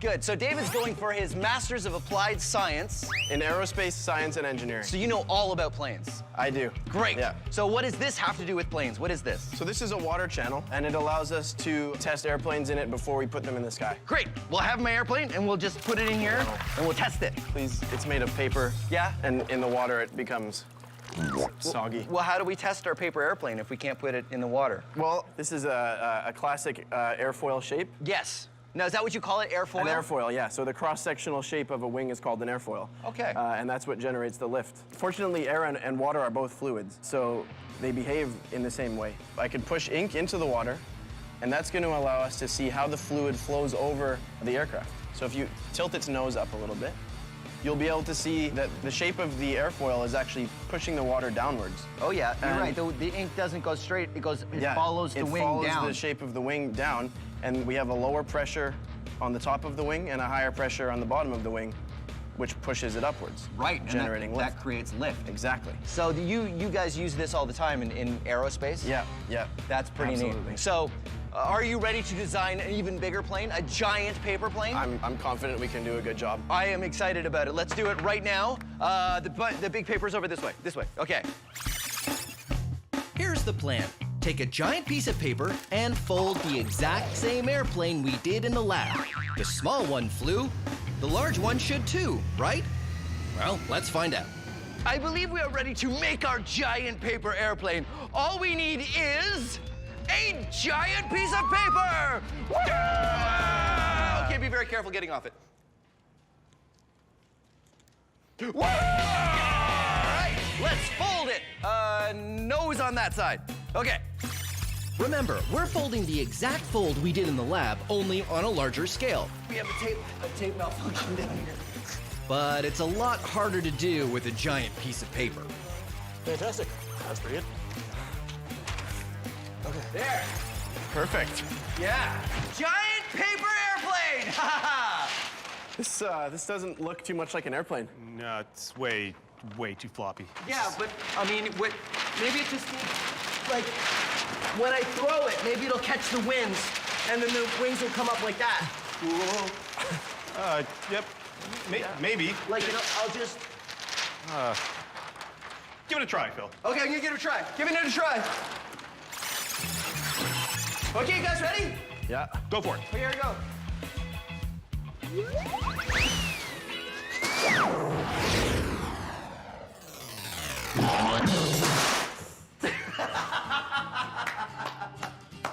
Wow. What do you think? Oh man. I think we can make some improvements. It sort of felt like a bed sheet. I feel if I just threw my lab coat, it'd probably look. Let me just see. Okay, ready? Yeah, it looks pretty much the same, doesn't it? Yeah. So, I didn't know this, but when you fold paper that big, it sort of behaves like fabric. Yeah, very floppy. Very floppy. What if we supported the plane, like we put struts or something in it, like this stick? If we put it on the wings, it'll stop it from being so floppy. Right, and you can tape it on. Yeah. That's a great idea. Yeah. We need bigger sticks. Yeah. Really lightweight. Like Like foam. Yeah, stuff? and like hollow tubes. Hollow tubes. Hollow Good. tubes. Good. So we'll put a whole bunch on there. We'll tape them on so that it doesn't flop around. Yeah. We'll try it again. Yeah. Yeah, take me Yeah. something. Okay, great. Let's go. All right.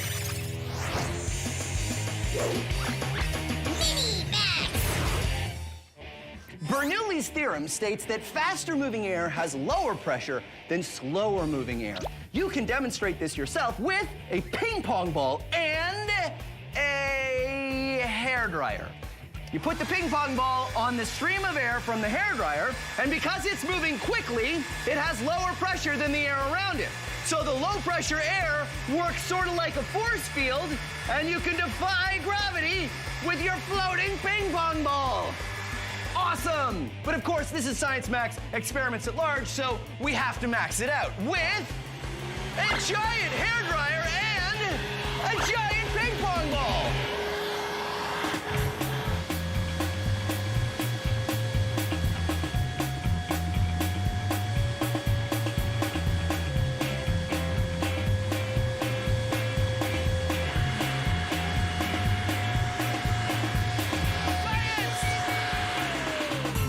Sorry, I said science! You probably couldn't hear me because of the...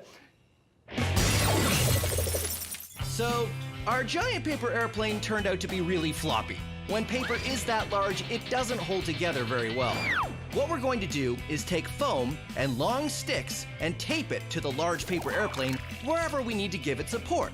So, here, and here, here, and a bunch there, and maybe some over there. Well, it turned out we needed to reinforce in a lot of places. Put that in there. And then that.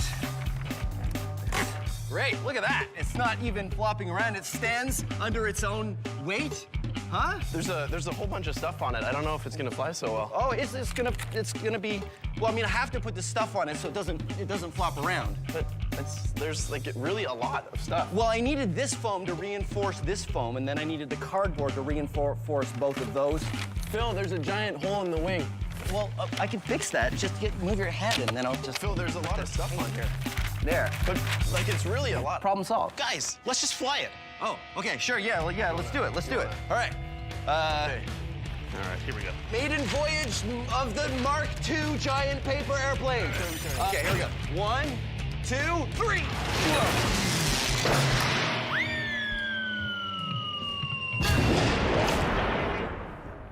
So it went about 3 feet. So that didn't work. I told you, too much stuff. You did. He told me that. He said that. He said that. What we need is something that's stiffer without as much stuff on it. But the paper, it's too floppy, so you have to put the stuff on. Right. How about some cardboard? Cardboard's nice and stiff, and technically it's paper. You're right, cardboard. Let's make it out of cardboard. Yeah. Cardboard, all right. Oh, yeah, it's over here.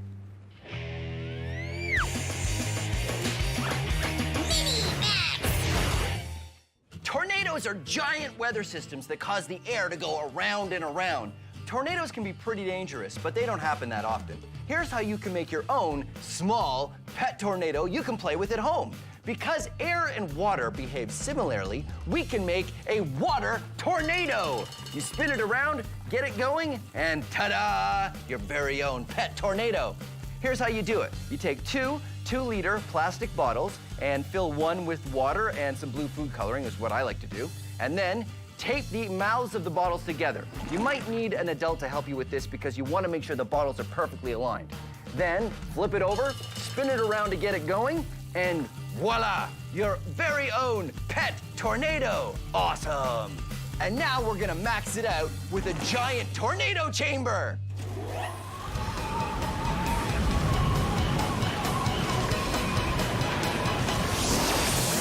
Hey, Michaela. Hey, Phil. So this is your giant tornado. It's amazing. Yeah. So I made one with plastic bottles and water, Cool. but this one uses air, just like real tornadoes do in the wild. That's right. So how does this work? Well, here we have a platform, but underneath that there's a fog machine that's pushing the fog up. And we've created an updraft because there's a fan at the top that's pushing air out of the top. And also we're trying to mimic the intense winds you'd get from a tornado with these pillars that are shooting out air in this direction. So it goes around in a circle. Yeah, in real life, tornadoes are pretty rare. You need a perfect set of conditions to see them. You need warm, humid air and cold, dry air. And as well, some intense winds that you usually get from thunderstorms. Science!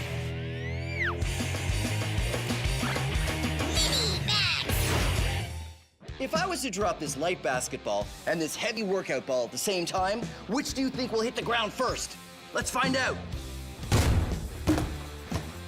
They landed at the same time. That's because everything falls at the same rate. It doesn't matter how heavy or how light something is. Until things are falling fast enough that air friction or drag starts to play a factor. Soon, things reach their top speed. This top speed is called terminal velocity. It means I could throw this basketball from an airplane and it might not be going any faster than if I threw it from, say, 10 stories up. I'm gonna find out what the terminal velocity is for both of these objects when we max this out. Ninja science roll! Here's how terminal velocity works. Everything falls at the same rate, going faster as gravity pulls it down. But when things start going so fast that just pushing through the air at that speed creates as much force as the pull of gravity, things reach a top speed and they won't go any faster. How heavy something is and how much air it pushes both play a factor in its top speed. And that top speed is called terminal velocity. How cool is that? I'm at iFly Toronto. This is a giant wind tunnel, and they've got the wind going fast enough that they can't fall any faster. It's the terminal velocity for a human being. I'm gonna take our weighted ball and our basketball and place them both here in the wind chamber. This is the control panel, which is what they use to control the wind speed inside the chamber. And this is Derek, who's gonna be operating it. And that is Mike and Greg, and they're inside the chamber. All right, let's fire it up. All right, firing it up.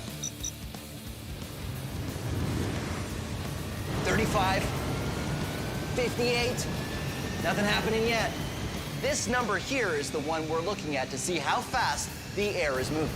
86, something's starting to happen.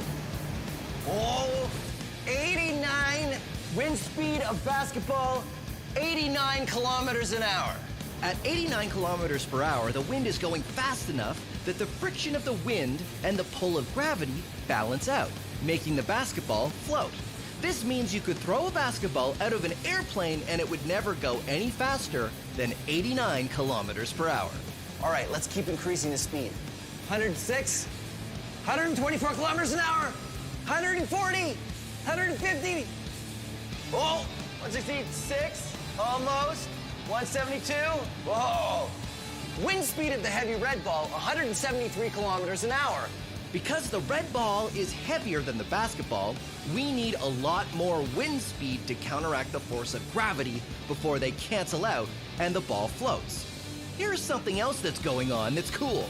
Mike is flying, but Greg is not. That's because Mike is lying down, which means he's catching a lot more wind than Greg is, who's standing straight. If Mike stays lying down, his terminal velocity is the same as the red ball, 173 kilometers per hour. But Greg's velocity would have to be a lot faster. And that's science! So the giant paper airplane hasn't been working so well. The problem is paper can't hold up its own weight when it's that large. Cardboard is much stronger than paper, so we've decided to rebuild the plane out of cardboard. All right, Phil, hoist it up. Then we take it to the roof of the Science Center and see if we can get it to fly. Oh, woo! There you go, our Mark III model paper airplane. Now, I know it's made out of cardboard, but cardboard is technically paper, and it's the only thing strong enough to hold a plane of this size together. We even had to put some poles in so the wings still wouldn't flap, but we're pretty confident this is gonna work. Okay. All right, Phil, we're in position. Now, don't try this at home. Our roof has a big wall on the edge. Your roof does not.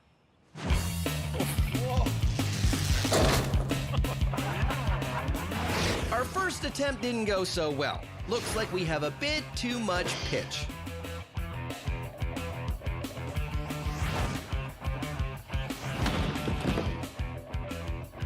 Our second attempt still had a bit too much pitch. Time to add some weight to the nose. We added some clips to the front to give it a little bit more weight on the nose, which is important. Although at this point, I kind of wish there was less weight. Whoa, okay, all right.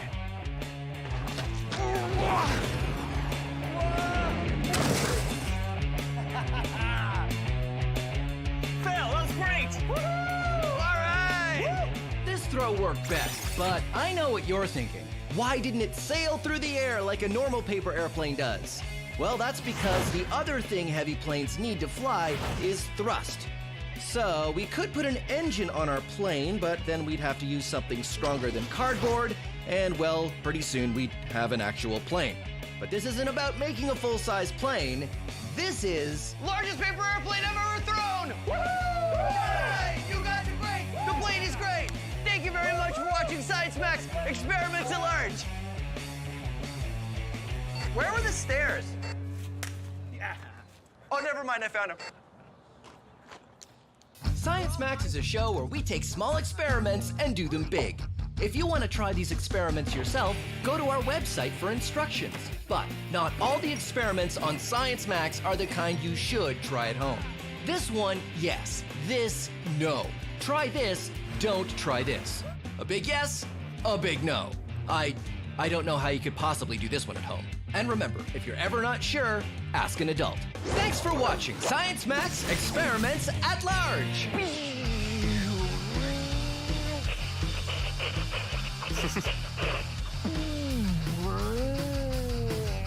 Does that sound like music? Sounds good. Stop! Yeah. Yeah. Yeah? Yeah. Yeah. Yeah. Yeah. Yeah. Yeah. Yeah. Word has lost all meaning. Science!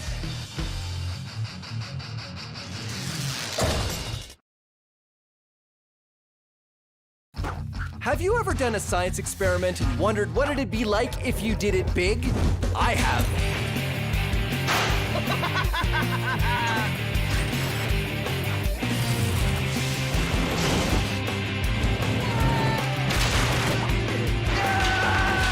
My name is Phil, and I take your everyday science experiments and do them big.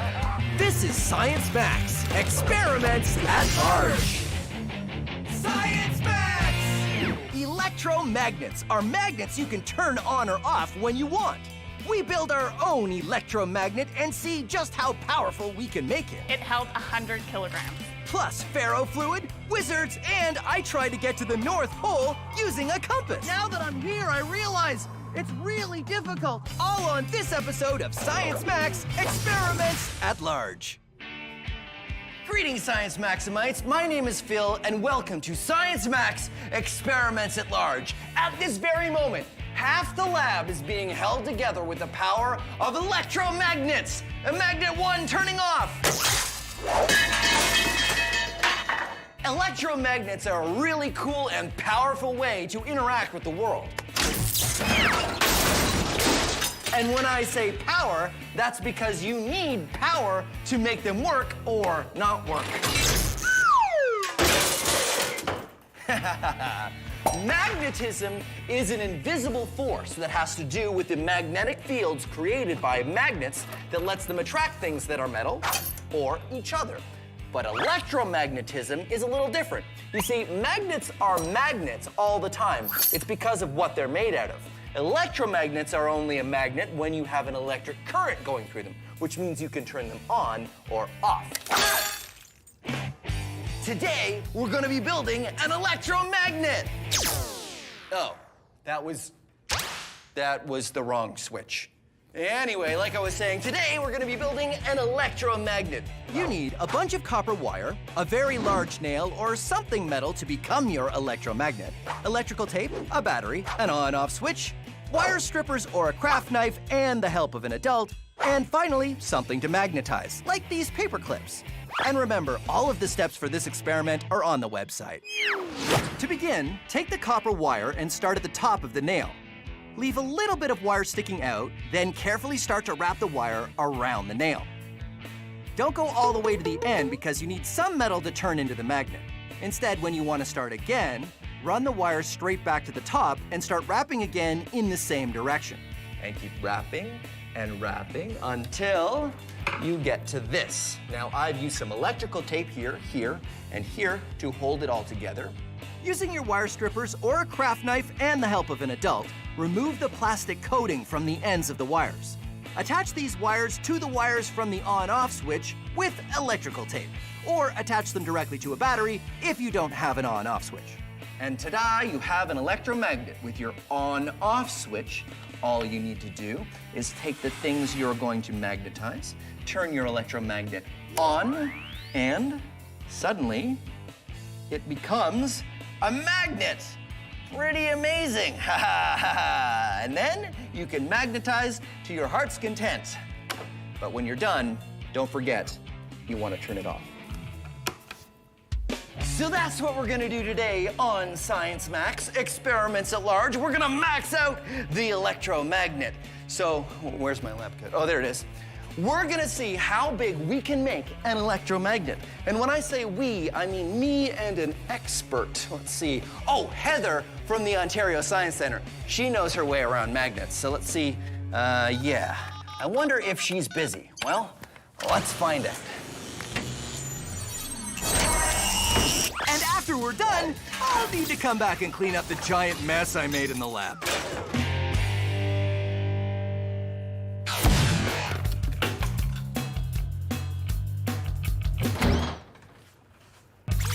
Hey! Hi, Heather, how you doing? Good to see you, Phil. I was just wondering if you could help me with something. Are you busy? No, I got time. Okay, great, because I'm gonna make a giant electromagnet experiment and I need your help. That sounds like a lot of fun. Okay, great. Let's go back to Science Max headquarters. Oh, we'll via the portal? Yeah, by the portal. Okay. You sure? I yeah. know you're hesitant, so I want to reassure you, nothing will go wrong. Great, okay. Okay. Oh, hey, we're here. We're outside. It's okay, it's no, okay. Don't worry about it. No, No, I think It's fine, definitely. it's fine.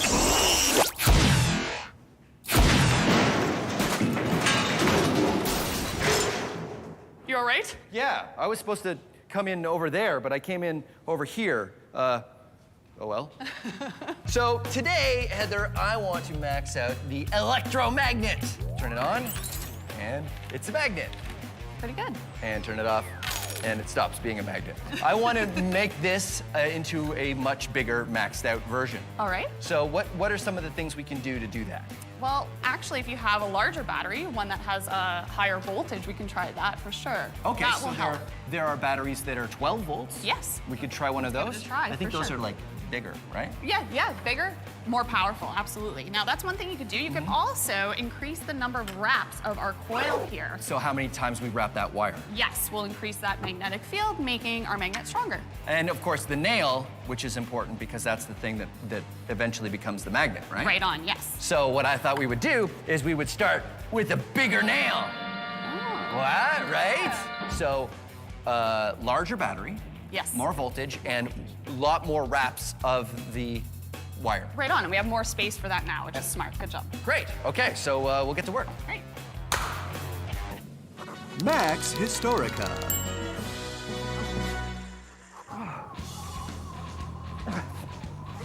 If you've ever seen a compass, you know that the needle points north. That's because a compass needle is a magnet and it points towards the Earth's magnetic North Pole. And I'm using this compass to try to get to the North Pole. But it isn't easy. In fact, scientists knew there was such a thing as the North Pole as far back as the 16th century, but no one was able to actually get there on foot until 1927. You'd think it wouldn't be that hard, right? I mean, the needle points you straight there. Just follow the needle, right? But now that I'm here, I realize it's really difficult. I mean, the wind is incredible and the snow is intense and it's so cold. My hands,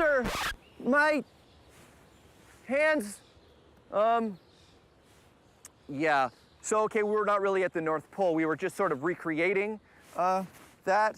But still, I salute the brave explorers who tried to make it there in the name of science. And I got a sense of it because the wind from the fan and the fake snow was.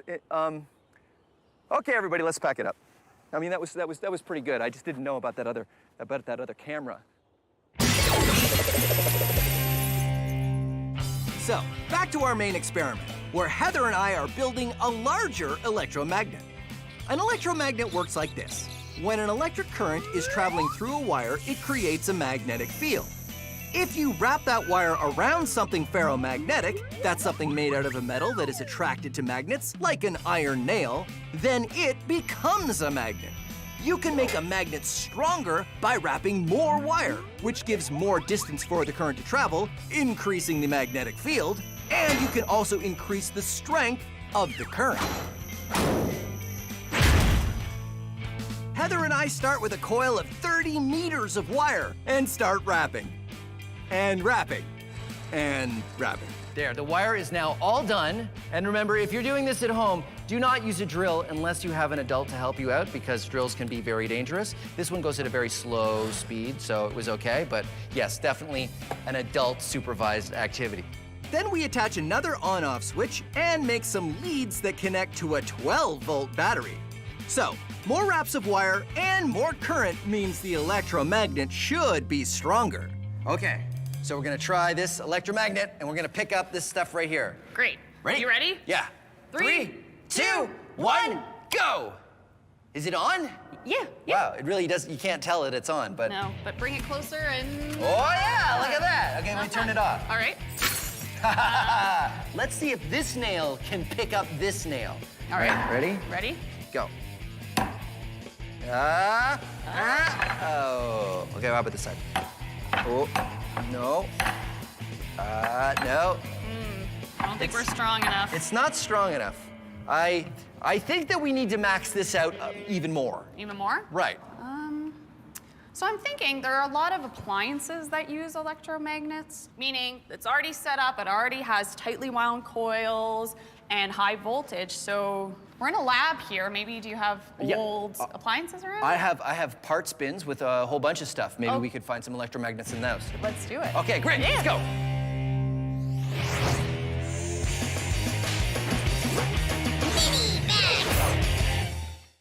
All right, pliers, battery, copper wire. Now, if you've already done the electromagnet experiment, here's another experiment that uses all the same materials plus these. Ha! Neodymium magnets, some of the strongest magnets you can get. So, here's what you need. A battery, some neodymium magnets the same diameter as your battery, copper wire, and some pliers. So here's what you do. First thing is you put the batteries and the magnets together like that. Then what you want to do is bend the wire so it's touching the top of the battery and goes around the battery and then touches the magnets at the bottom. Here's what that might look like. I say might because you can do any shape you want.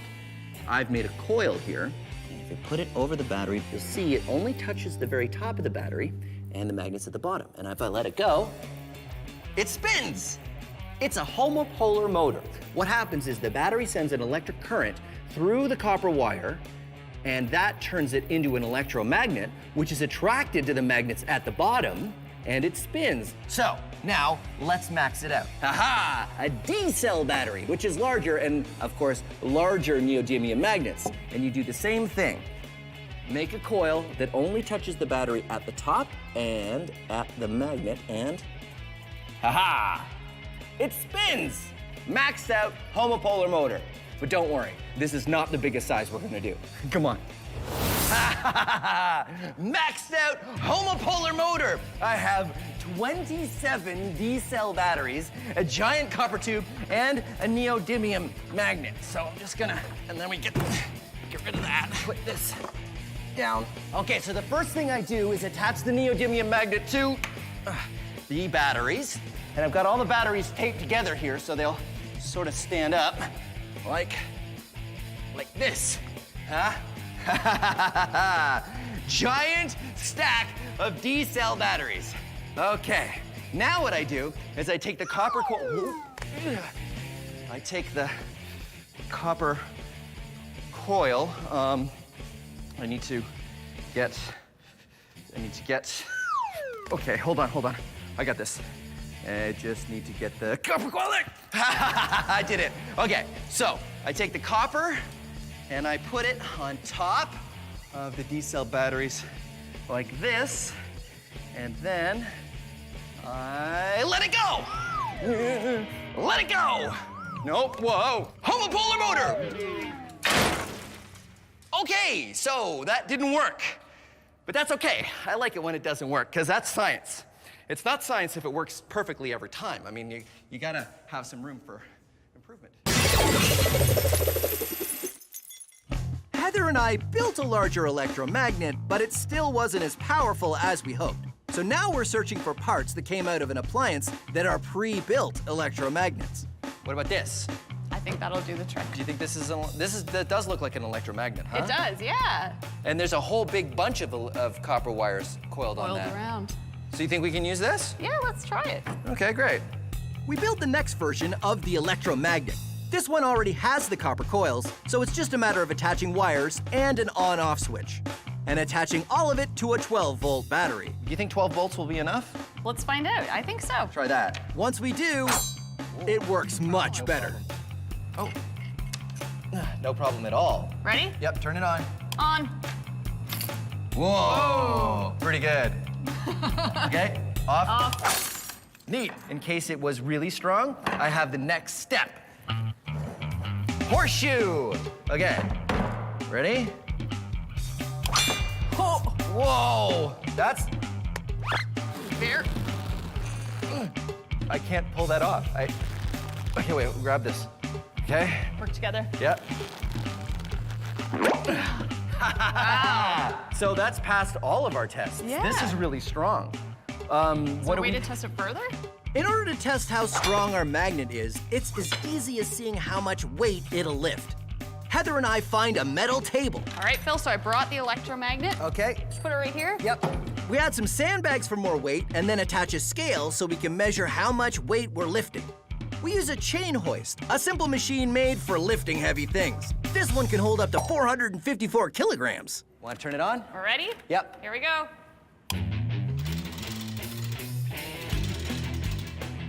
You can read on the scale how much weight is being lifted. And that scale is going up. Pounds on this side, kilograms on this side. We keep lifting until...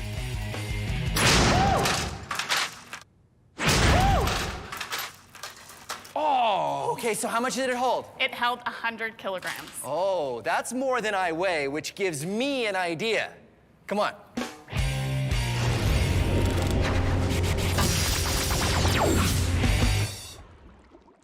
This is ferrofluid. It is ferromagnetic, which means it's attracted to magnets. And I know what you're thinking. You're thinking, it's not that interesting. Well, watch as I put it next to this magnet. Very interesting. And because it's a liquid, it behaves in very interesting ways. Watch this. Unlike most things ferromagnetic, like paper clips or iron filings, ferrofluid is a liquid, which means it behaves in a unique way. The spikes it creates are following the magnetic field lines of the magnet. You can see the magnetic field in 3D. It's even more impressive when we max it out. This is ferrofluid outside of a glass jar. Now, it's sitting in a pool around this electromagnet. And this is a dial which I can use to change the voltage of the electromagnet, making the magnet stronger. Watch this. Changing the current going to the spiral in the middle turns it into a magnet.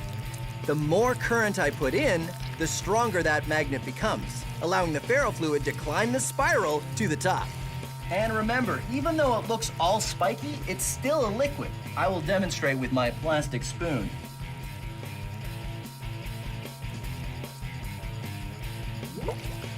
And watch this. When I turn the magnet off, it stops being spiky. Turn it on. Turn it off. Science. The Wizard Academy. All you have to do is demonstrate true magic. And you will be granted entry. Well, Fuzzix, who is the next applicant for the Wizard Academy? Overwhelmo. Indeed, it is I, Overwhelmo. And prepare to be overwhelmed. Would you be flabbergastified if I balanced this coin on its end? Not really, no. But would you be impressed if I was to balance this coin on top of this coin? Possibly. Prepare to be flustered and stupefied. stupeflustered as I balance 3 coins on their ends on top of this glass. Well, that certainly would seem like magic. Let us see. Okay. No pressure, Overwhelmo. You can do this. And now, I say, a magic word. A magic word! Ha ha ha ha! And now you must let me into your academy. Wait. What's under the cloth? What cloth? This cloth? Nothing. Oh! Is that a magnet? This? No! The pull of the magnet is what's keeping those coins up. The magnet is just strong enough to keep the coins from falling. No, this is set dressing. It's just... It was a good trick, but it's science, not magic. Well, yes. And you will see! You will see! I will be back! I, Overwhelmo, will return! And I will do such magic that you will need extra socks. Because I will knock them off! With my magic, you will need at least 2 pairs of socks. Maybe 3 pairs of socks. We can still see you! No, you can't!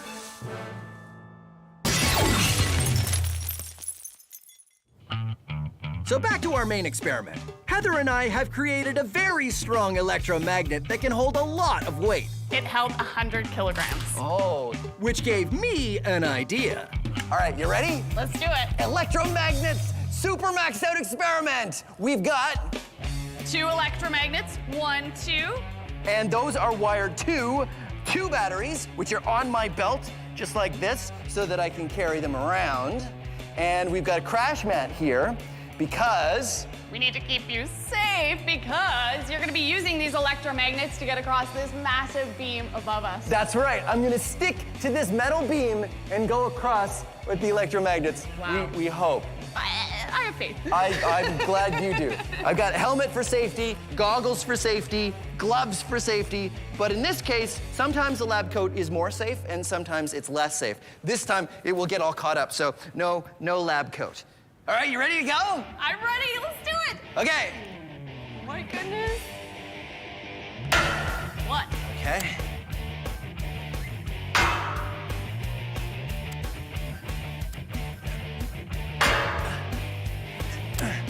Because each of our electromagnets can hold more than my whole body weight, I can use them to cross the beam. When they're on, they stick like, well, magnets. And when I turn them off, they stop being magnets and I can move them along as I go. Now, this is something you should definitely not try at home. Come on, Phil. You're almost there. We did it! Yeah! There you go, Science Max, experiments at large, electromagnets. Woo! You wanna go? No. You sure? I'm positive. Okay, I'm going again. Woohoo! Crazy. Oh, okay. Careful. Don't mess it up, Overwhelmo. Overwhelmo. Send in the next applicant for the Wizard Academy. Overwhelmo. And now, I say the magic word. Overwhelmo. I say the magic word. The magic word! Well, that certainly does seem like magic, yep. As I balance not 1 coin, not 2 coins. That's a 3. Have you ever done a science experiment and wondered what it'd be like if you did it big? I have.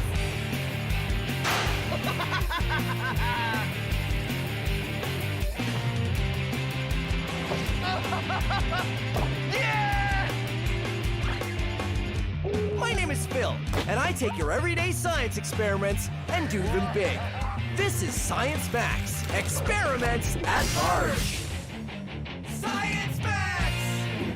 Today on Science Max, we're looking at Chemicals! Chemicals make up everything around us, and we're finding out which ones you can mix together to make spectacular science. Whoa! Woo! Cutest science ever. Today on Science Max, experiments at large. Greetings, Science Maximites! My name is Phil McCordick, and the name of the show is Science Max Experiments at Large. Today, we're taking a closer look at chemistry. Ooh. Chemistry is the science of atoms and molecules, the things that make up all matter, and how they interact with each other. Take, for example, this glow stick. Actually, don't take it, because I kind of need it. The glow stick doesn't glow until you... The glow stick doesn't glow until you break the barrier and mix the two chemicals, and they start to glow. Huh? Pretty cool, huh? Chemistry. Now, the chemical reaction we're looking at today is the old vinegar and baking soda volcano. But this reaction doesn't have anything to do with volcanoes. It's chemistry. Now, this experiment is totally safe, but I do recommend you get an adult's permission before you do it because it's very messy. Yeah.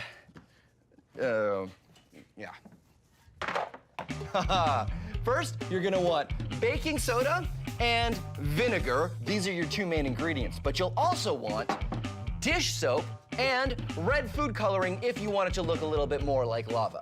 Now, I like to mix the baking soda, red food coloring, and dish soap together with a little warm water, so all you have to do is add the vinegar. And when you do, this is what happens.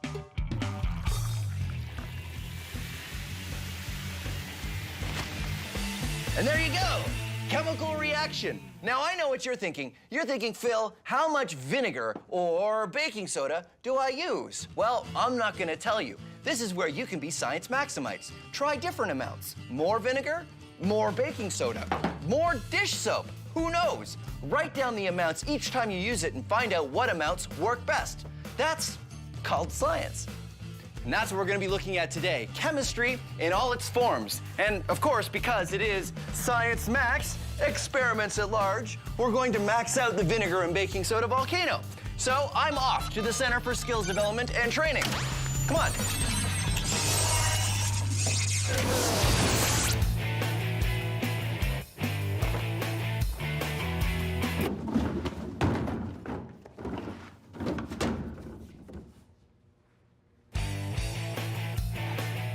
Hey, Talina. Hi, Phil. How you doing? Good, how are you? Good. This is Talina. She's going for her PhD in chemistry from McMaster, right? Yep. Awesome, which means you can help me max out the baking soda and vinegar. We need vinegar. You can grab that vinegar.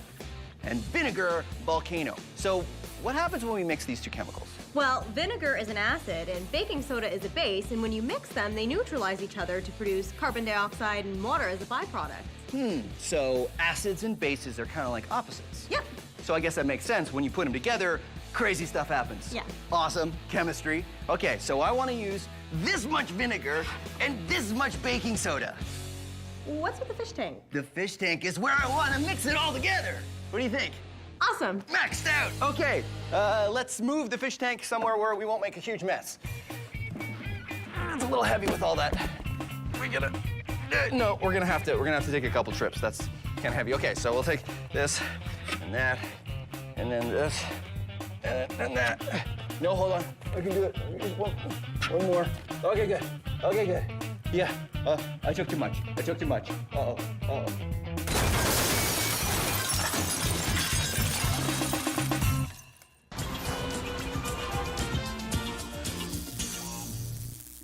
That's good, Ramona. Put it in the background. Put the sign in the background.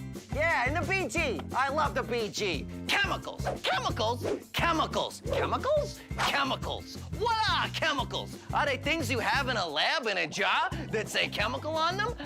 Well, yes. But if that's all you think chemicals are, then you need to know your chemicals. Turns out the stuff in the jar is a chemical, but the jar itself also made of chemicals. The table I'm putting it on, made of chemicals. My lunch, chemicals. Roller skate, chemicals. My jacket, chemicals. This guitar, chemicals.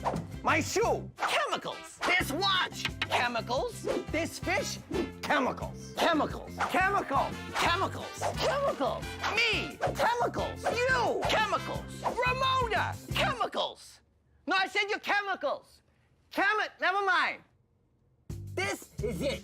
The periodic table of the elements. All matter in the universe is made up of these pure elements. They go together in different ways to make up everything. All matter. Think of it like building blocks. These little atoms are some of the elements on this periodic table. You got One oxygen, two hydrogen, bam, you got a water molecule. One carbon, two oxygen, hey, it's carbon dioxide. Two carbon, two oxygen, four hydrogen, skadoosh, vinegar.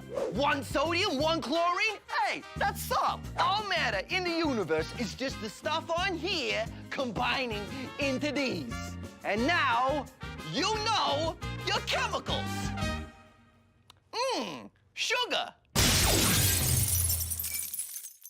Let's take a closer look at what's going on when we mix vinegar and baking soda.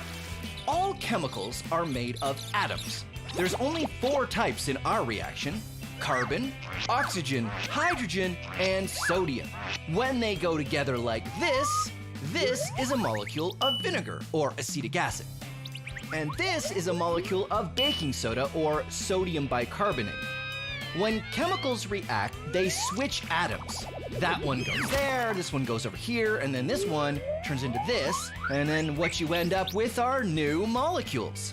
This one is called sodium acetate, and this one is carbon dioxide gas, the gas you breathe out. And do you recognize this one? Right, water, H2O. Why all this happens gets complicated, but the study of chemistry is all about how molecules are built and react with other molecules. All right, Talina, you ready? Yep. You're gonna pour all your baking soda in the fish tank, and I'm gonna pour the vinegar into this bucket, because you don't wanna pour them together right away. Okay, you ready? Yep. Okay, go for it. When you're doing your PhD in chemistry, do you get to do stuff like this? Yeah. Really? Got to do a lot of fun reactions in the lab. Oh, I'm jealous. Have you ever done this much vinegar and baking soda in one time? I can't say I ever have. There you go. That's what I like to hear. I already put the soap in the bucket so it would mix with the vinegar when I poured it in. Are you done your baking soda already? I am. I'll pour faster. Faster. It smells vinegary. It smells vinegar. It makes me want French fries. Okay, Talina, you take this very full bucket of vinegar and dish soap. Thank you. I will take this one. Uh-oh, we still have our third bucket. Okay, I'll do these both at the same time. Okay, ready? On the count of 3. 1, 2, 3. Whoa! Whoa! Whoa! Wow. Okay. That's awesome. So the one thing it didn't do, it didn't shoot up in the air though. Yeah, it's because the top is quite open, so you would need to constrict it to get it to shoot up. Oh yeah, because we're using just sort of a square, a rectangular prism container. We should get something that's maybe something more like our vinegar bottle, right? Because there's lots of space down here, but then it forces it into a tighter opening at the top there, like a volcano. Yep. And what else can we do to make it even more powerful, to max it out? Vinegar is only 5% acid, the rest is water, so you could try using 100%. So what kind of acid is vinegar? It's acetic acid. So vinegar is actually only 5% acetic acid and 95% water. So you can get 100% acetic acid? Yeah. Can you get 100% acetic acid? Yes. Awesome. Why don't we get a container that's sort of shaped like a funnel, like a volcano, Yeah. and 100% acetic acid, and we'll do it again. Sounds good. All right, let's do it. Our vinegar and baking soda reaction went pretty well. But now we're gonna try it with a much stronger type of the same kind of acid you find in vinegar. Carefully putting this down. And watch out for the baking soda. You never know when it'll get out.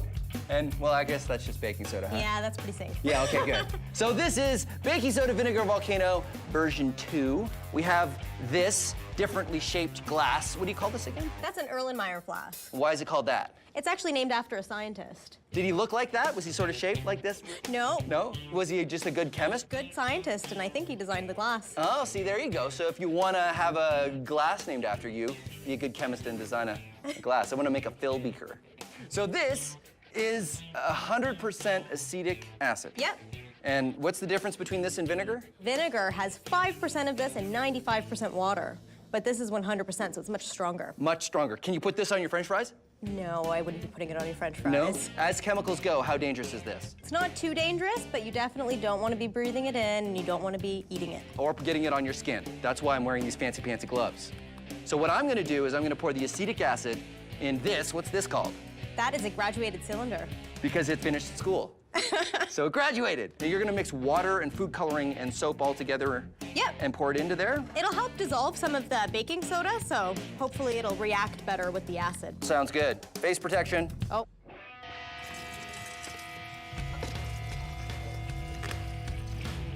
All right, that's good. And now, when we do it, I want to add the funnel at the end to like accentuate the concentration of, but I don't know if it's gonna go so fast that I won't be able to get it in there, but we'll try it. Try it. Vinegar, baking soda, volcano, version 2.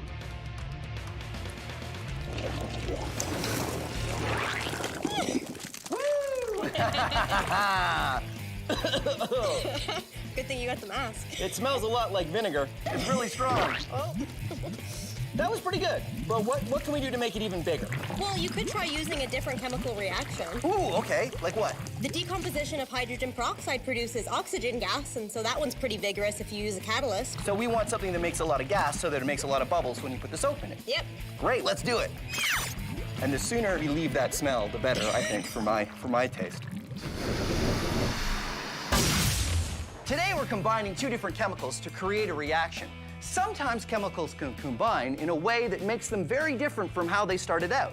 For example, this is sodium, or Na on the periodic table. Now, the sodium tablets are in mineral oil because sodium reacts very strongly with water, even the water in the air, or especially the water in my skin. Watch what happens when I drop a sodium tablet into this beaker of water.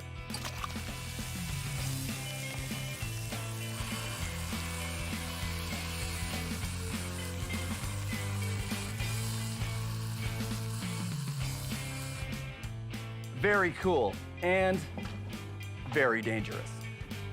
And this is chlorine, or Cl on the periodic table. Chlorine gas is very poisonous. So, So, what happens if we combine these two deadly substances? Do we create some sort of super poison? Something more deadly than anything else known to science that causes fear and chaos in chemistry labs all over the land? No, we create salt. Good old normal table salt. These two substances combine to make NaCl, salt. Something completely and totally safe. Chemistry.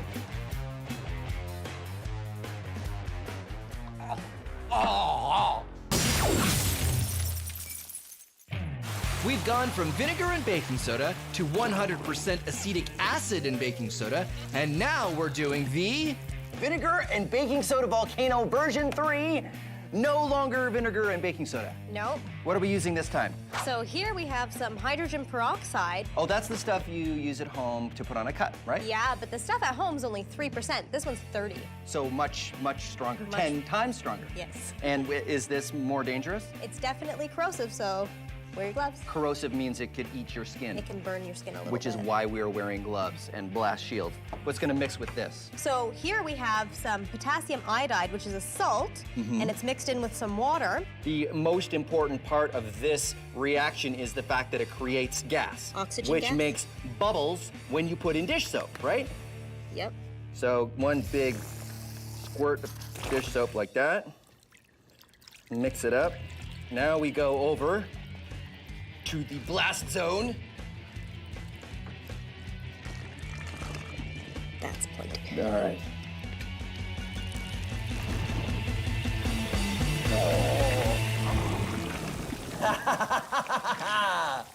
Now that's a reaction. Looks like there's steam coming off here. Why is that happening? Well, it is an exothermic reaction, so heat is being generated as the reaction proceeds. Oh, cool. Can we lift our visors now? Yep. Awesome. And what's being released? What's the gas that's coming off here? So it's oxygen gas that's being produced. Oxygen. What we want to do is make this even bigger, but first, can we do it again? Sure. Because I have an idea. Hold on. I think we should repurpose our old volcano. What do you think? Sounds like a good idea. Okay, so if we put it over here. All right, volcano version 3.5. Hydrogen peroxide, potassium iodide. Right, here we go.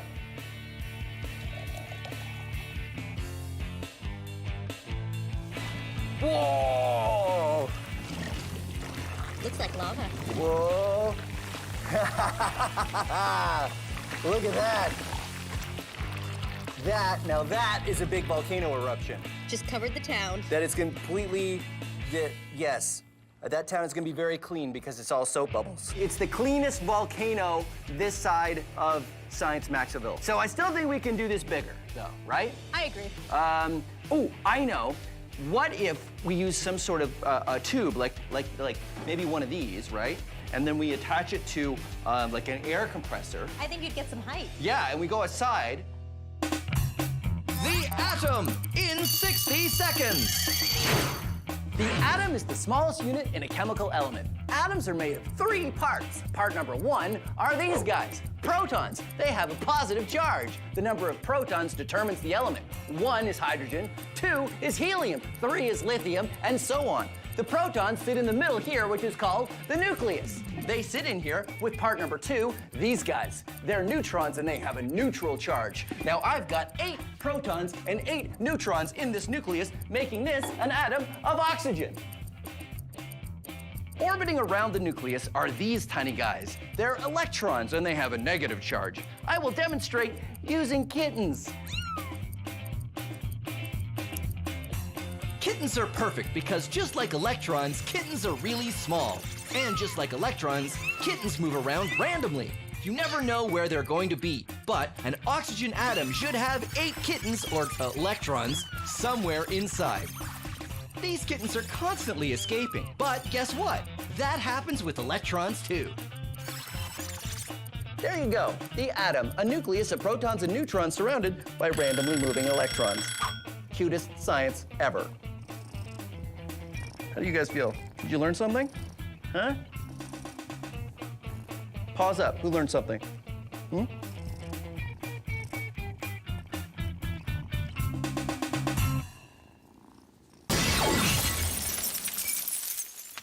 Talina and I have made a bunch of chemical reactions, but in our quest to max things out, we've got a new plan. Hydrogen peroxide and potassium iodide create gas. One way to max out the reaction is to contain the gas in something like a tube. We're gonna put the hydrogen peroxide in the tube first. Then we're gonna put in the potassium iodide in the top through a one-way valve. Then we're gonna pressurize the container. When it finally reacts, it will shoot up through the valve and we'll see how high we can get our stream of bubbles to go. But be warned, capping anything and not letting it escape is never a good idea. So we've got a release valve to make sure things work out. This is one of those experiments that's definitely on the list of don't try this at home. Vinegar baking soda volcano version 4, hydrogen peroxide, potassium iodide. And what we're gonna do this time is we're gonna put it in this tube. Hydrogen peroxide goes in here. And we've got, Talina, do you have the potassium iodide in syringes? Yeah, 2 syringes full. 2 syringes full. About there is good. And then soap. Good amount of soap in there. And so what we're gonna do is we're gonna close this off and tighten it up. And then we're gonna pressurize the whole system. And then we're gonna add the potassium iodide. And it's going to be spectacular, we hope. Okay, that's on tight. This is all good. Putting this down here. And potassium iodide goes in here. Ready? Puts down. Ready? 1, 2, 3, go. And we back away slowly. Whoa! Whoa!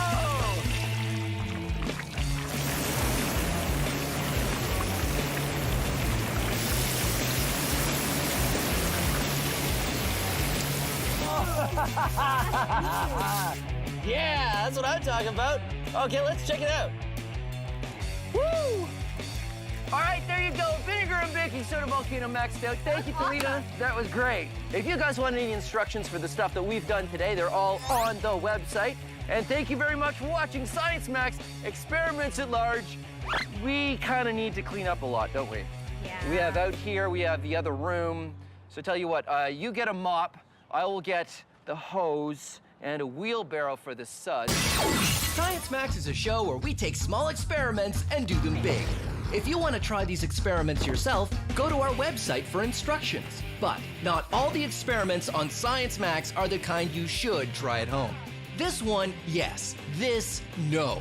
Try this, don't try this. A big yes, a big no. I don't know how you could possibly do this one at home. And remember, if you're ever not sure, ask an adult. Thanks for watching Science Max Experiments at Large. Chemicals! Chemicals! The chemistry of hydrophobic coating literally repels water molecules and doesn't let her.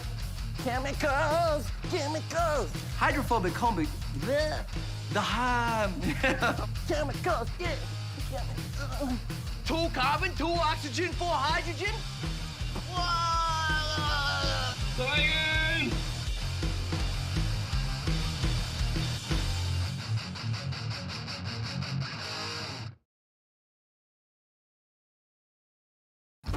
Have you ever done a science experiment and wondered what it'd be like if you did it big?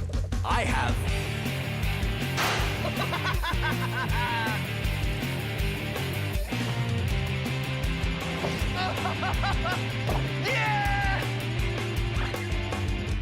My name is Phil, and I take your everyday science experiments and do them big.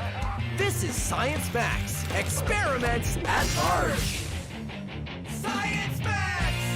3, 2, 1. We're really under pressure during this episode of Science Max.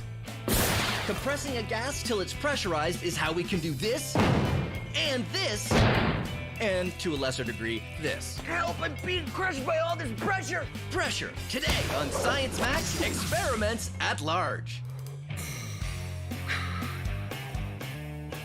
Phil to Mission Control. Come in, Mission Control.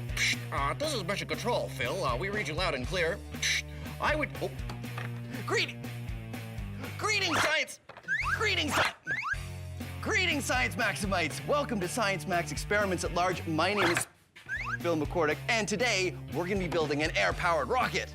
Too difficult, you say? Nonsense, it's easy. It's not like it's rocket science. Hey, it is rocket science. Cool! Here's what you need. You need a bottle and a cork. Make sure that the cork fits nicely into the bottle, and then you need an air pump, because you can't have an air-powered rocket without air. And on this air pump, you need a pin, the special kind that you use to inflate basketballs or volleyballs or stuff like that. Now, what you want to do is push the pin through the cork. You might want an adult's help for this. Push it through until it goes through on the other side, and then make sure you get a good seal with the bottle. Now you're ready to launch your rocket with air pressure. But first, let's do a few other things. Take your cork and put it in a tripod launcher. You can make this out of pencils or anything you want, as long as it stands up nice and solidly.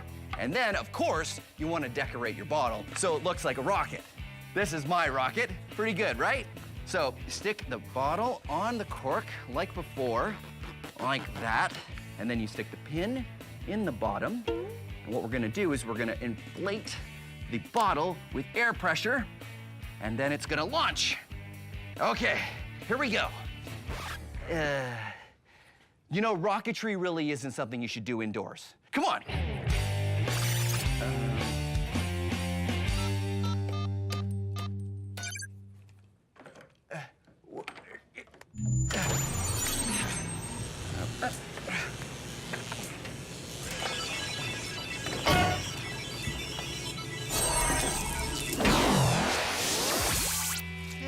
This was supposed to be a field. What's going? Why are there? Oh, it's in my shoe. Oh, this will do nicely. Now, don't forget to do this with an adult, and don't forget your safety glasses.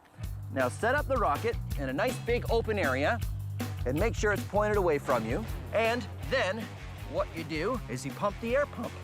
And it puts air into the rocket, which pushes down on the water, which will push down on the cork, until eventually...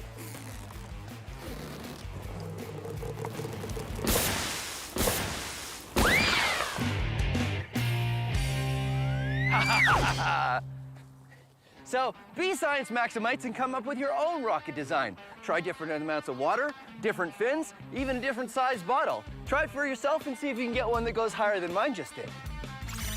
How did I get in? I think it was this way.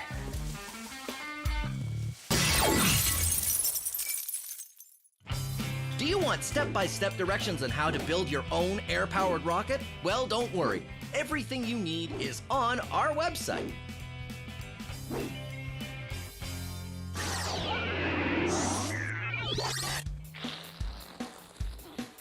All right, now it is time to max out our air-powered rocket. I've got Adam here. Hey, Adam. Hey, Phil. How you doing? Good, how are you? Good. Adam's from Logix Academy, and you guys go into schools and talk about science. We do. Fantastic. Do you guys do a air-powered rocket? Yes, exactly. Does it look like this one? Looks exactly like that. Oh, that's great. So how do we max this out? So we want to add more pressure to this bottle to try to get it to launch a little bit higher. More air. More air. Great, so what do we do? So we're gonna use one of these. Ooh. It's the air compressor. Right, which works a lot like the bike pump, right? Yeah, exactly. Cool. So we're gonna have compressed air coming from here through this tube into underneath here. Yeah. And out that nozzle there, and you're going to put your bottle on top. And out the nozzle into the bottle, like that. Yep, and now we want to be able to hold it in place. So we're gonna have these little fingers here that are actually gonna work to hold it until we want to let it go. So we're gonna lock it in place. Oh yeah, look at that. Totally locked. Exactly. And then what? How do we launch it? Now, you're gonna take this cord and go a safe distance away, and we are going to pull it. And then we would pull it. Which one do you want to start with? I think we should use this one here. Okay, great. Now we put water in it, right? Yep, you're gonna put water in there. Why do we use water? So the water is gonna act to push the rocket up into the air. The compressed air in here is gonna shoot the water out the back, and the water is gonna push on the rocket and make it launch. It's just to give it a little extra push. How do I get it on there without spilling any water? So just rest it next to the Just go launcher fast? there. Yeah, just go really fast. Ooh. There you go. There we A go. little bit. Haha. And then lock it in place. Locking it in place. There's no Okay. air pressure in the hose yet, right? Not yet, no. First, we have to spool out the launch cord. So the air compressor has the compressed air in it. It's ready to go. Yep, it's all ready to go. We just need to connect the hoses. Adam, I've noticed it's snowing a little bit. Do you think that's any reason why we should stop? I don't think so. No, the science must go on. Blast shields down. Connecting hoses. When we connect the air hose, the pressure from the compressor travels down the line and into the bottle. You can see the bubbles of air going in. Those bubbles are carrying more air into the bottle, giving it more pressure. Here we go. 3, 2, 1.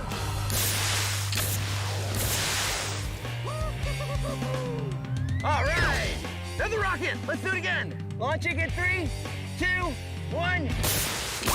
Woo! Nice. Success. Success. Nice. So, small bottle, worked really well. How do we make it bigger? I know, bigger nose cone? I think a bigger bottle. Oh, bigger bottle, yeah, of course, that's easy. How about this empty water bottle that we have now? That might work, except that the top here is too big, and I don't think it'll fit on our launcher. Oh, yeah. So what should we use? A 2-liter pop bottle might work a bit better, because it'll be about the same size. Oh, that's right. 2-liter pop bottles have the same opening as these small water bottles. Exactly. That's great. All right, let's make a couple rockets out of 2-liter pop bottles. Awesome.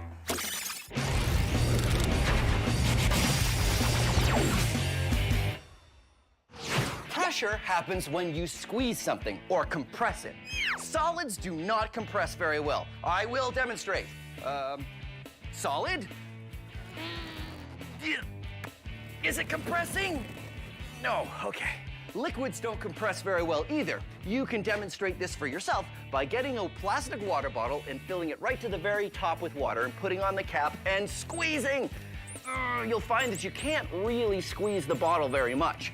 But if you empty out half of the water, no, don't pour it on the floor, and then put the cap back on the bottle and try to squeeze it, you'll find that you can squeeze it a lot more. That's because gases compress much easier than solids or liquids. Here's what's going on. Say this container is, well, any container, and these magnets are air molecules. Now I'm gonna put the magnets in pole to pole so they repel each other and wanna stay a certain distance apart, just like air molecules do. There we go, a container at normal gas pressure. Now watch what happens when I add more gas molecules. they start to get squeezed together. And if I add more, the amount of space that each one gets is less and less. Now this container is under a lot of pressure. These molecules really want to escape through the top of the container, but they can't because I'm holding them down. If I took something like this plunger and I pushed them down even more, now they're really under pressure. They want to get out, but they can't because I'm holding them in. Now watch what happens when I let them go. They all pop out the top, and the container has returned to normal gas pressure. That's what happens when we put gas in a container like this one.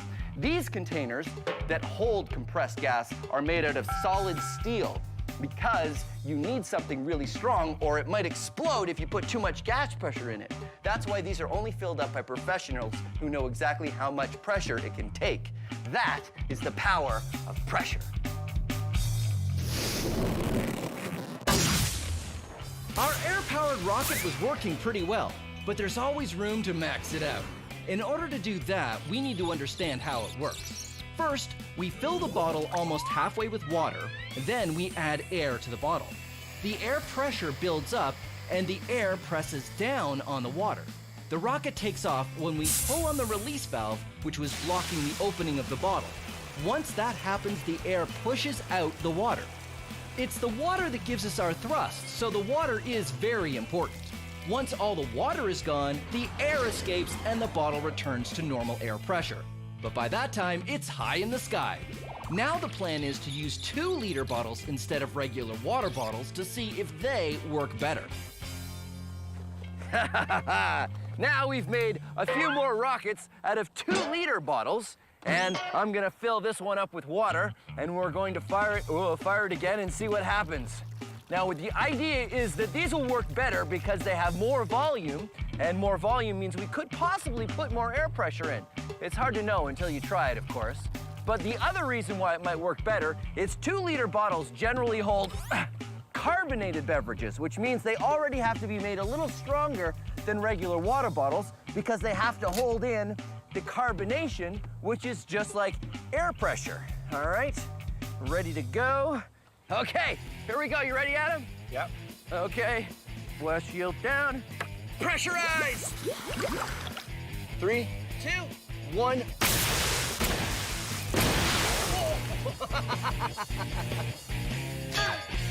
Let's do another one. And 3, 2, 1. Whoa! Wow! This is the superhero design rocket, which I'm very excited about. All right, Adam, it's going really well. But before we fire this next one, how can we make it bigger, better, and more awesome? You get more pressure. More pressure. How do we do that? Well, we're firing at about 90 PSI right now. PSI, pounds per square inch of pressure, right? Yep. So we could increase it. We could increase it. So how, we're at 90 now, how high does the tank go? Go to about 120. 120 PSI. Let's see what happens. All right, let's do it. Here we go. 90, 110, 120. Should we fire it? Let's fire it. Let's fire it. Here we go. 3, 2, 1.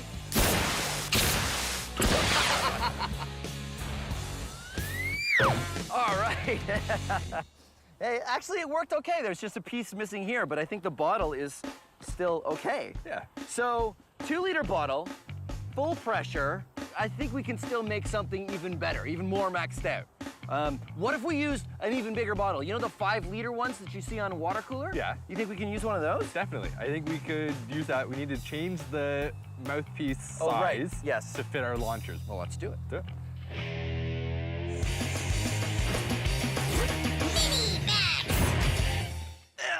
Help, I'm being crushed by all this pressure.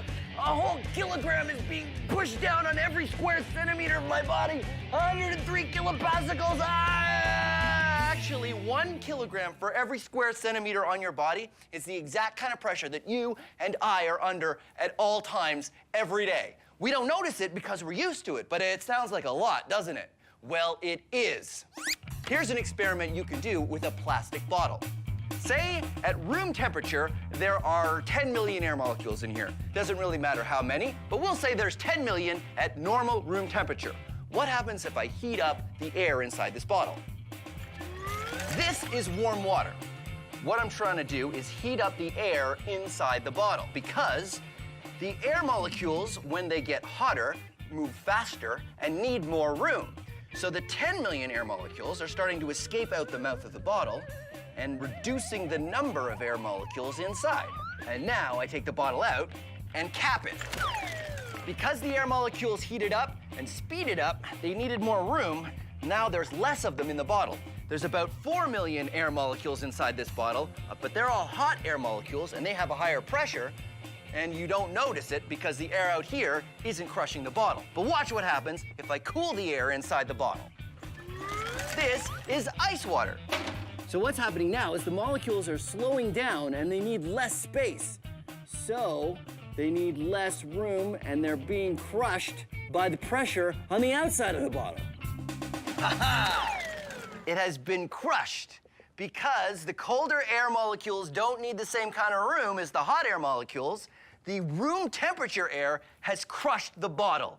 The air inside has a lower pressure than the air outside. Pretty amazing. Even more amazing when we max it out.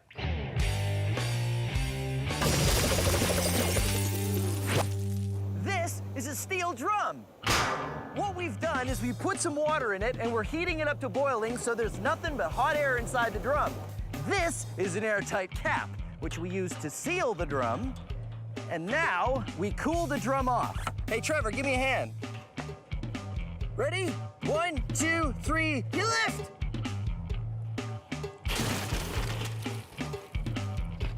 That's good. This pool is filled with ice. What we're doing now is cooling off the steel drum, which will cool off the air inside it. Which means, eventually, the air inside the steel drum will be a much lower pressure than the air outside the steel drum. Because this steel drum has a lot more volume than a 2-liter pop bottle, it takes a lot longer for the air to cool down. The other thing to think about is that it's a steel drum. I could stand on it and it wouldn't even dent. But sure enough, after a few minutes... Whoa! Check it out! The barrel has totally crushed. The low pressure air inside the barrel wasn't enough to withstand the force of the regular air pressure that you and I walk through every day. The air pressure all around us is enough to crush a steel drum. How cool is that? Our air-powered rockets have been working really well, but we still want to go further. Since the 2-liter bottle worked better than the water bottle, we think increasing the size again might make it more awesome. So now the plan is to switch our 2-liter bottle with a 20-liter water cooler jug and make a rocket out of that. Because the launcher nozzle, which holds the bottle in place till we're ready to launch it, isn't going to fit the opening of this bigger jug, we've decided to use the cap that came with the jug. If we screw the cap on, it'll work sort of like the cork. The air pressure will press down on the water and keep pushing against the cap until the cap has a catastrophic failure, which is a very cool way of saying that eventually the cap will break and the bottle will shoot into the sky. 20-liter water cooler jug filled with some water. This is the cap that'll work sort of like the cork. We put the air pressure in there, the cap can't take it anymore, pops off, and the thing flies, hopefully. Let's find out. Okay, that looks good. There. Let's do this. Go for pressure! Uh-oh. Uh-oh.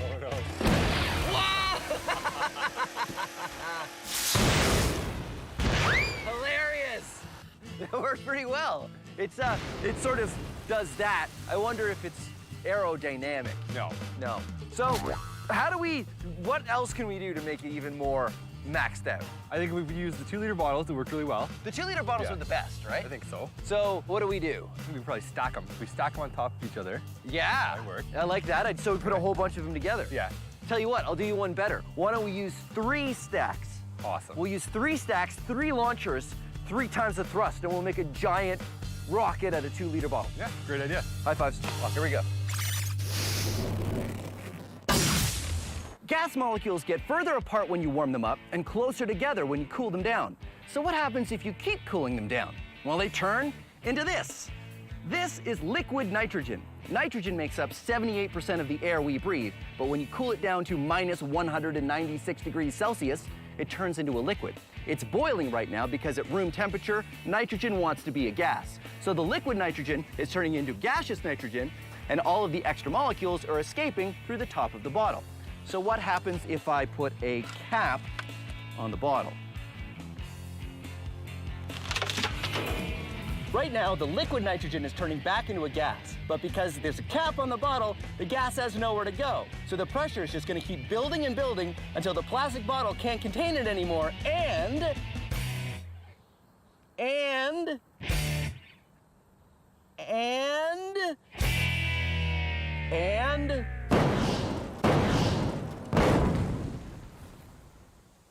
it pops like a balloon.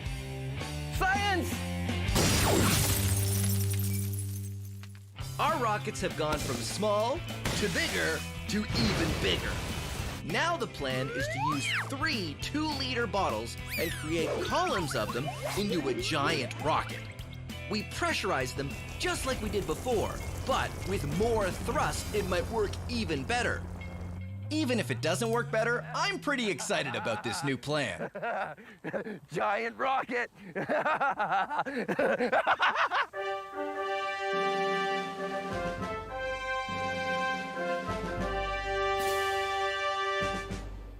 Giant rocket! You ready? I'm ready. Okay, blast shields down. Connecting hose. Dialing up pressure. Pressure is rising. It's bubbling. Bubbling. 100 PSI. Okay, stand by to fire. 3, 2, 1. Whoa! Woo!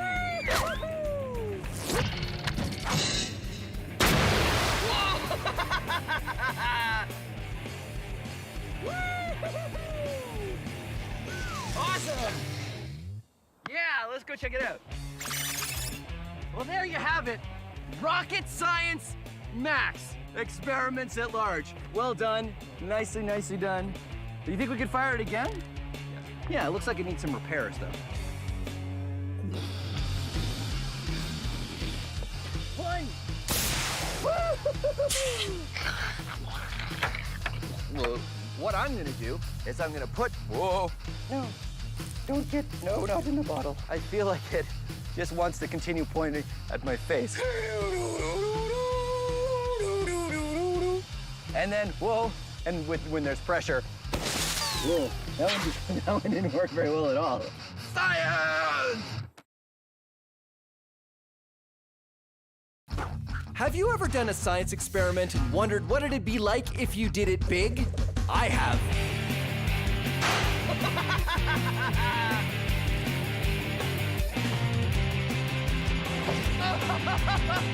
Yeah! My name is Phil, and I take your everyday science experiments and do them big. This is Science Max, experiments at large. Science Max! Taking something flimsy and making something strong. Whoa, pasta bridge! We build things out of pasta, sand, and paper to show how you can use science to make something strong out of something weak. Dry sand, wet sand, science sand. It's all how you build it. Today on Science Max, experiments at large. Oh, hi, Science Maximites. Have you ever been eating pasta and wondered, what could I build with this? Could I build something that could hold an impressive amount of weight? Well, I have, and that's what we're gonna do today on Science Max Experiments at Large. But we're not gonna use cooked pasta because it's too delicious. We're gonna use uncooked pasta, which is less delicious, but it's great for building. We're gonna make a pasta bridge. Here's how you do it. First, you wanna start with a plan. And then you want to take your pasta. I'm saying pasta, but of course spaghetti is usually the best thing to use. and lay it out on your plan. The reason you have a plan is so that you can make sure all of the spaghetti is exactly the right length. Lay it out on your plan, perfectly aligned like that. There. And now it's time to glue it all together. Now you can use white glue, but it takes a long time. So I suggest a hot glue gun, but make sure you get an adult's permission before you use one of these, okay? So you take your plan, you lay it out, you glue it up. Don't glue it on the paper because that will be bad. And you will end up with your truss, and it looks just like this. Now remember, you want 2 sides because those are the sides of your bridge. And as you can see, I've used several strands of pasta because that'll make it a little bit stronger. Once you have your trusses, it's time for the next part of the plan. This is the roadway, and it works the same way. Lay out your pasta, glue it up, and bam, there it is. Now, you put your trusses on your roadway, and you glue them all together, and you also want to put some struts along the top here, probably, to keep it nice and rigid. In the end, you will end up with a fantastic-looking pasta bridge. Pretty good, huh? Pasta bridge. No other bridge could claim to be 100% pasta. Minus the glue. 99.8% pasta. 0.2% glue. I say there, Captain. Set sail. Set sail for the land of pasta bridges. Now, if that was pretty fast for you, don't worry. All the instructions are gonna be on our website. Now, a bridge isn't a bridge unless it spans a gap, because that's what bridges are for.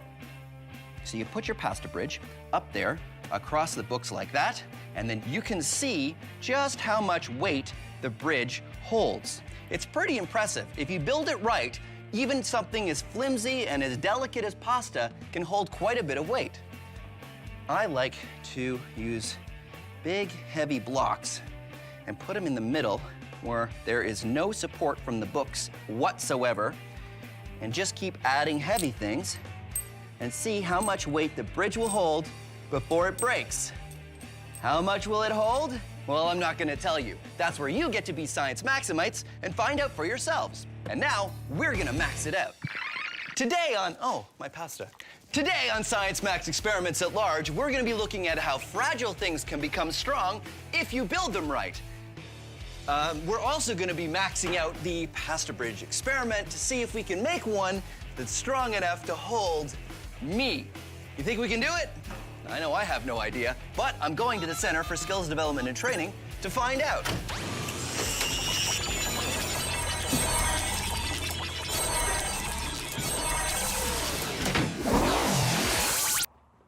Oh, hey, Kyle. Phil. How you doing? Great, thanks. Awesome. This is Kyle. He's got a master's in civil engineering.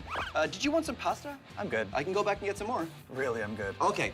So what does a civil engineer do? Well, a civil engineer builds the world around us. Talk about our homes, keeping us warm in the winter, our roads, hey, even our bridges. Bridges, that's fantastic, because that's what I need your help with.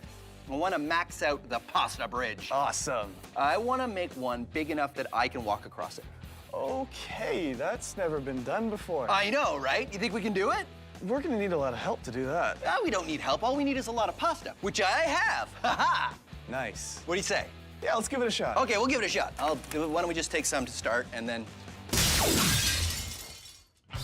In order to max out our pasta bridge, the idea is to take many, many strands of pasta and just keep gluing them together so the long beams of pasta in our giant bridge is nothing but many, many regular-sized strands of pasta.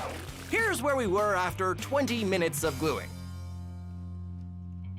There, that's nice. Yeah, I think this piece is done. Okay, so how does it work? Is it strong? Whoa. Well, let's give it a go, eh? Yeah, I think this will hold. Great. So we just need to build a few more of these then, right? Yeah, that's right. How many more? 212 more. 212 of these. More. 212, but it took us like 20 minutes to make this one. Yeah. Oh, well, I guess so. I mean, this is Science Max Experiments at Large. That's what we do. We just keep building, and, you know, I don't have any plans for the next while, so we can... Phil. Yeah. I think that there's a better way of doing this. I would be delighted to know there's a better way. It'd be faster than this. Much faster. Sure, let's do it. Awesome. I'm just gonna put the pasta back in the bag because it'll Phil, get stale. You don't have to do that. No, but it'll get stale. Phil, I'm gonna call in one of my friends. We're probably gonna need some more help with this. Oh man, that's a great idea. Sorry, that's a great idea because Yeah. because at least we could get your friend to help clean up. Better sandcastles in 80 seconds. Building sandcastles is fun, but you can't use dry sand because it doesn't stay up very well. You have to use wet sand. But even if you use wet sand, it doesn't hold a lot of weight. But if you use sand with the power of science, it does hold the weight. Dry sand, wet sand, science sand. Here's what's going on.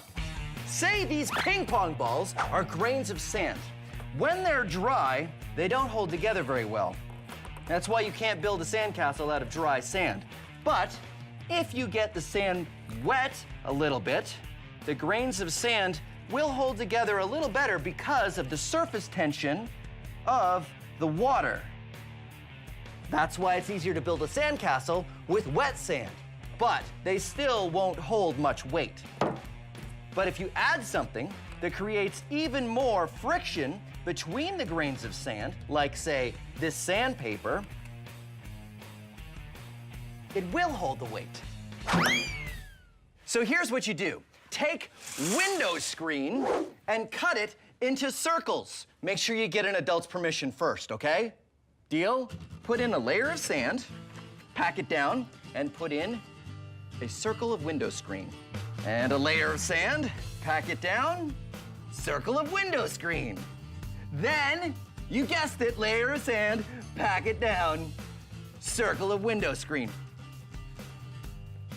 The window screens are gonna add more friction between the grains of sand and will make your sandcastle strong. Strong with the power of science. And then, you can put lots of weight on it. And there you go. Sand with the power of science. Ha ha! Okay, I had to max it out. Let's see how strong science sand really is. Huh? Ha ha ha ha! Science! Our pasta bridge was going to take a long time to build out of individual pieces. So we have a new plan. Hey, Michaela. Hey, Phil. How you doing? I'm great. How are you? Good. This is Michaela. She's an undergrad in industrial engineering, right? I am. And you and Kyle have a new plan for how we can build our pasta bridge that's not gonna look like this. Oh, man. This is the best that Kyle and I could do with 20 minutes. Okay, well, I have better. Good, I'm glad. How are we gonna do it? So, instead of that, we're gonna try something like this. Oh, okay. This is sort of like a giant burrito kind of thing, right? Yep, But we're going to build the bridge out of this. exactly. We're gonna make it longer, though? Yep, we're gonna make it 8 feet long. We have this long pole, right? Yep. And we have sheets of this pasta. We're gonna put them on the diagonal, Okay. and we're gonna roll it, but we're gonna start from this corner, and we're gonna keep rolling. And don't All forget right? to add water. And we gotta add water. I'll add the 'cause- water. Okay. Adding water, just like this? Yep. It helps the pasta to stick together. So as we're rolling, we're rolling, we're rolling. We're gonna keep doing this with a bunch more sheets so that it gets really, really long, like 8 feet long. And when we're finally done rolling, we gotta spray it with some varnish, Yep. and so it all holds together. Great, and then it's gonna be about this thick. Yeah. When we're finished with it. Exactly. This is gonna be one of the parts of the deck of our bridge. Great, so each one of these large pieces is gonna be like one single strand of pasta, and the little bridge will be. Yeah. We need a lot of these. A lot. A lot. Yeah. Still, it's a lot faster than doing it piece by piece with just spaghetti. Oh. Every time I hold it up, you make that noise. Oh. Oh. Oh. Awesome.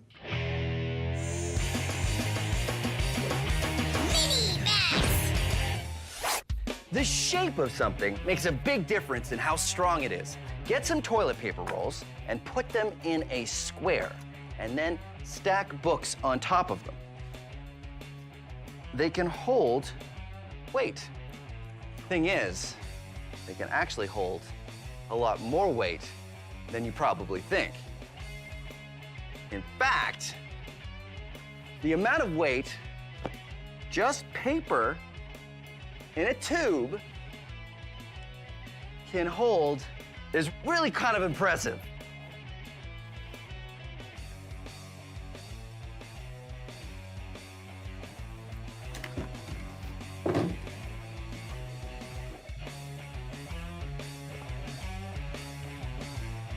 Ha-ha! And now, let's max it out.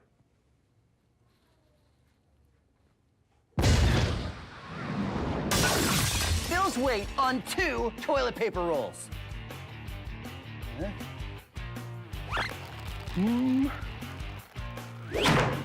Nope. Bill's weight on 4 toilet paper rolls.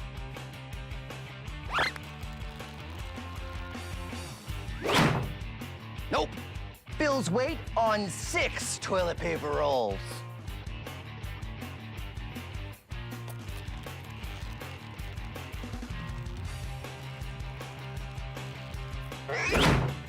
Nope. Bill's weight on 10 toilet paper rolls.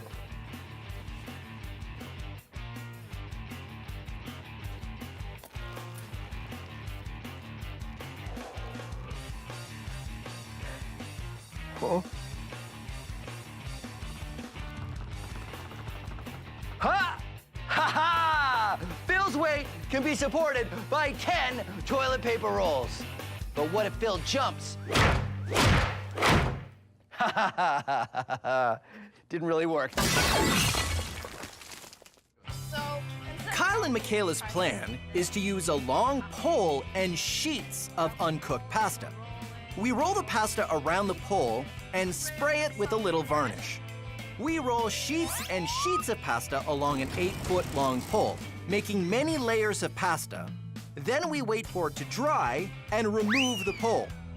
What we have is an 8-foot-long hollow tube of pasta that becomes a single piece of the bridge. Then we attach a bunch of these pieces together and use more sheets of pasta to glue them into the shape we used for our small pasta bridge. We're making our giant pasta bridge by wrapping sheets of pasta around and around the poles using the technique we just had, making a whole large pole out of many, many, many sheets of pasta rolled around each other. And we've made a giant truss. Look at this. This is great, guys. It's looking pretty good. Yeah. If I hit it, you think it'd stay together? No, stop. What? This is pasta, not steel. It's only made to just hold you. Kyle, what do you think are the chances that this is gonna hold me when we build it? Something like 50-50. Not bad. Michaela, what do you think? I'm gonna hope for the best. Hoping for the best. That's exactly the kind of gray area we like to work in at Science Max Experiments at Large. Experiments at Large, I don't know if anybody's even ever done this before. Not to my knowledge. I don't think so. Which is why we have no idea if it's going to work. Okay, so one more of these, because these are the sides. Yep. Roadway, and then the top. Yep. All right, let's do it. While we're waiting, it's a good moment to point out one of the things that makes our bridge really strong. That is triangles. As you can see, the truss, or the side of our bridge, is really just 3 big triangles. Triangles are very strong shapes to build with, and they work great in bridges. Now it's time for Science So Simple, a caveman could do it. This is a caveman. Huh? Today we're going to teach this caveman how to build a strong structure. Here are some boxes. Go on and build a shelter, and I'll come back and see how it worked out. No, that's not right. You need to build walls by stacking boxes on top of each other.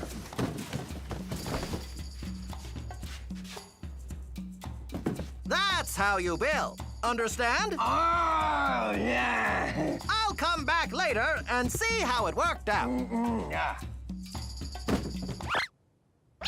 Uh-oh. Does that look right to you? Yeah. Look at those boxes. They're stacked on top of each other. But if they are in tall stacks, what would happen if you push on the wall?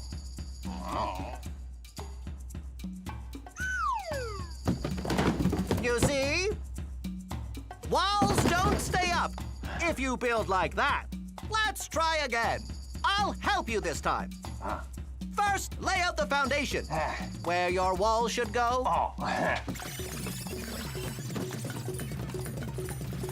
Good. Now let's make the second level. No, don't put it right on top. You need to stack in between. That's how you make a strong wall. Okay, I'll come back later. Nice work. Why don't you give it a try? Looks strong, but you forgot a box.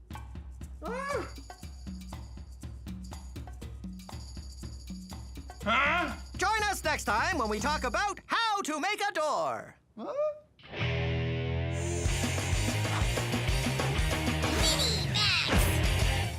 Building a door in a wall is hard because how do you make a big gaping hole in your wall without your wall falling over? Well, people have come up with lots of ways to put doors and windows in walls made of stone blocks over the centuries.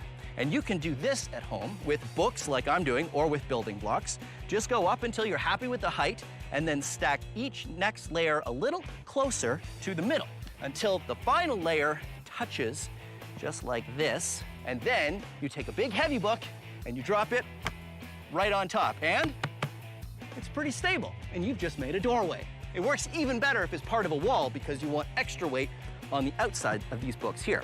So of course, I had to build one that was part of a whole wall. This is the same corbelled arch built out of little building blocks. And as you can see, I went closer and closer together until it meets at the top, and it is very strong. Whoa. Ha-ha! Now, let's max it out. The kind of arch we're building is a corbelled arch. And the Science Max build team and I are using pieces of wood cut to different lengths. How high can it go? We can use my head to, no, okay, wait. It takes a while to get together, but once it's done, it looks just like the kinds of doorways stone buildings had in ancient times. Ta-da! There you go, a maxed out corbelled arch. We went straight up until we got to these layers, and they got a little bit closer and closer to the middle until the last piece is one big solid piece. And if we built this right, it should be strong enough to hold me up. Yeah! Science! Woo-hoo! Well, it held me up for a minute, didn't it? We rolled our pasta and constructed one truss. Now we've made a lot more rolls of pasta and connected them all together to make a second truss and a roadway, as well as the cross braces on top. And when we get it all together, we end up with... Whoa! Pasta bridge! Pasta bridge! We did it! We built it. We have no idea how long it will stay up, but it's up. It's doing its bridge thing for now, anyway. I am very excited because, as far as we know, I'm the only one to try to cross a bridge made out of pasta. What do you guys think? I think I don't want you to be the last person to cross a pasta bridge. You're absolutely right, but I'm gonna do it. I think we're ready. Yeah? Yeah. Okay. Here we go.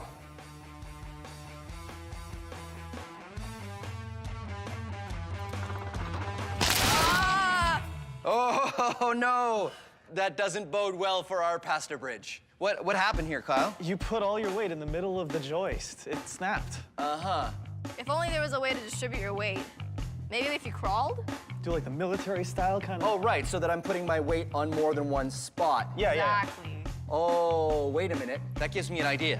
You guys stay right there. I know what to do. I know what to do. I know what to do. You're coming back, right?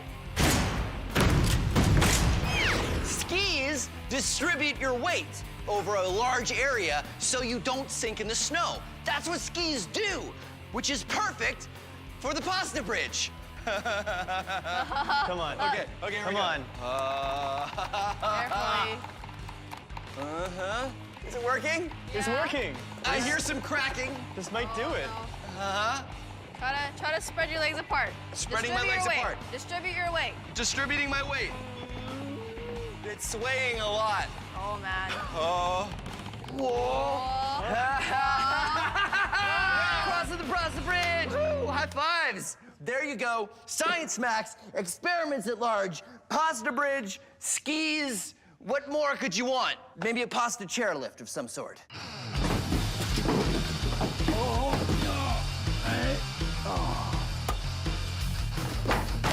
Science! Wear it. It is the fashion accessory of the year. I want to travel down it. Should have made it bigger. Science! Science! Science! How long do I hold this piece for? A long time. Guys? Guys? This isn't fun anymore, guys. Have you ever done a science experiment and wondered what it'd be like if you did it big? I have.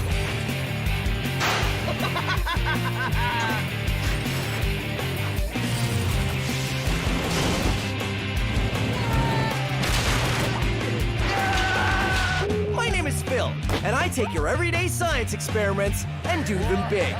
This is Science Max, experiments at large. Science Max! Today, I'm maxing out the power of water. Water is very heavy. Pressurizing water to make a water-powered car, water pressure pumpkin carving, water flying, and more. All on this episode of Science Max Experiments at Large. Greetings, Science Maximites. Welcome to Science Max Experiments at Large. My name is Phil, and today we're gonna be looking at water. But water is very heavy, but that's okay because we need it to be heavy for this experiment to work. I don't know if I need that much of it though. Maybe I can get, here we go. Yeah, that's probably all I need. Today, we're going to be building a water-powered car. You'll need a base for your car, like this styrofoam, water bottles, shish kebab skewers, straws, scissors, elastics, paper plates, tape, a square of paper towel, modeling clay, vinegar, baking soda, water, and glue or a hot glue gun if you have an adult to help you, and... yeah, I know, this one is pretty involved. That's why you should go to the website for step-by-step instructions. Take your paper plates and glue 2 together to make a wheel. Then make 3 more. Wrap elastics around your base and then tape straws on the bottom. Trim them down, maybe about that much. Then take your shish kebab skewers and push it through a water bottle cap to make a hole. Then stick one wheel on, put the skewer through the straw, and do the same thing on the other 3 sides. Then take the water bottle cap and get an adult to help you make a perfect hole in it so that it fits your straw.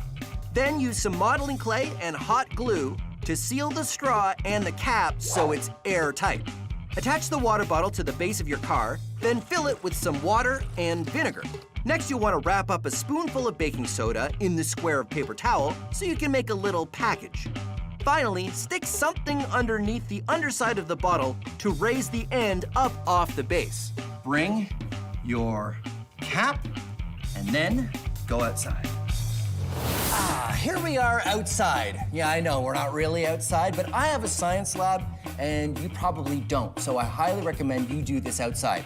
And don't forget your safety glasses. Now, this is why we make a little packet of baking soda, because we want to delay this reaction as long as we can. So I like to hold it there. We'll hold it there with one finger so I can get the cap ready, because we don't want it to react until we can get the cap on, and then kink the straw to keep the pressure inside till we're ready to let it go. Then, at the last second, you want to drop that packet in and quickly cap it, and kink the straw, and woohoo! Woohoo! There you go, a water-powered car. Now, I know what you're thinking. You're thinking, Phil, wait a minute, that's a vinegar and baking soda-powered car. Well, kind of. The vinegar and baking soda create a gas, and that gas creates pressure in the bottle, and that pressure forces the water out of the bottle. But it's the water leaving the bottle that creates the thrust. The water going that way pushes the car that way. Newton's third law, every action has an equal and opposite reaction. So what we're gonna do is max out the water-powered car. Figure out how to get water going that way so we can go that way. But we means me and someone else. Who can help me? Oh, I know. Anthony from the Ontario Science Centre. He'd be great at this. Hopefully he's not busy. We're gonna max out the water-powered car. Ha.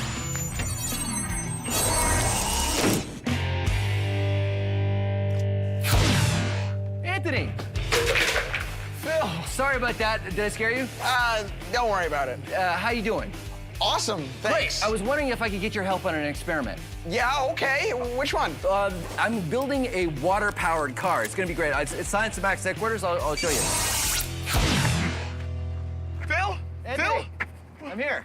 What? Phil, where are we? Oh, this is the parking lot for Science Max headquarters. So, okay. Today, I want to max out the water car. This thing is awesome. Yeah, so what you do is you use vinegar and baking soda, and you pressurize this container, and the water shoots out that way. So the car goes this way. Ah, Newton's third law. Every action has an equal and opposite reaction. Yeah, you know your stuff. This is why you're here. This is because I could really use your help and advice on how to make this bigger. Okay, so we're gonna need a bigger tank to pressurize. So this, what about something like this? So we need something that can hold pressure. Do you think this would work? I don't know if we'd wanna... And we'd have to put like pressure fittings on the barrel, like cut a hole and weld them on. I don't know if that's... Something tells me this wouldn't work, so okay, we need, sure.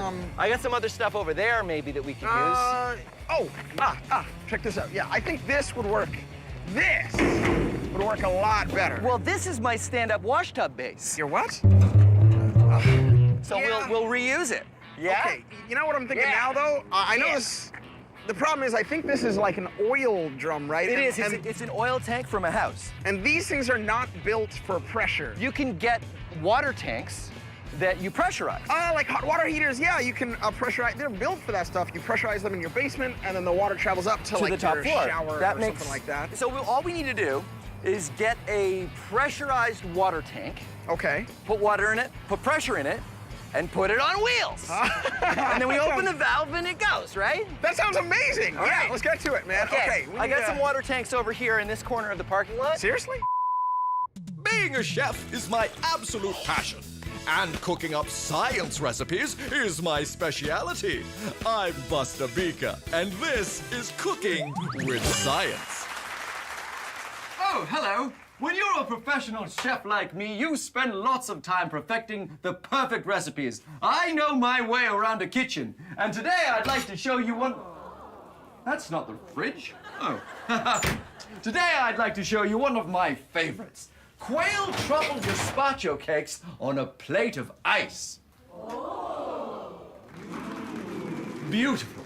And here's how to make it. Take some quail, some truffle, and some gazpacho and put it into a cake. Delicious. And here's the interesting part. How to make the plate of ice. Ooh, how did I do it? Well, I tried many different methods, and none were very successful.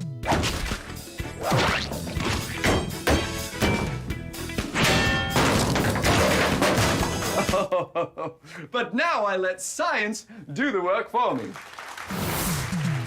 So here's what I do. You see, I've got my large block of ice, and I've got a fishing line over the top, and on the bottom, I've got two heavy weights. Now we wait. The heavy weights put pressure on the fishing line. This pressure melts the ice where it's pressing down. As the ice melts, the fishing line moves through the block of ice and eventually cuts its way through.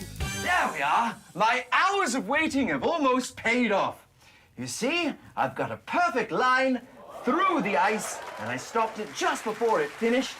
It's the pressure of the line on the ice that makes it work. The same thing happens when you use ice skates. You see, it's a very thin line, and your body weight presses down on the ice, melts it a bit, and that allows you to glide across the ice. It also allows me to just pop this off. There you are, you see?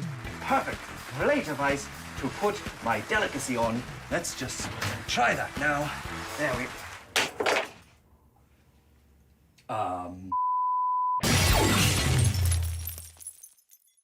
So I've joined Anthony, and we're going to max out our water-powered car. Our small design works by creating gas, which creates pressure, which forces the water out of the bottle, creating thrust. Our new plan is to get a water tank, put it on wheels, and put water in it. Then we use an air compressor to pressurize the air inside. When we open the valve, the water is forced out this way, which causes our water car to go that way. Okay. Haha! So, water car, maxed out version. Huge. Water tank. And filled with lots of water and lots of air. Too. Yeah. Pretty good, right? Whoa. It's a lot of it. So, Did it mess up my hair? no, you look fine. You look great. Okay, good. Now, the only thing left is we just gotta open this valve here, right? Yeah. You want to do the honors? Yeah, let's do it. Okay. Okay, here we go. 3, 2, 1, go! We open the valve and our pressurized tank moves forward. The air pressure in the tank forces the water out with enough force to move the tank. Awesome! That was awesome! That was a great run, yeah.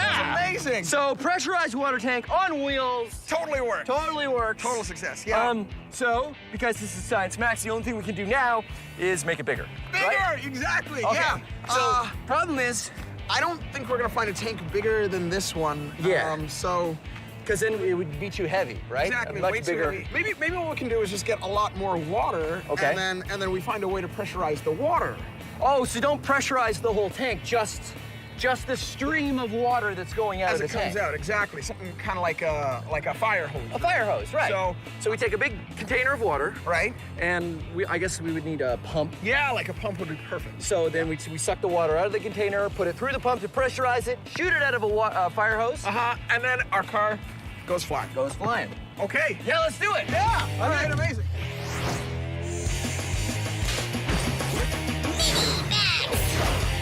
When water is going fast, it has a lot of force. This is a power washer. It's made for cleaning concrete and wooden decks, but it doesn't use soap and it doesn't use heat. It only uses the power of water. Let's try it out. The power washer creates a stream of water that is moving really fast. It has the force to clean concrete, strip the paint, or even the Science Max logo off wood. But how do I max out the power washer? What's the most ultimate use I can think of? Power washer pumpkin carving.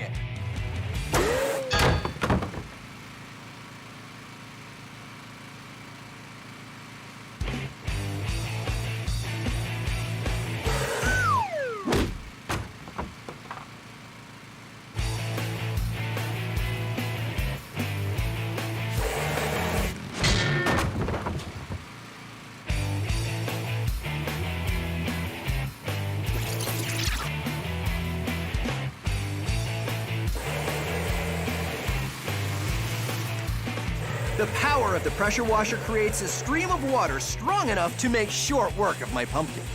Power washers may only shoot water, but they can be dangerous, so don't try this at home.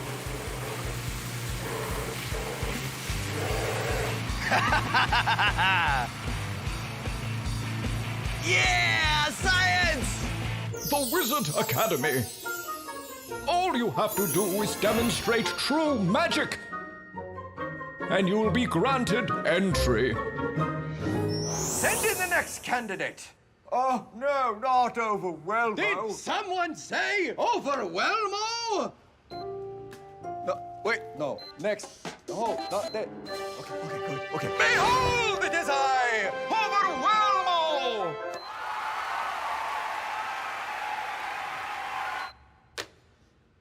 Welcome back, Overwhelmo. If you can truly demonstrate magic, you may join the Wizard Academy. A glass of water! No, wait, that is not the whole trick. Okay, hold on. Okay, and this, a waterproof playing card. I put the card on the glass and flip it upside down, and then I say the magic word. The magic word. And behold, magic!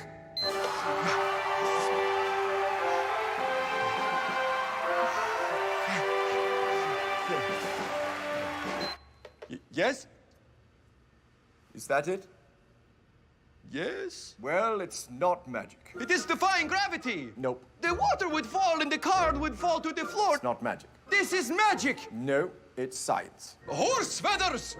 Look, The reason the water doesn't come out is the air at the top of the glass keeps it held in by suction. More air would have to get into this glass to decrease the suction, and because the playing card is keeping a seal on the glass, the suction of the air is holding the weight of the water up. Balderdash! All right, look, let's do a little experiment then, shall we? Let's move the playing card just a little bit from the edge of the glass. You see those bubbles? Yes. That's bad news. Science, not magic. Well, I will return, and then you will see your mind will be melted by the... No, that's not my music. You will rue the day when... That's not my... Overwhelmo shall return! Our maxed out water car worked pretty well. Now it's time for something even more maxed out. We start with a giant tank on wheels, we add a pump to pressurize the water, and a fire hose to shoot it out the back. What's more, this version is big enough for me and Anthony to ride. Water car!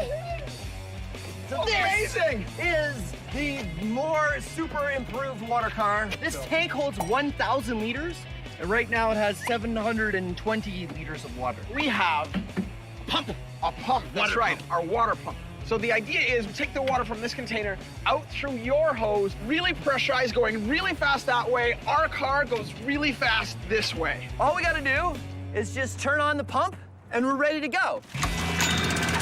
So we fire up the pump and the water stream comes out really strong. So strong I can barely hold on to it. Here we go!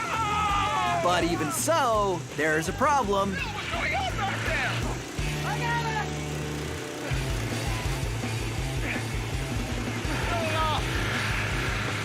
Yeah. Nothing happened. No, nothing really. Well, something happened. We got wet, but it didn't really. It's too heavy. Too heavy. So you're on it and I'm on it. That's a lot of weight. We don't ride it. That's something. Yeah.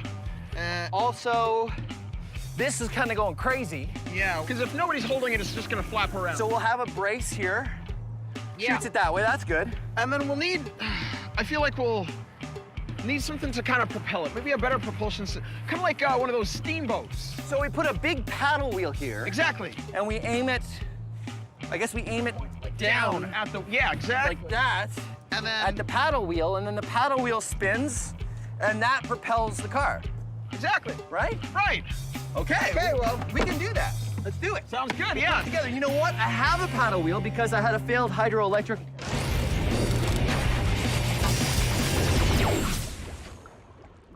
This is called flyboarding.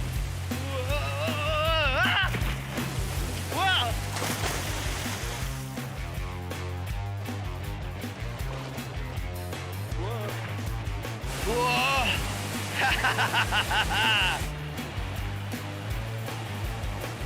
Powerful jets of water are being shot out from this board at my feet. Whoa. The engine on the watercraft behind me creates the water pressure, which travels up the hose and through the jets. The force of the water is strong enough that I can use it to fly around. So what's the difference between this and a water car? Well, We don't have to take that much water with us because it starts in the lake and ends up in the lake. So the only water I have to carry is in the hose that goes up to the platform. Woo-hoo! flyboarding is lots of fun, but it takes some practice to get it right. Balancing on jets of water isn't easy, but I got the hang of it. It's all due to Newton's third law. For every action, there's an equal and opposite reaction. Physics! Woohoo! Our maxed out water car didn't work so well. The main reason is that much water is heavy, 720 kilograms. Yeah. So Anthony and I have a plan. Rather than rely on the force of the water going straight out the hose, we're gonna put a water wheel on the back of the water car. A water wheel works by catching water in the segments of the wheel. The weight of the water on one side of the wheel causes it to start turning. But we're gonna use the weight of the water and the pressure of the water. Hopefully, both combined will be enough force to turn the wheel, which will drive our water car forward. A little construction, and we have it ready to go. Okay, so here's the latest version of the water car, Water Wheel! Yeah. All right. Yeah, there we go. We try it out, but there's a problem. The trick with the water car is the water itself weighs a lot. Every liter is 1 kilogram, so our 720 liters we start with is way too heavy to get the car moving in the beginning. But as the water gets pumped out, there's a sweet spot where the weight is low enough the water car might move. But then there's only a little water left, so it's a balancing act. We fill it again and see if we can come up with a plan. Okay, new and improved version, only half full. So the idea this time is because we're starting with it only half full, right? Yeah. Then it'll begin to go a little easier because it won't have as much weight as it had the last time we did it. And Phil, Yeah? I can't even move this thing. What? I think there's too much fuel. There's too much. Yeah, there's no way we can move this. There's no way this is gonna be able to. Even half full, you Even can't half full. move I it. think we need less fuel. We're gonna get down to like maybe like a quarter or something like that. The thing is, we ran it from the full tank last time, and it never so moved at all. What if we gave it like a push to kind of help it get over that little bump of energy? So give it the first push when it's still got a bunch of water in it. We give it a bit of a push, and then maybe it'll go on its own. Exactly. Okay. Wanna get it Yeah. down? Absolutely. Let's do it. We start the pump and wait for the amount of water to get to just the right spot. Then we give it a push while it's still kind of heavy to start it moving. Sure enough, that push makes all the difference. The water car is light enough to roll, has some momentum to keep it going, and the force of the water coming out the pump is enough to keep it moving forward on its own. Still going. Woo-hoo-hoo! All right. Amazing! Yeah! Look at it, man! This thing worked like a beauty! It worked all. It went all the way. Yeah! Way to go! The water car, finally a success. It was the push. It was the push. That's all we needed to get it going. A bit of a push to get it going, and a lot less water. And there you go. It totally works. All right, you want to do it again? Absolutely! All right, here we go. Okay. See you next time on Science Max Experiments at Large. So much easier to push it without any water inside it. Ah! Let it go and. There we go. Oh, careful. I can't really see with my goggles. Behold the power of physics! Yeah.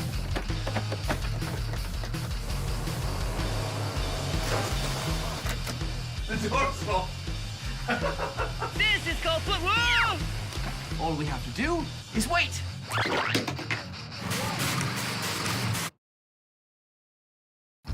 Have you ever done a science experiment and wondered what it'd be like if you did it big? I have.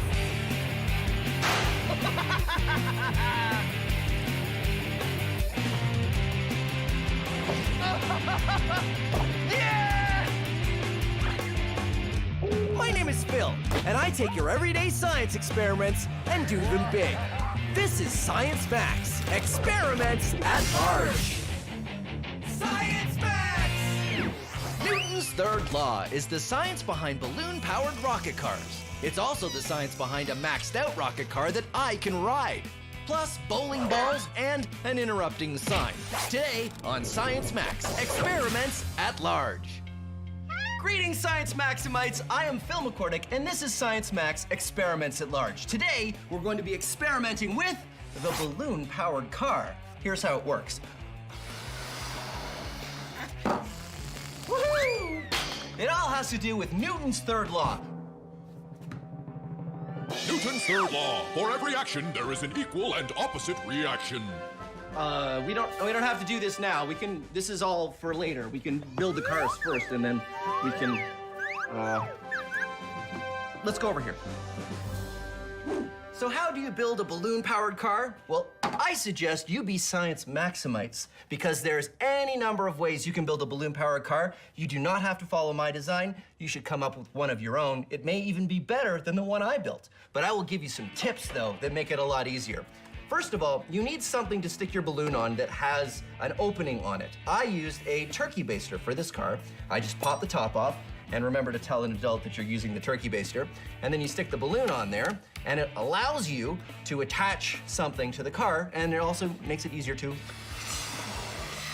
blow up the balloon. You can use any number of things, even just any kind of tube that you find lying around. It helps you attach the balloon to the car, and it helps you blow up the balloon way easier. The other thing you should think about when you make your balloon-powered car is how you're going to make the wheels roll. Once you've decided on the base of the car, you could use anything, even just a piece of cardboard like this. You can do your wheels in two ways. The first way is to attach the wheels to the axle. This is how I made the axle of this car. I used a shish kebab skewer, and I stuck it inside a straw, just like that. And then I attached the lids to the shish kebab skewer. So the lids and the shish kebab skewer are attached, and they rotate in the straw. That's one way to make the wheels turn.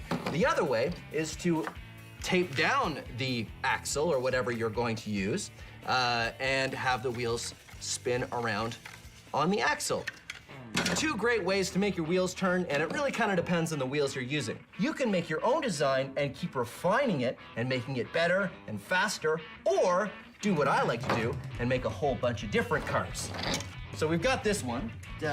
This one I made out of paper plates, and this is a snorkel. Awesome. This one is the rock car, because there's a rock on it. I've got the dragster model. It's a long broom handle, and it might not work that well, but who knows? And this is my favorite design. It's made out of waffles and an ice cube tray. This is why I make a whole bunch of different cars, because I can race them. Sunday, Sunday, Sunday at the Science Maxidrome. It's the balloon-powered car winner-take-all drag race of awesome. First up, the Eliminator.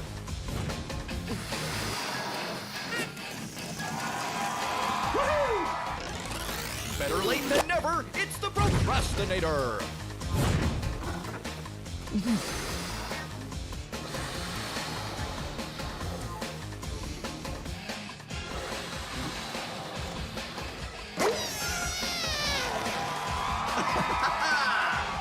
Crushing the competition, it's the Terminator.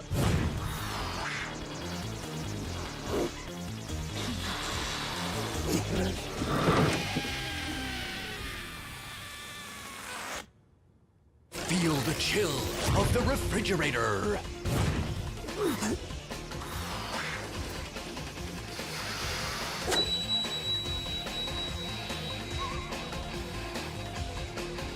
All right! And last but not least, the, Regurgitator.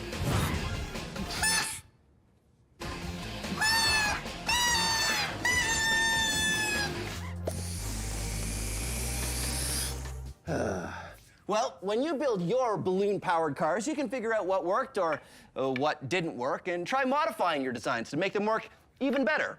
That is science. And now we're gonna max it out, because this is Science Max Experiments at Large. So we're gonna take that small balloon-powered car that we just built, and we're gonna make it much, much bigger. I'm gonna go to the Center for Skills Development and Training, and we're gonna use the science behind this small balloon-powered car, and we're gonna make it big. That science is Newton's third law, but there's plenty of there's plenty of time for this later. We're not doing this bit now. We're doing that bit in a minute, so we can. No, I said we're doing it later. We're doing it later.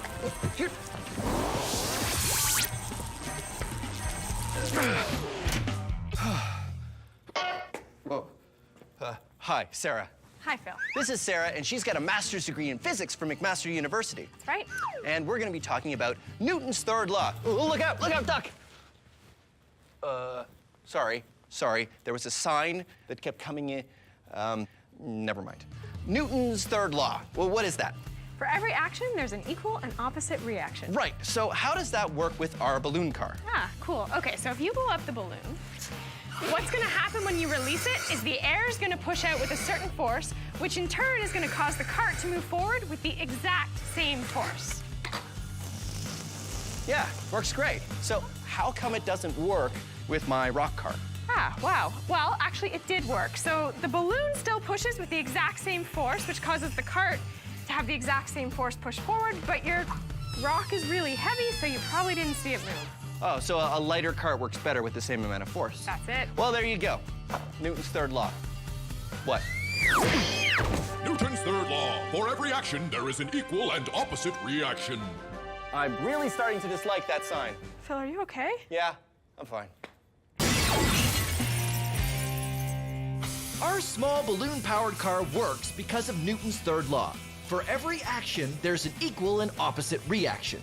The air pushing out the balloon this way pushes the car with the same amount of force this way. So, in order to max it out, the plan is just to get a bigger wheeled cart and a much bigger balloon. So, everything should work out the same. Okay, so I thought what we would do is in order to max out the balloon-powered car, what we need is a cart to start with, and then I ride it. And we have a giant balloon, and then I go. Do you have a giant balloon? Ha ha ha ha! Giant balloon! So, step one, Sarah blows up the balloon. Okay.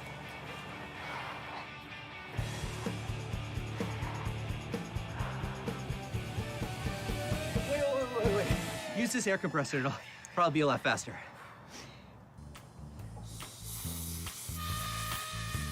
Sarah and I get to work blowing up the balloon, and it takes a long time. A very long time.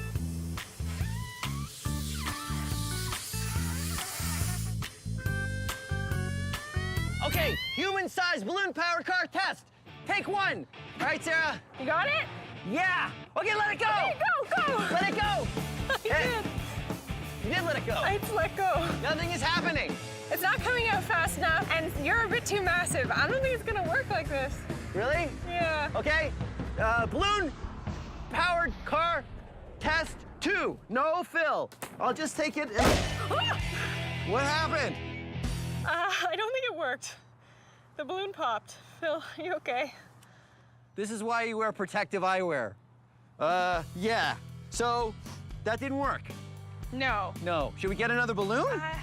I think we need something else. Okay, well, the air coming out of the balloon just didn't have enough force, so... We need the air to come out with more force. Yeah, do we get, what, a bigger balloon?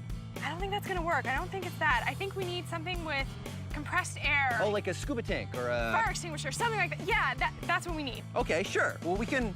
All right, so I don't know if that's safe to do that, so we'd have to build like a cage or something? Yeah, I don't know if it's gonna work on this. All right, well, back to the drawing board. So Okay. what we should do is we should get We need to find these tanks. Get the tanks, and then we make like a frame out of aluminum or something. Okay, that could work. Yeah, That's they a can good hold the idea. tanks, so Yeah. they're safe. And then what we should do is...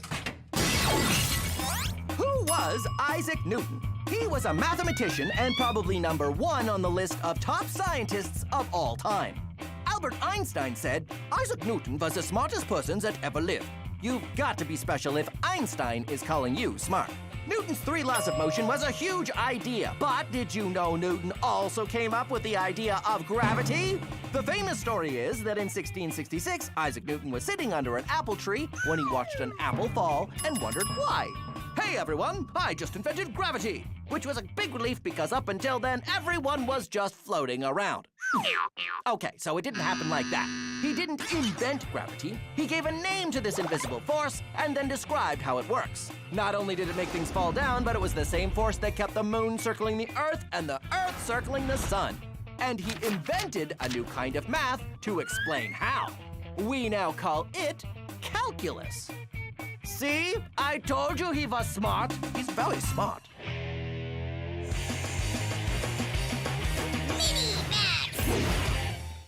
This is hydrophobic coating. Hydrophobic literally means afraid of water, but it's not actually afraid of water. The chemistry of a hydrophobic coating prevents water molecules from penetrating anything you spray it on. You can get this stuff at the hardware store, and if you want, be Science Maximites and get an adult and think of the coolest thing you could spray with hydrophobic coating. I like to use things that do not go well when you put them in water, like tissue. Yeah, doesn't look great when it gets wet. Here's a tissue coated in hydrophobic coating. Huh? Weird. Or it works the same with a paper towel. Paper towel in water, paper towel covered in hydrophobic coating, stays dry. Or how about a dinner roll? Dinner rolls really don't like water. See? Gross. But a dinner roll coated in hydrophobic coating? weird. Just don't eat it. Now, it's time to max it out. I have coated half of my lab coat in hydrophobic coating, and the other half I have not. Hydrophobic coating, regular lab coat. Half of me is wet and half of me is dry. What's more, half of my outfit ended up being wet and half dry because the lab coat was protecting my outfit from getting wet. Now it's time to max it out even more. We have coated my entire outfit in hydrophobic spray. My shirt, my pants, and my lab coat.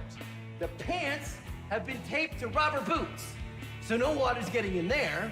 And my shirt has been taped to my pants, so no water's getting in there. So here's the question.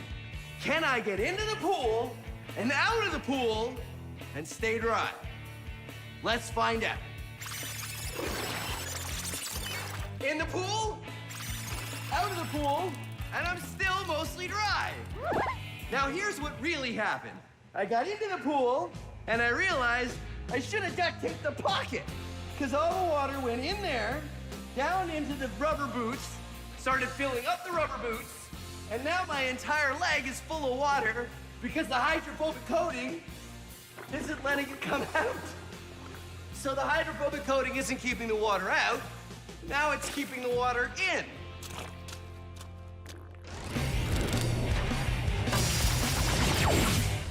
Let's take a closer look at Newton's third law. Newton's third law. For every action, there is an equal and opposite reaction. Okay. All right, let's watch it back. When the sign hits me, I exert a force on the sign in the opposite direction. That makes the sign stop moving. It also exerts an equal force on me, causing me to fly off in this direction. Now, if I was to push this sign, I'm not only pushing the sign this way, but my feet are pushing against the ground in the opposite direction. It's, well, it's really easier to see if I'm not standing on the ground. No, hold on. Okay, so, okay. So now that I'm hanging, watch. I push on the sign, but when I exert force on the sign to make it go this way, I go that way. Well, actually, it doesn't work as well because the sign isn't as heavy as I am. So wait, I have this over here. This is a barrel, and it has stuff in it, and it weighs as much as I do. Okay, so watch. If I push on the barrel like that, I go away from it as much as it goes away from me. So, there you have it. Newton's third... No, hold on. Newton's third law. Newton's third law. Okay, go. Newton's third law. For every action, there is an equal and opposite reaction.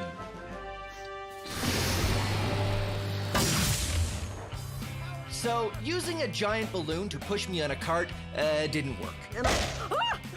What happened? The plan now is to use a compressed gas cylinder. Just like a balloon, these cylinders contain a lot of air.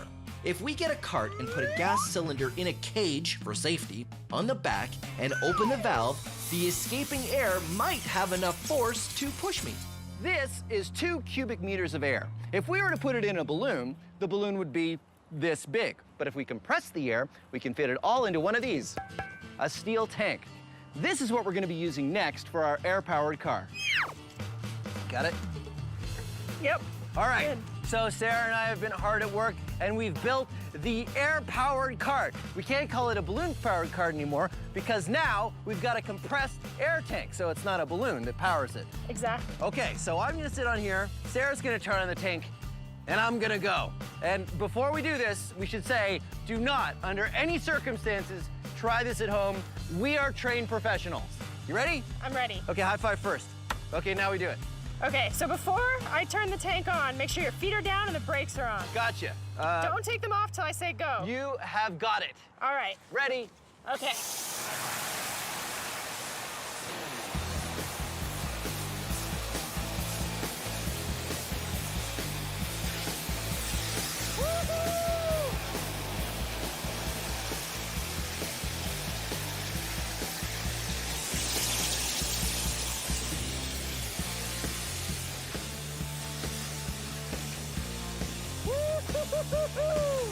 Yeah! It worked! Yeah, it did work, but I feel like it could work better.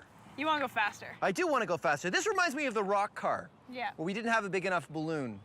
We need more force. We need more force. So should we get a bigger tank? Let's get more tanks. More? Tanks, more force. You're gonna go faster forward. Newton's third law. Newton's third law, high five. All right, let's do it. All right.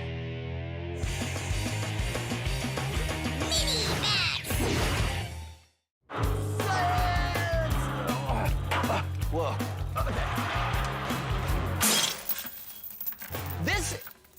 This is Newton's cradle, and it's a really cool toy that demonstrates all kinds of laws of motion, including Newton's third law. What you do is you pull this one ball out, and when it hits these balls, they exert force on that ball to make it stop moving, but it exerts force on these balls, which travels through the balls and makes this one on the end fly out, like that. Now, there's a lot going on here, but you can really see how the force is equal that you put in and you get out if you use two balls. I swing two balls up, and two balls go out that side. Isn't that cool? Now, it wouldn't be Science Max unless we maxed it out, so come on. Whoa, okay. This is one we built out of bowling balls. Bowling balls. Bowling balls. Instead of smaller balls, and I think it's gonna work the same way. Let's find out. You throw one out, and yeah, it works the same. Okay, now let's try it with two balls. Okay, ready? Wait. And two balls, throw them out. And two balls on that side. All right, so there you have it. Whoa. Newton's third law. Oh.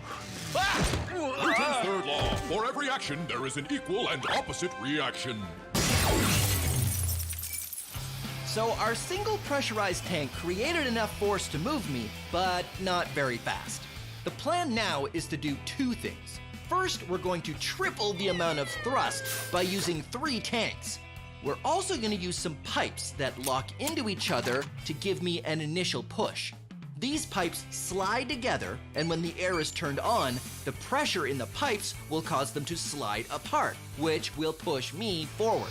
After that, I use what's left in the tanks to keep going. All right, now it's time to max it out. I've enlisted the help of a few more Science Max people. Thank you very much, Corey. You'll see now we have 3 tanks of compressed gas, and we've also got this nifty little contraption. How does this work, Sarah? All right, so each tank is attached to a tube, and you can see that each tube goes into this one main tube, so when we turn them on, pressure's gonna build up, and we're gonna go forward with more force. Well, that's great. And Reed is stacking cinder blocks, thanks Reed, up so that will push, the pipe will push against the cinder blocks, and then I'll go that way. All right, well, are you guys ready? I'm ready. All right, let's do it. Now, again, I have to say, thank you, Corey, I've got it. This is something you definitely don't want to try at home. We are all trained professionals. We have a physics degree here. We've got TV people that make sure that this is safe. So watch it and enjoy, but please don't try any of this at home. Okay, I'm ready. Sarah, count me down. 3, 2, 1.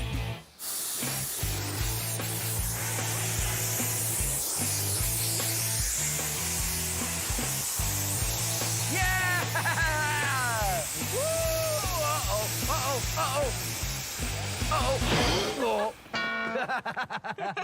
Woo-hoo-hoo!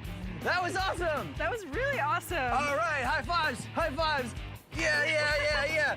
And it's raining now, so it looks like we're gonna have to stop. So thank you very much for joining us on Science Max Experiments at Large in our episode on Newton's third law. Science Max is a show where we take small experiments and do them big.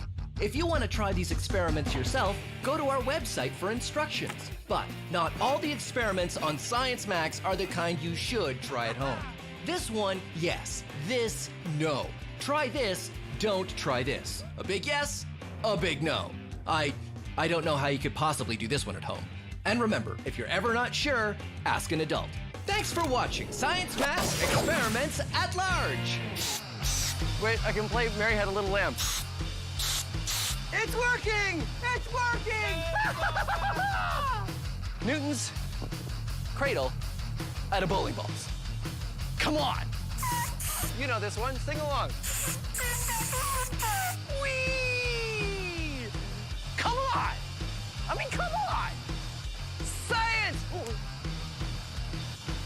Yeah!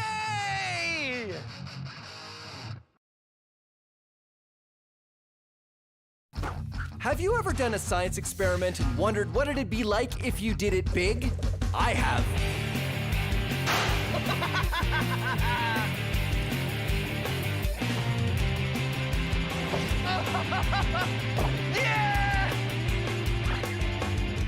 My name is Phil, and I take your everyday science experiments and do them big. This is Science Max, experiments at large. Science Max! This episode of Science Max is all about liquids.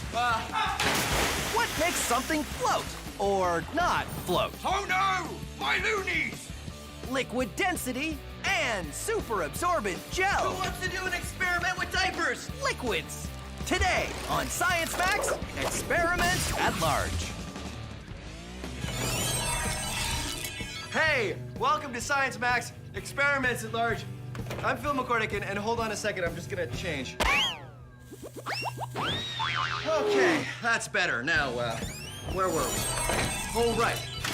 Let's go make a boat. So you know that some things float and some things sink, like rocks, or wood, or full water bottles and empty water bottles, or carrots, foam, waffles, screwdriver, playing cards, plasticine, tinfoil, potato, my watch. Wait, that wasn't supposed to go in there. So how do you make a boat? You make it out of something that floats, right? Well, most boats are actually made out of metal. Tinfoil is metal and, well, it sinks. But if you fold tinfoil into a boat shape, it floats. And boats don't only float themselves, but they can hold people and cargo. In fact, there's container ships crossing the ocean at this very moment that are holding thousands of tons of cargo, and they're all made of metal, which doesn't float, it sinks. So how do boats do it? Are they magic? No, of course not. Boats are science. And here, you can be science maximites. Get some tinfoil and cut it into the same size pieces and fold a couple different shapes of boats and see which one can hold the most weight before sinking. And now it's time to max it out. But before we do, here's how you can fold your own tinfoil boat in less than 15 seconds. First, take a square piece of tinfoil, then fold it in half. Fold one corner down and the other corner down. Then open it up and ta-da, you're done. If you want instructions on how to fold a more complicated boat, go to our website. I have a feeling I'm gonna need a few extra lab coats for this experiment. Like I was saying, let's max out the tinfoil boat and find out a little bit more about why boats float.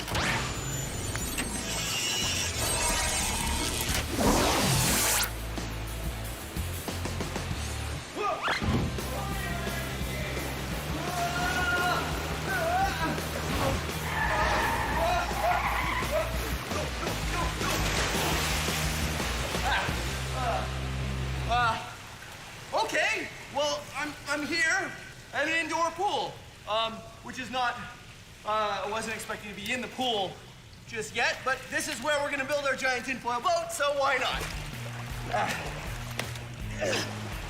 Huznia! Phil, you're wet. Yeah, I thought I was gonna come in over there, but I came in on the water sled. I think I had the coordinates wrong. Anyway, this is Huznia, and she's from Let's Talk Science, which is all about science education, right? Yes. Just like us. So you're gonna help me max out the tinfoil boat. I think I dropped it in the water. Hold on. Whoa!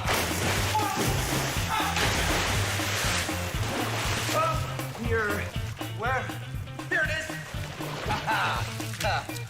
The tinfoil boat. The tinfoil boat. Phil, this is a boat? Well, it looked a lot better before I came down the water slide, but that's the idea, and then we make it bigger. What do you think? I don't think it's gonna work, Phil. Oh, well, why not?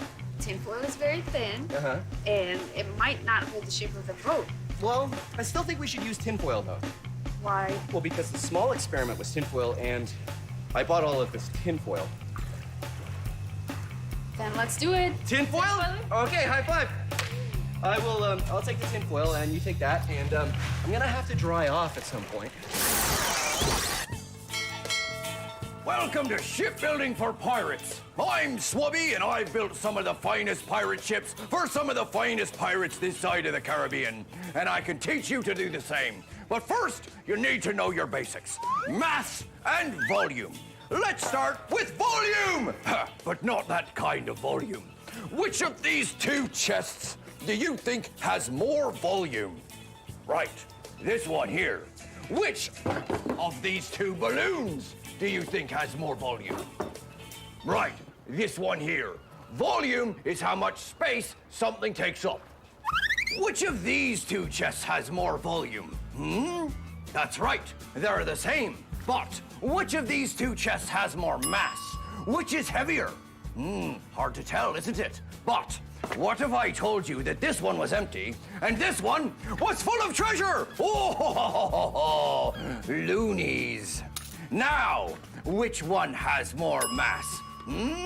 That's right, this one. These two chests have the same volume, but this one has more mass. This chest has more volume than that one, but this one... My loonies! That chest does not have as much mass.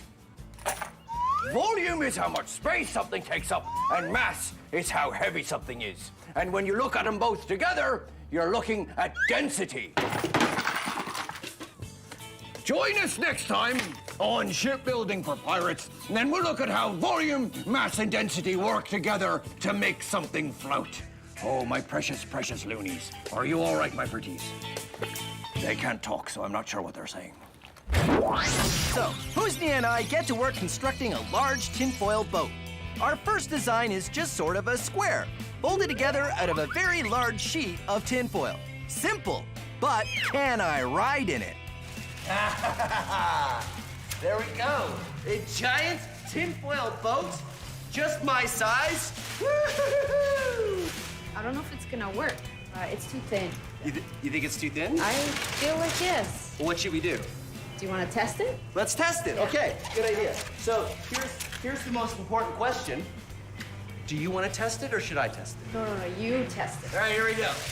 Putting it in. First test. Does it float on its own? Yeah! Floats on its own. No problem. If I just get in very carefully, then it will work fine. See, if I'm careful about how I get in, no, it's fine. See, if I just get in like that. Oh my! Phil, are you okay? Wait a minute. It's sort of. No, that's just air. You know what went wrong? It wasn't boat shaped. I think if we make it look more like a canoe, because canoes float, if we make it look like a canoe, it'll work great. No, Phil. We need some support. If we add a couple of structures in between, then we add support to it. I'll tell you what. Let's make a boat like I want to make and a boat like you want to make, and we'll see whose is the best. That's a good idea. Okay, let's do that. All right, let's do it. Welcome back to Shipbuilding for Pirates. I'm Swubby, and now we know what volume means, what mass means, and that together it can tell you something's density. Now let's find out why things float. Let's say we're out to sea and my treasure chest gets swept overboard. Oh no! But it's all right.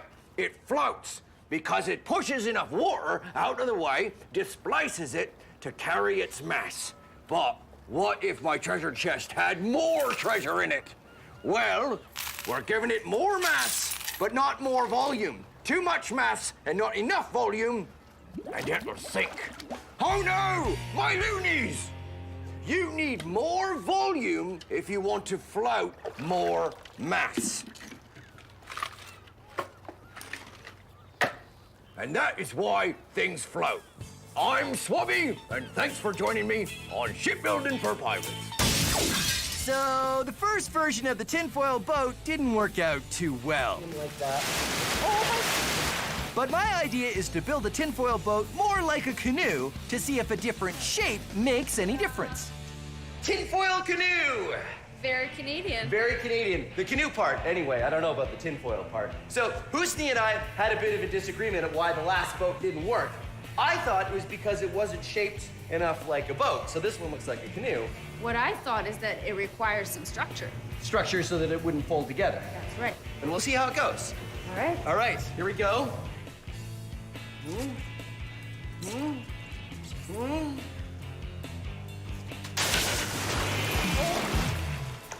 Did it work? No.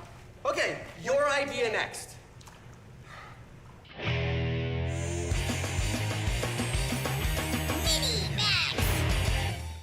Did you know it's easier to float in salt water, like in the ocean, than it is in fresh water, like a lake or a pool? That's because not all liquids are created equal. They have different densities. This is fresh water, or it doesn't have anything in it. And this is sugar. If I was to put 1 scoop of sugar in this water and stir it around until it dissolves, now this liquid is more dense than before I put the sugar in. Here's an experiment you can do at home using liquid density. This glass just has regular water with yellow food coloring in it. This glass, green food coloring and half a cup of sugar in it. This one has a full cup of sugar in it, and this one has 2 cups of sugar in it. Now, when you do this at home, you'll definitely want an adult to help you because you have to heat the water if you want to dissolve that much sugar in 1 glass of water. I'm gonna put them all in 1 container. You can do this at home, and when you do, I suggest you use a very small container because you have to be very careful when you put the layers in. You can use a turkey baster or a straw. When you put your finger on top, the air pressure will hold the liquid in and you can just drop it in. But these kind of take some time, so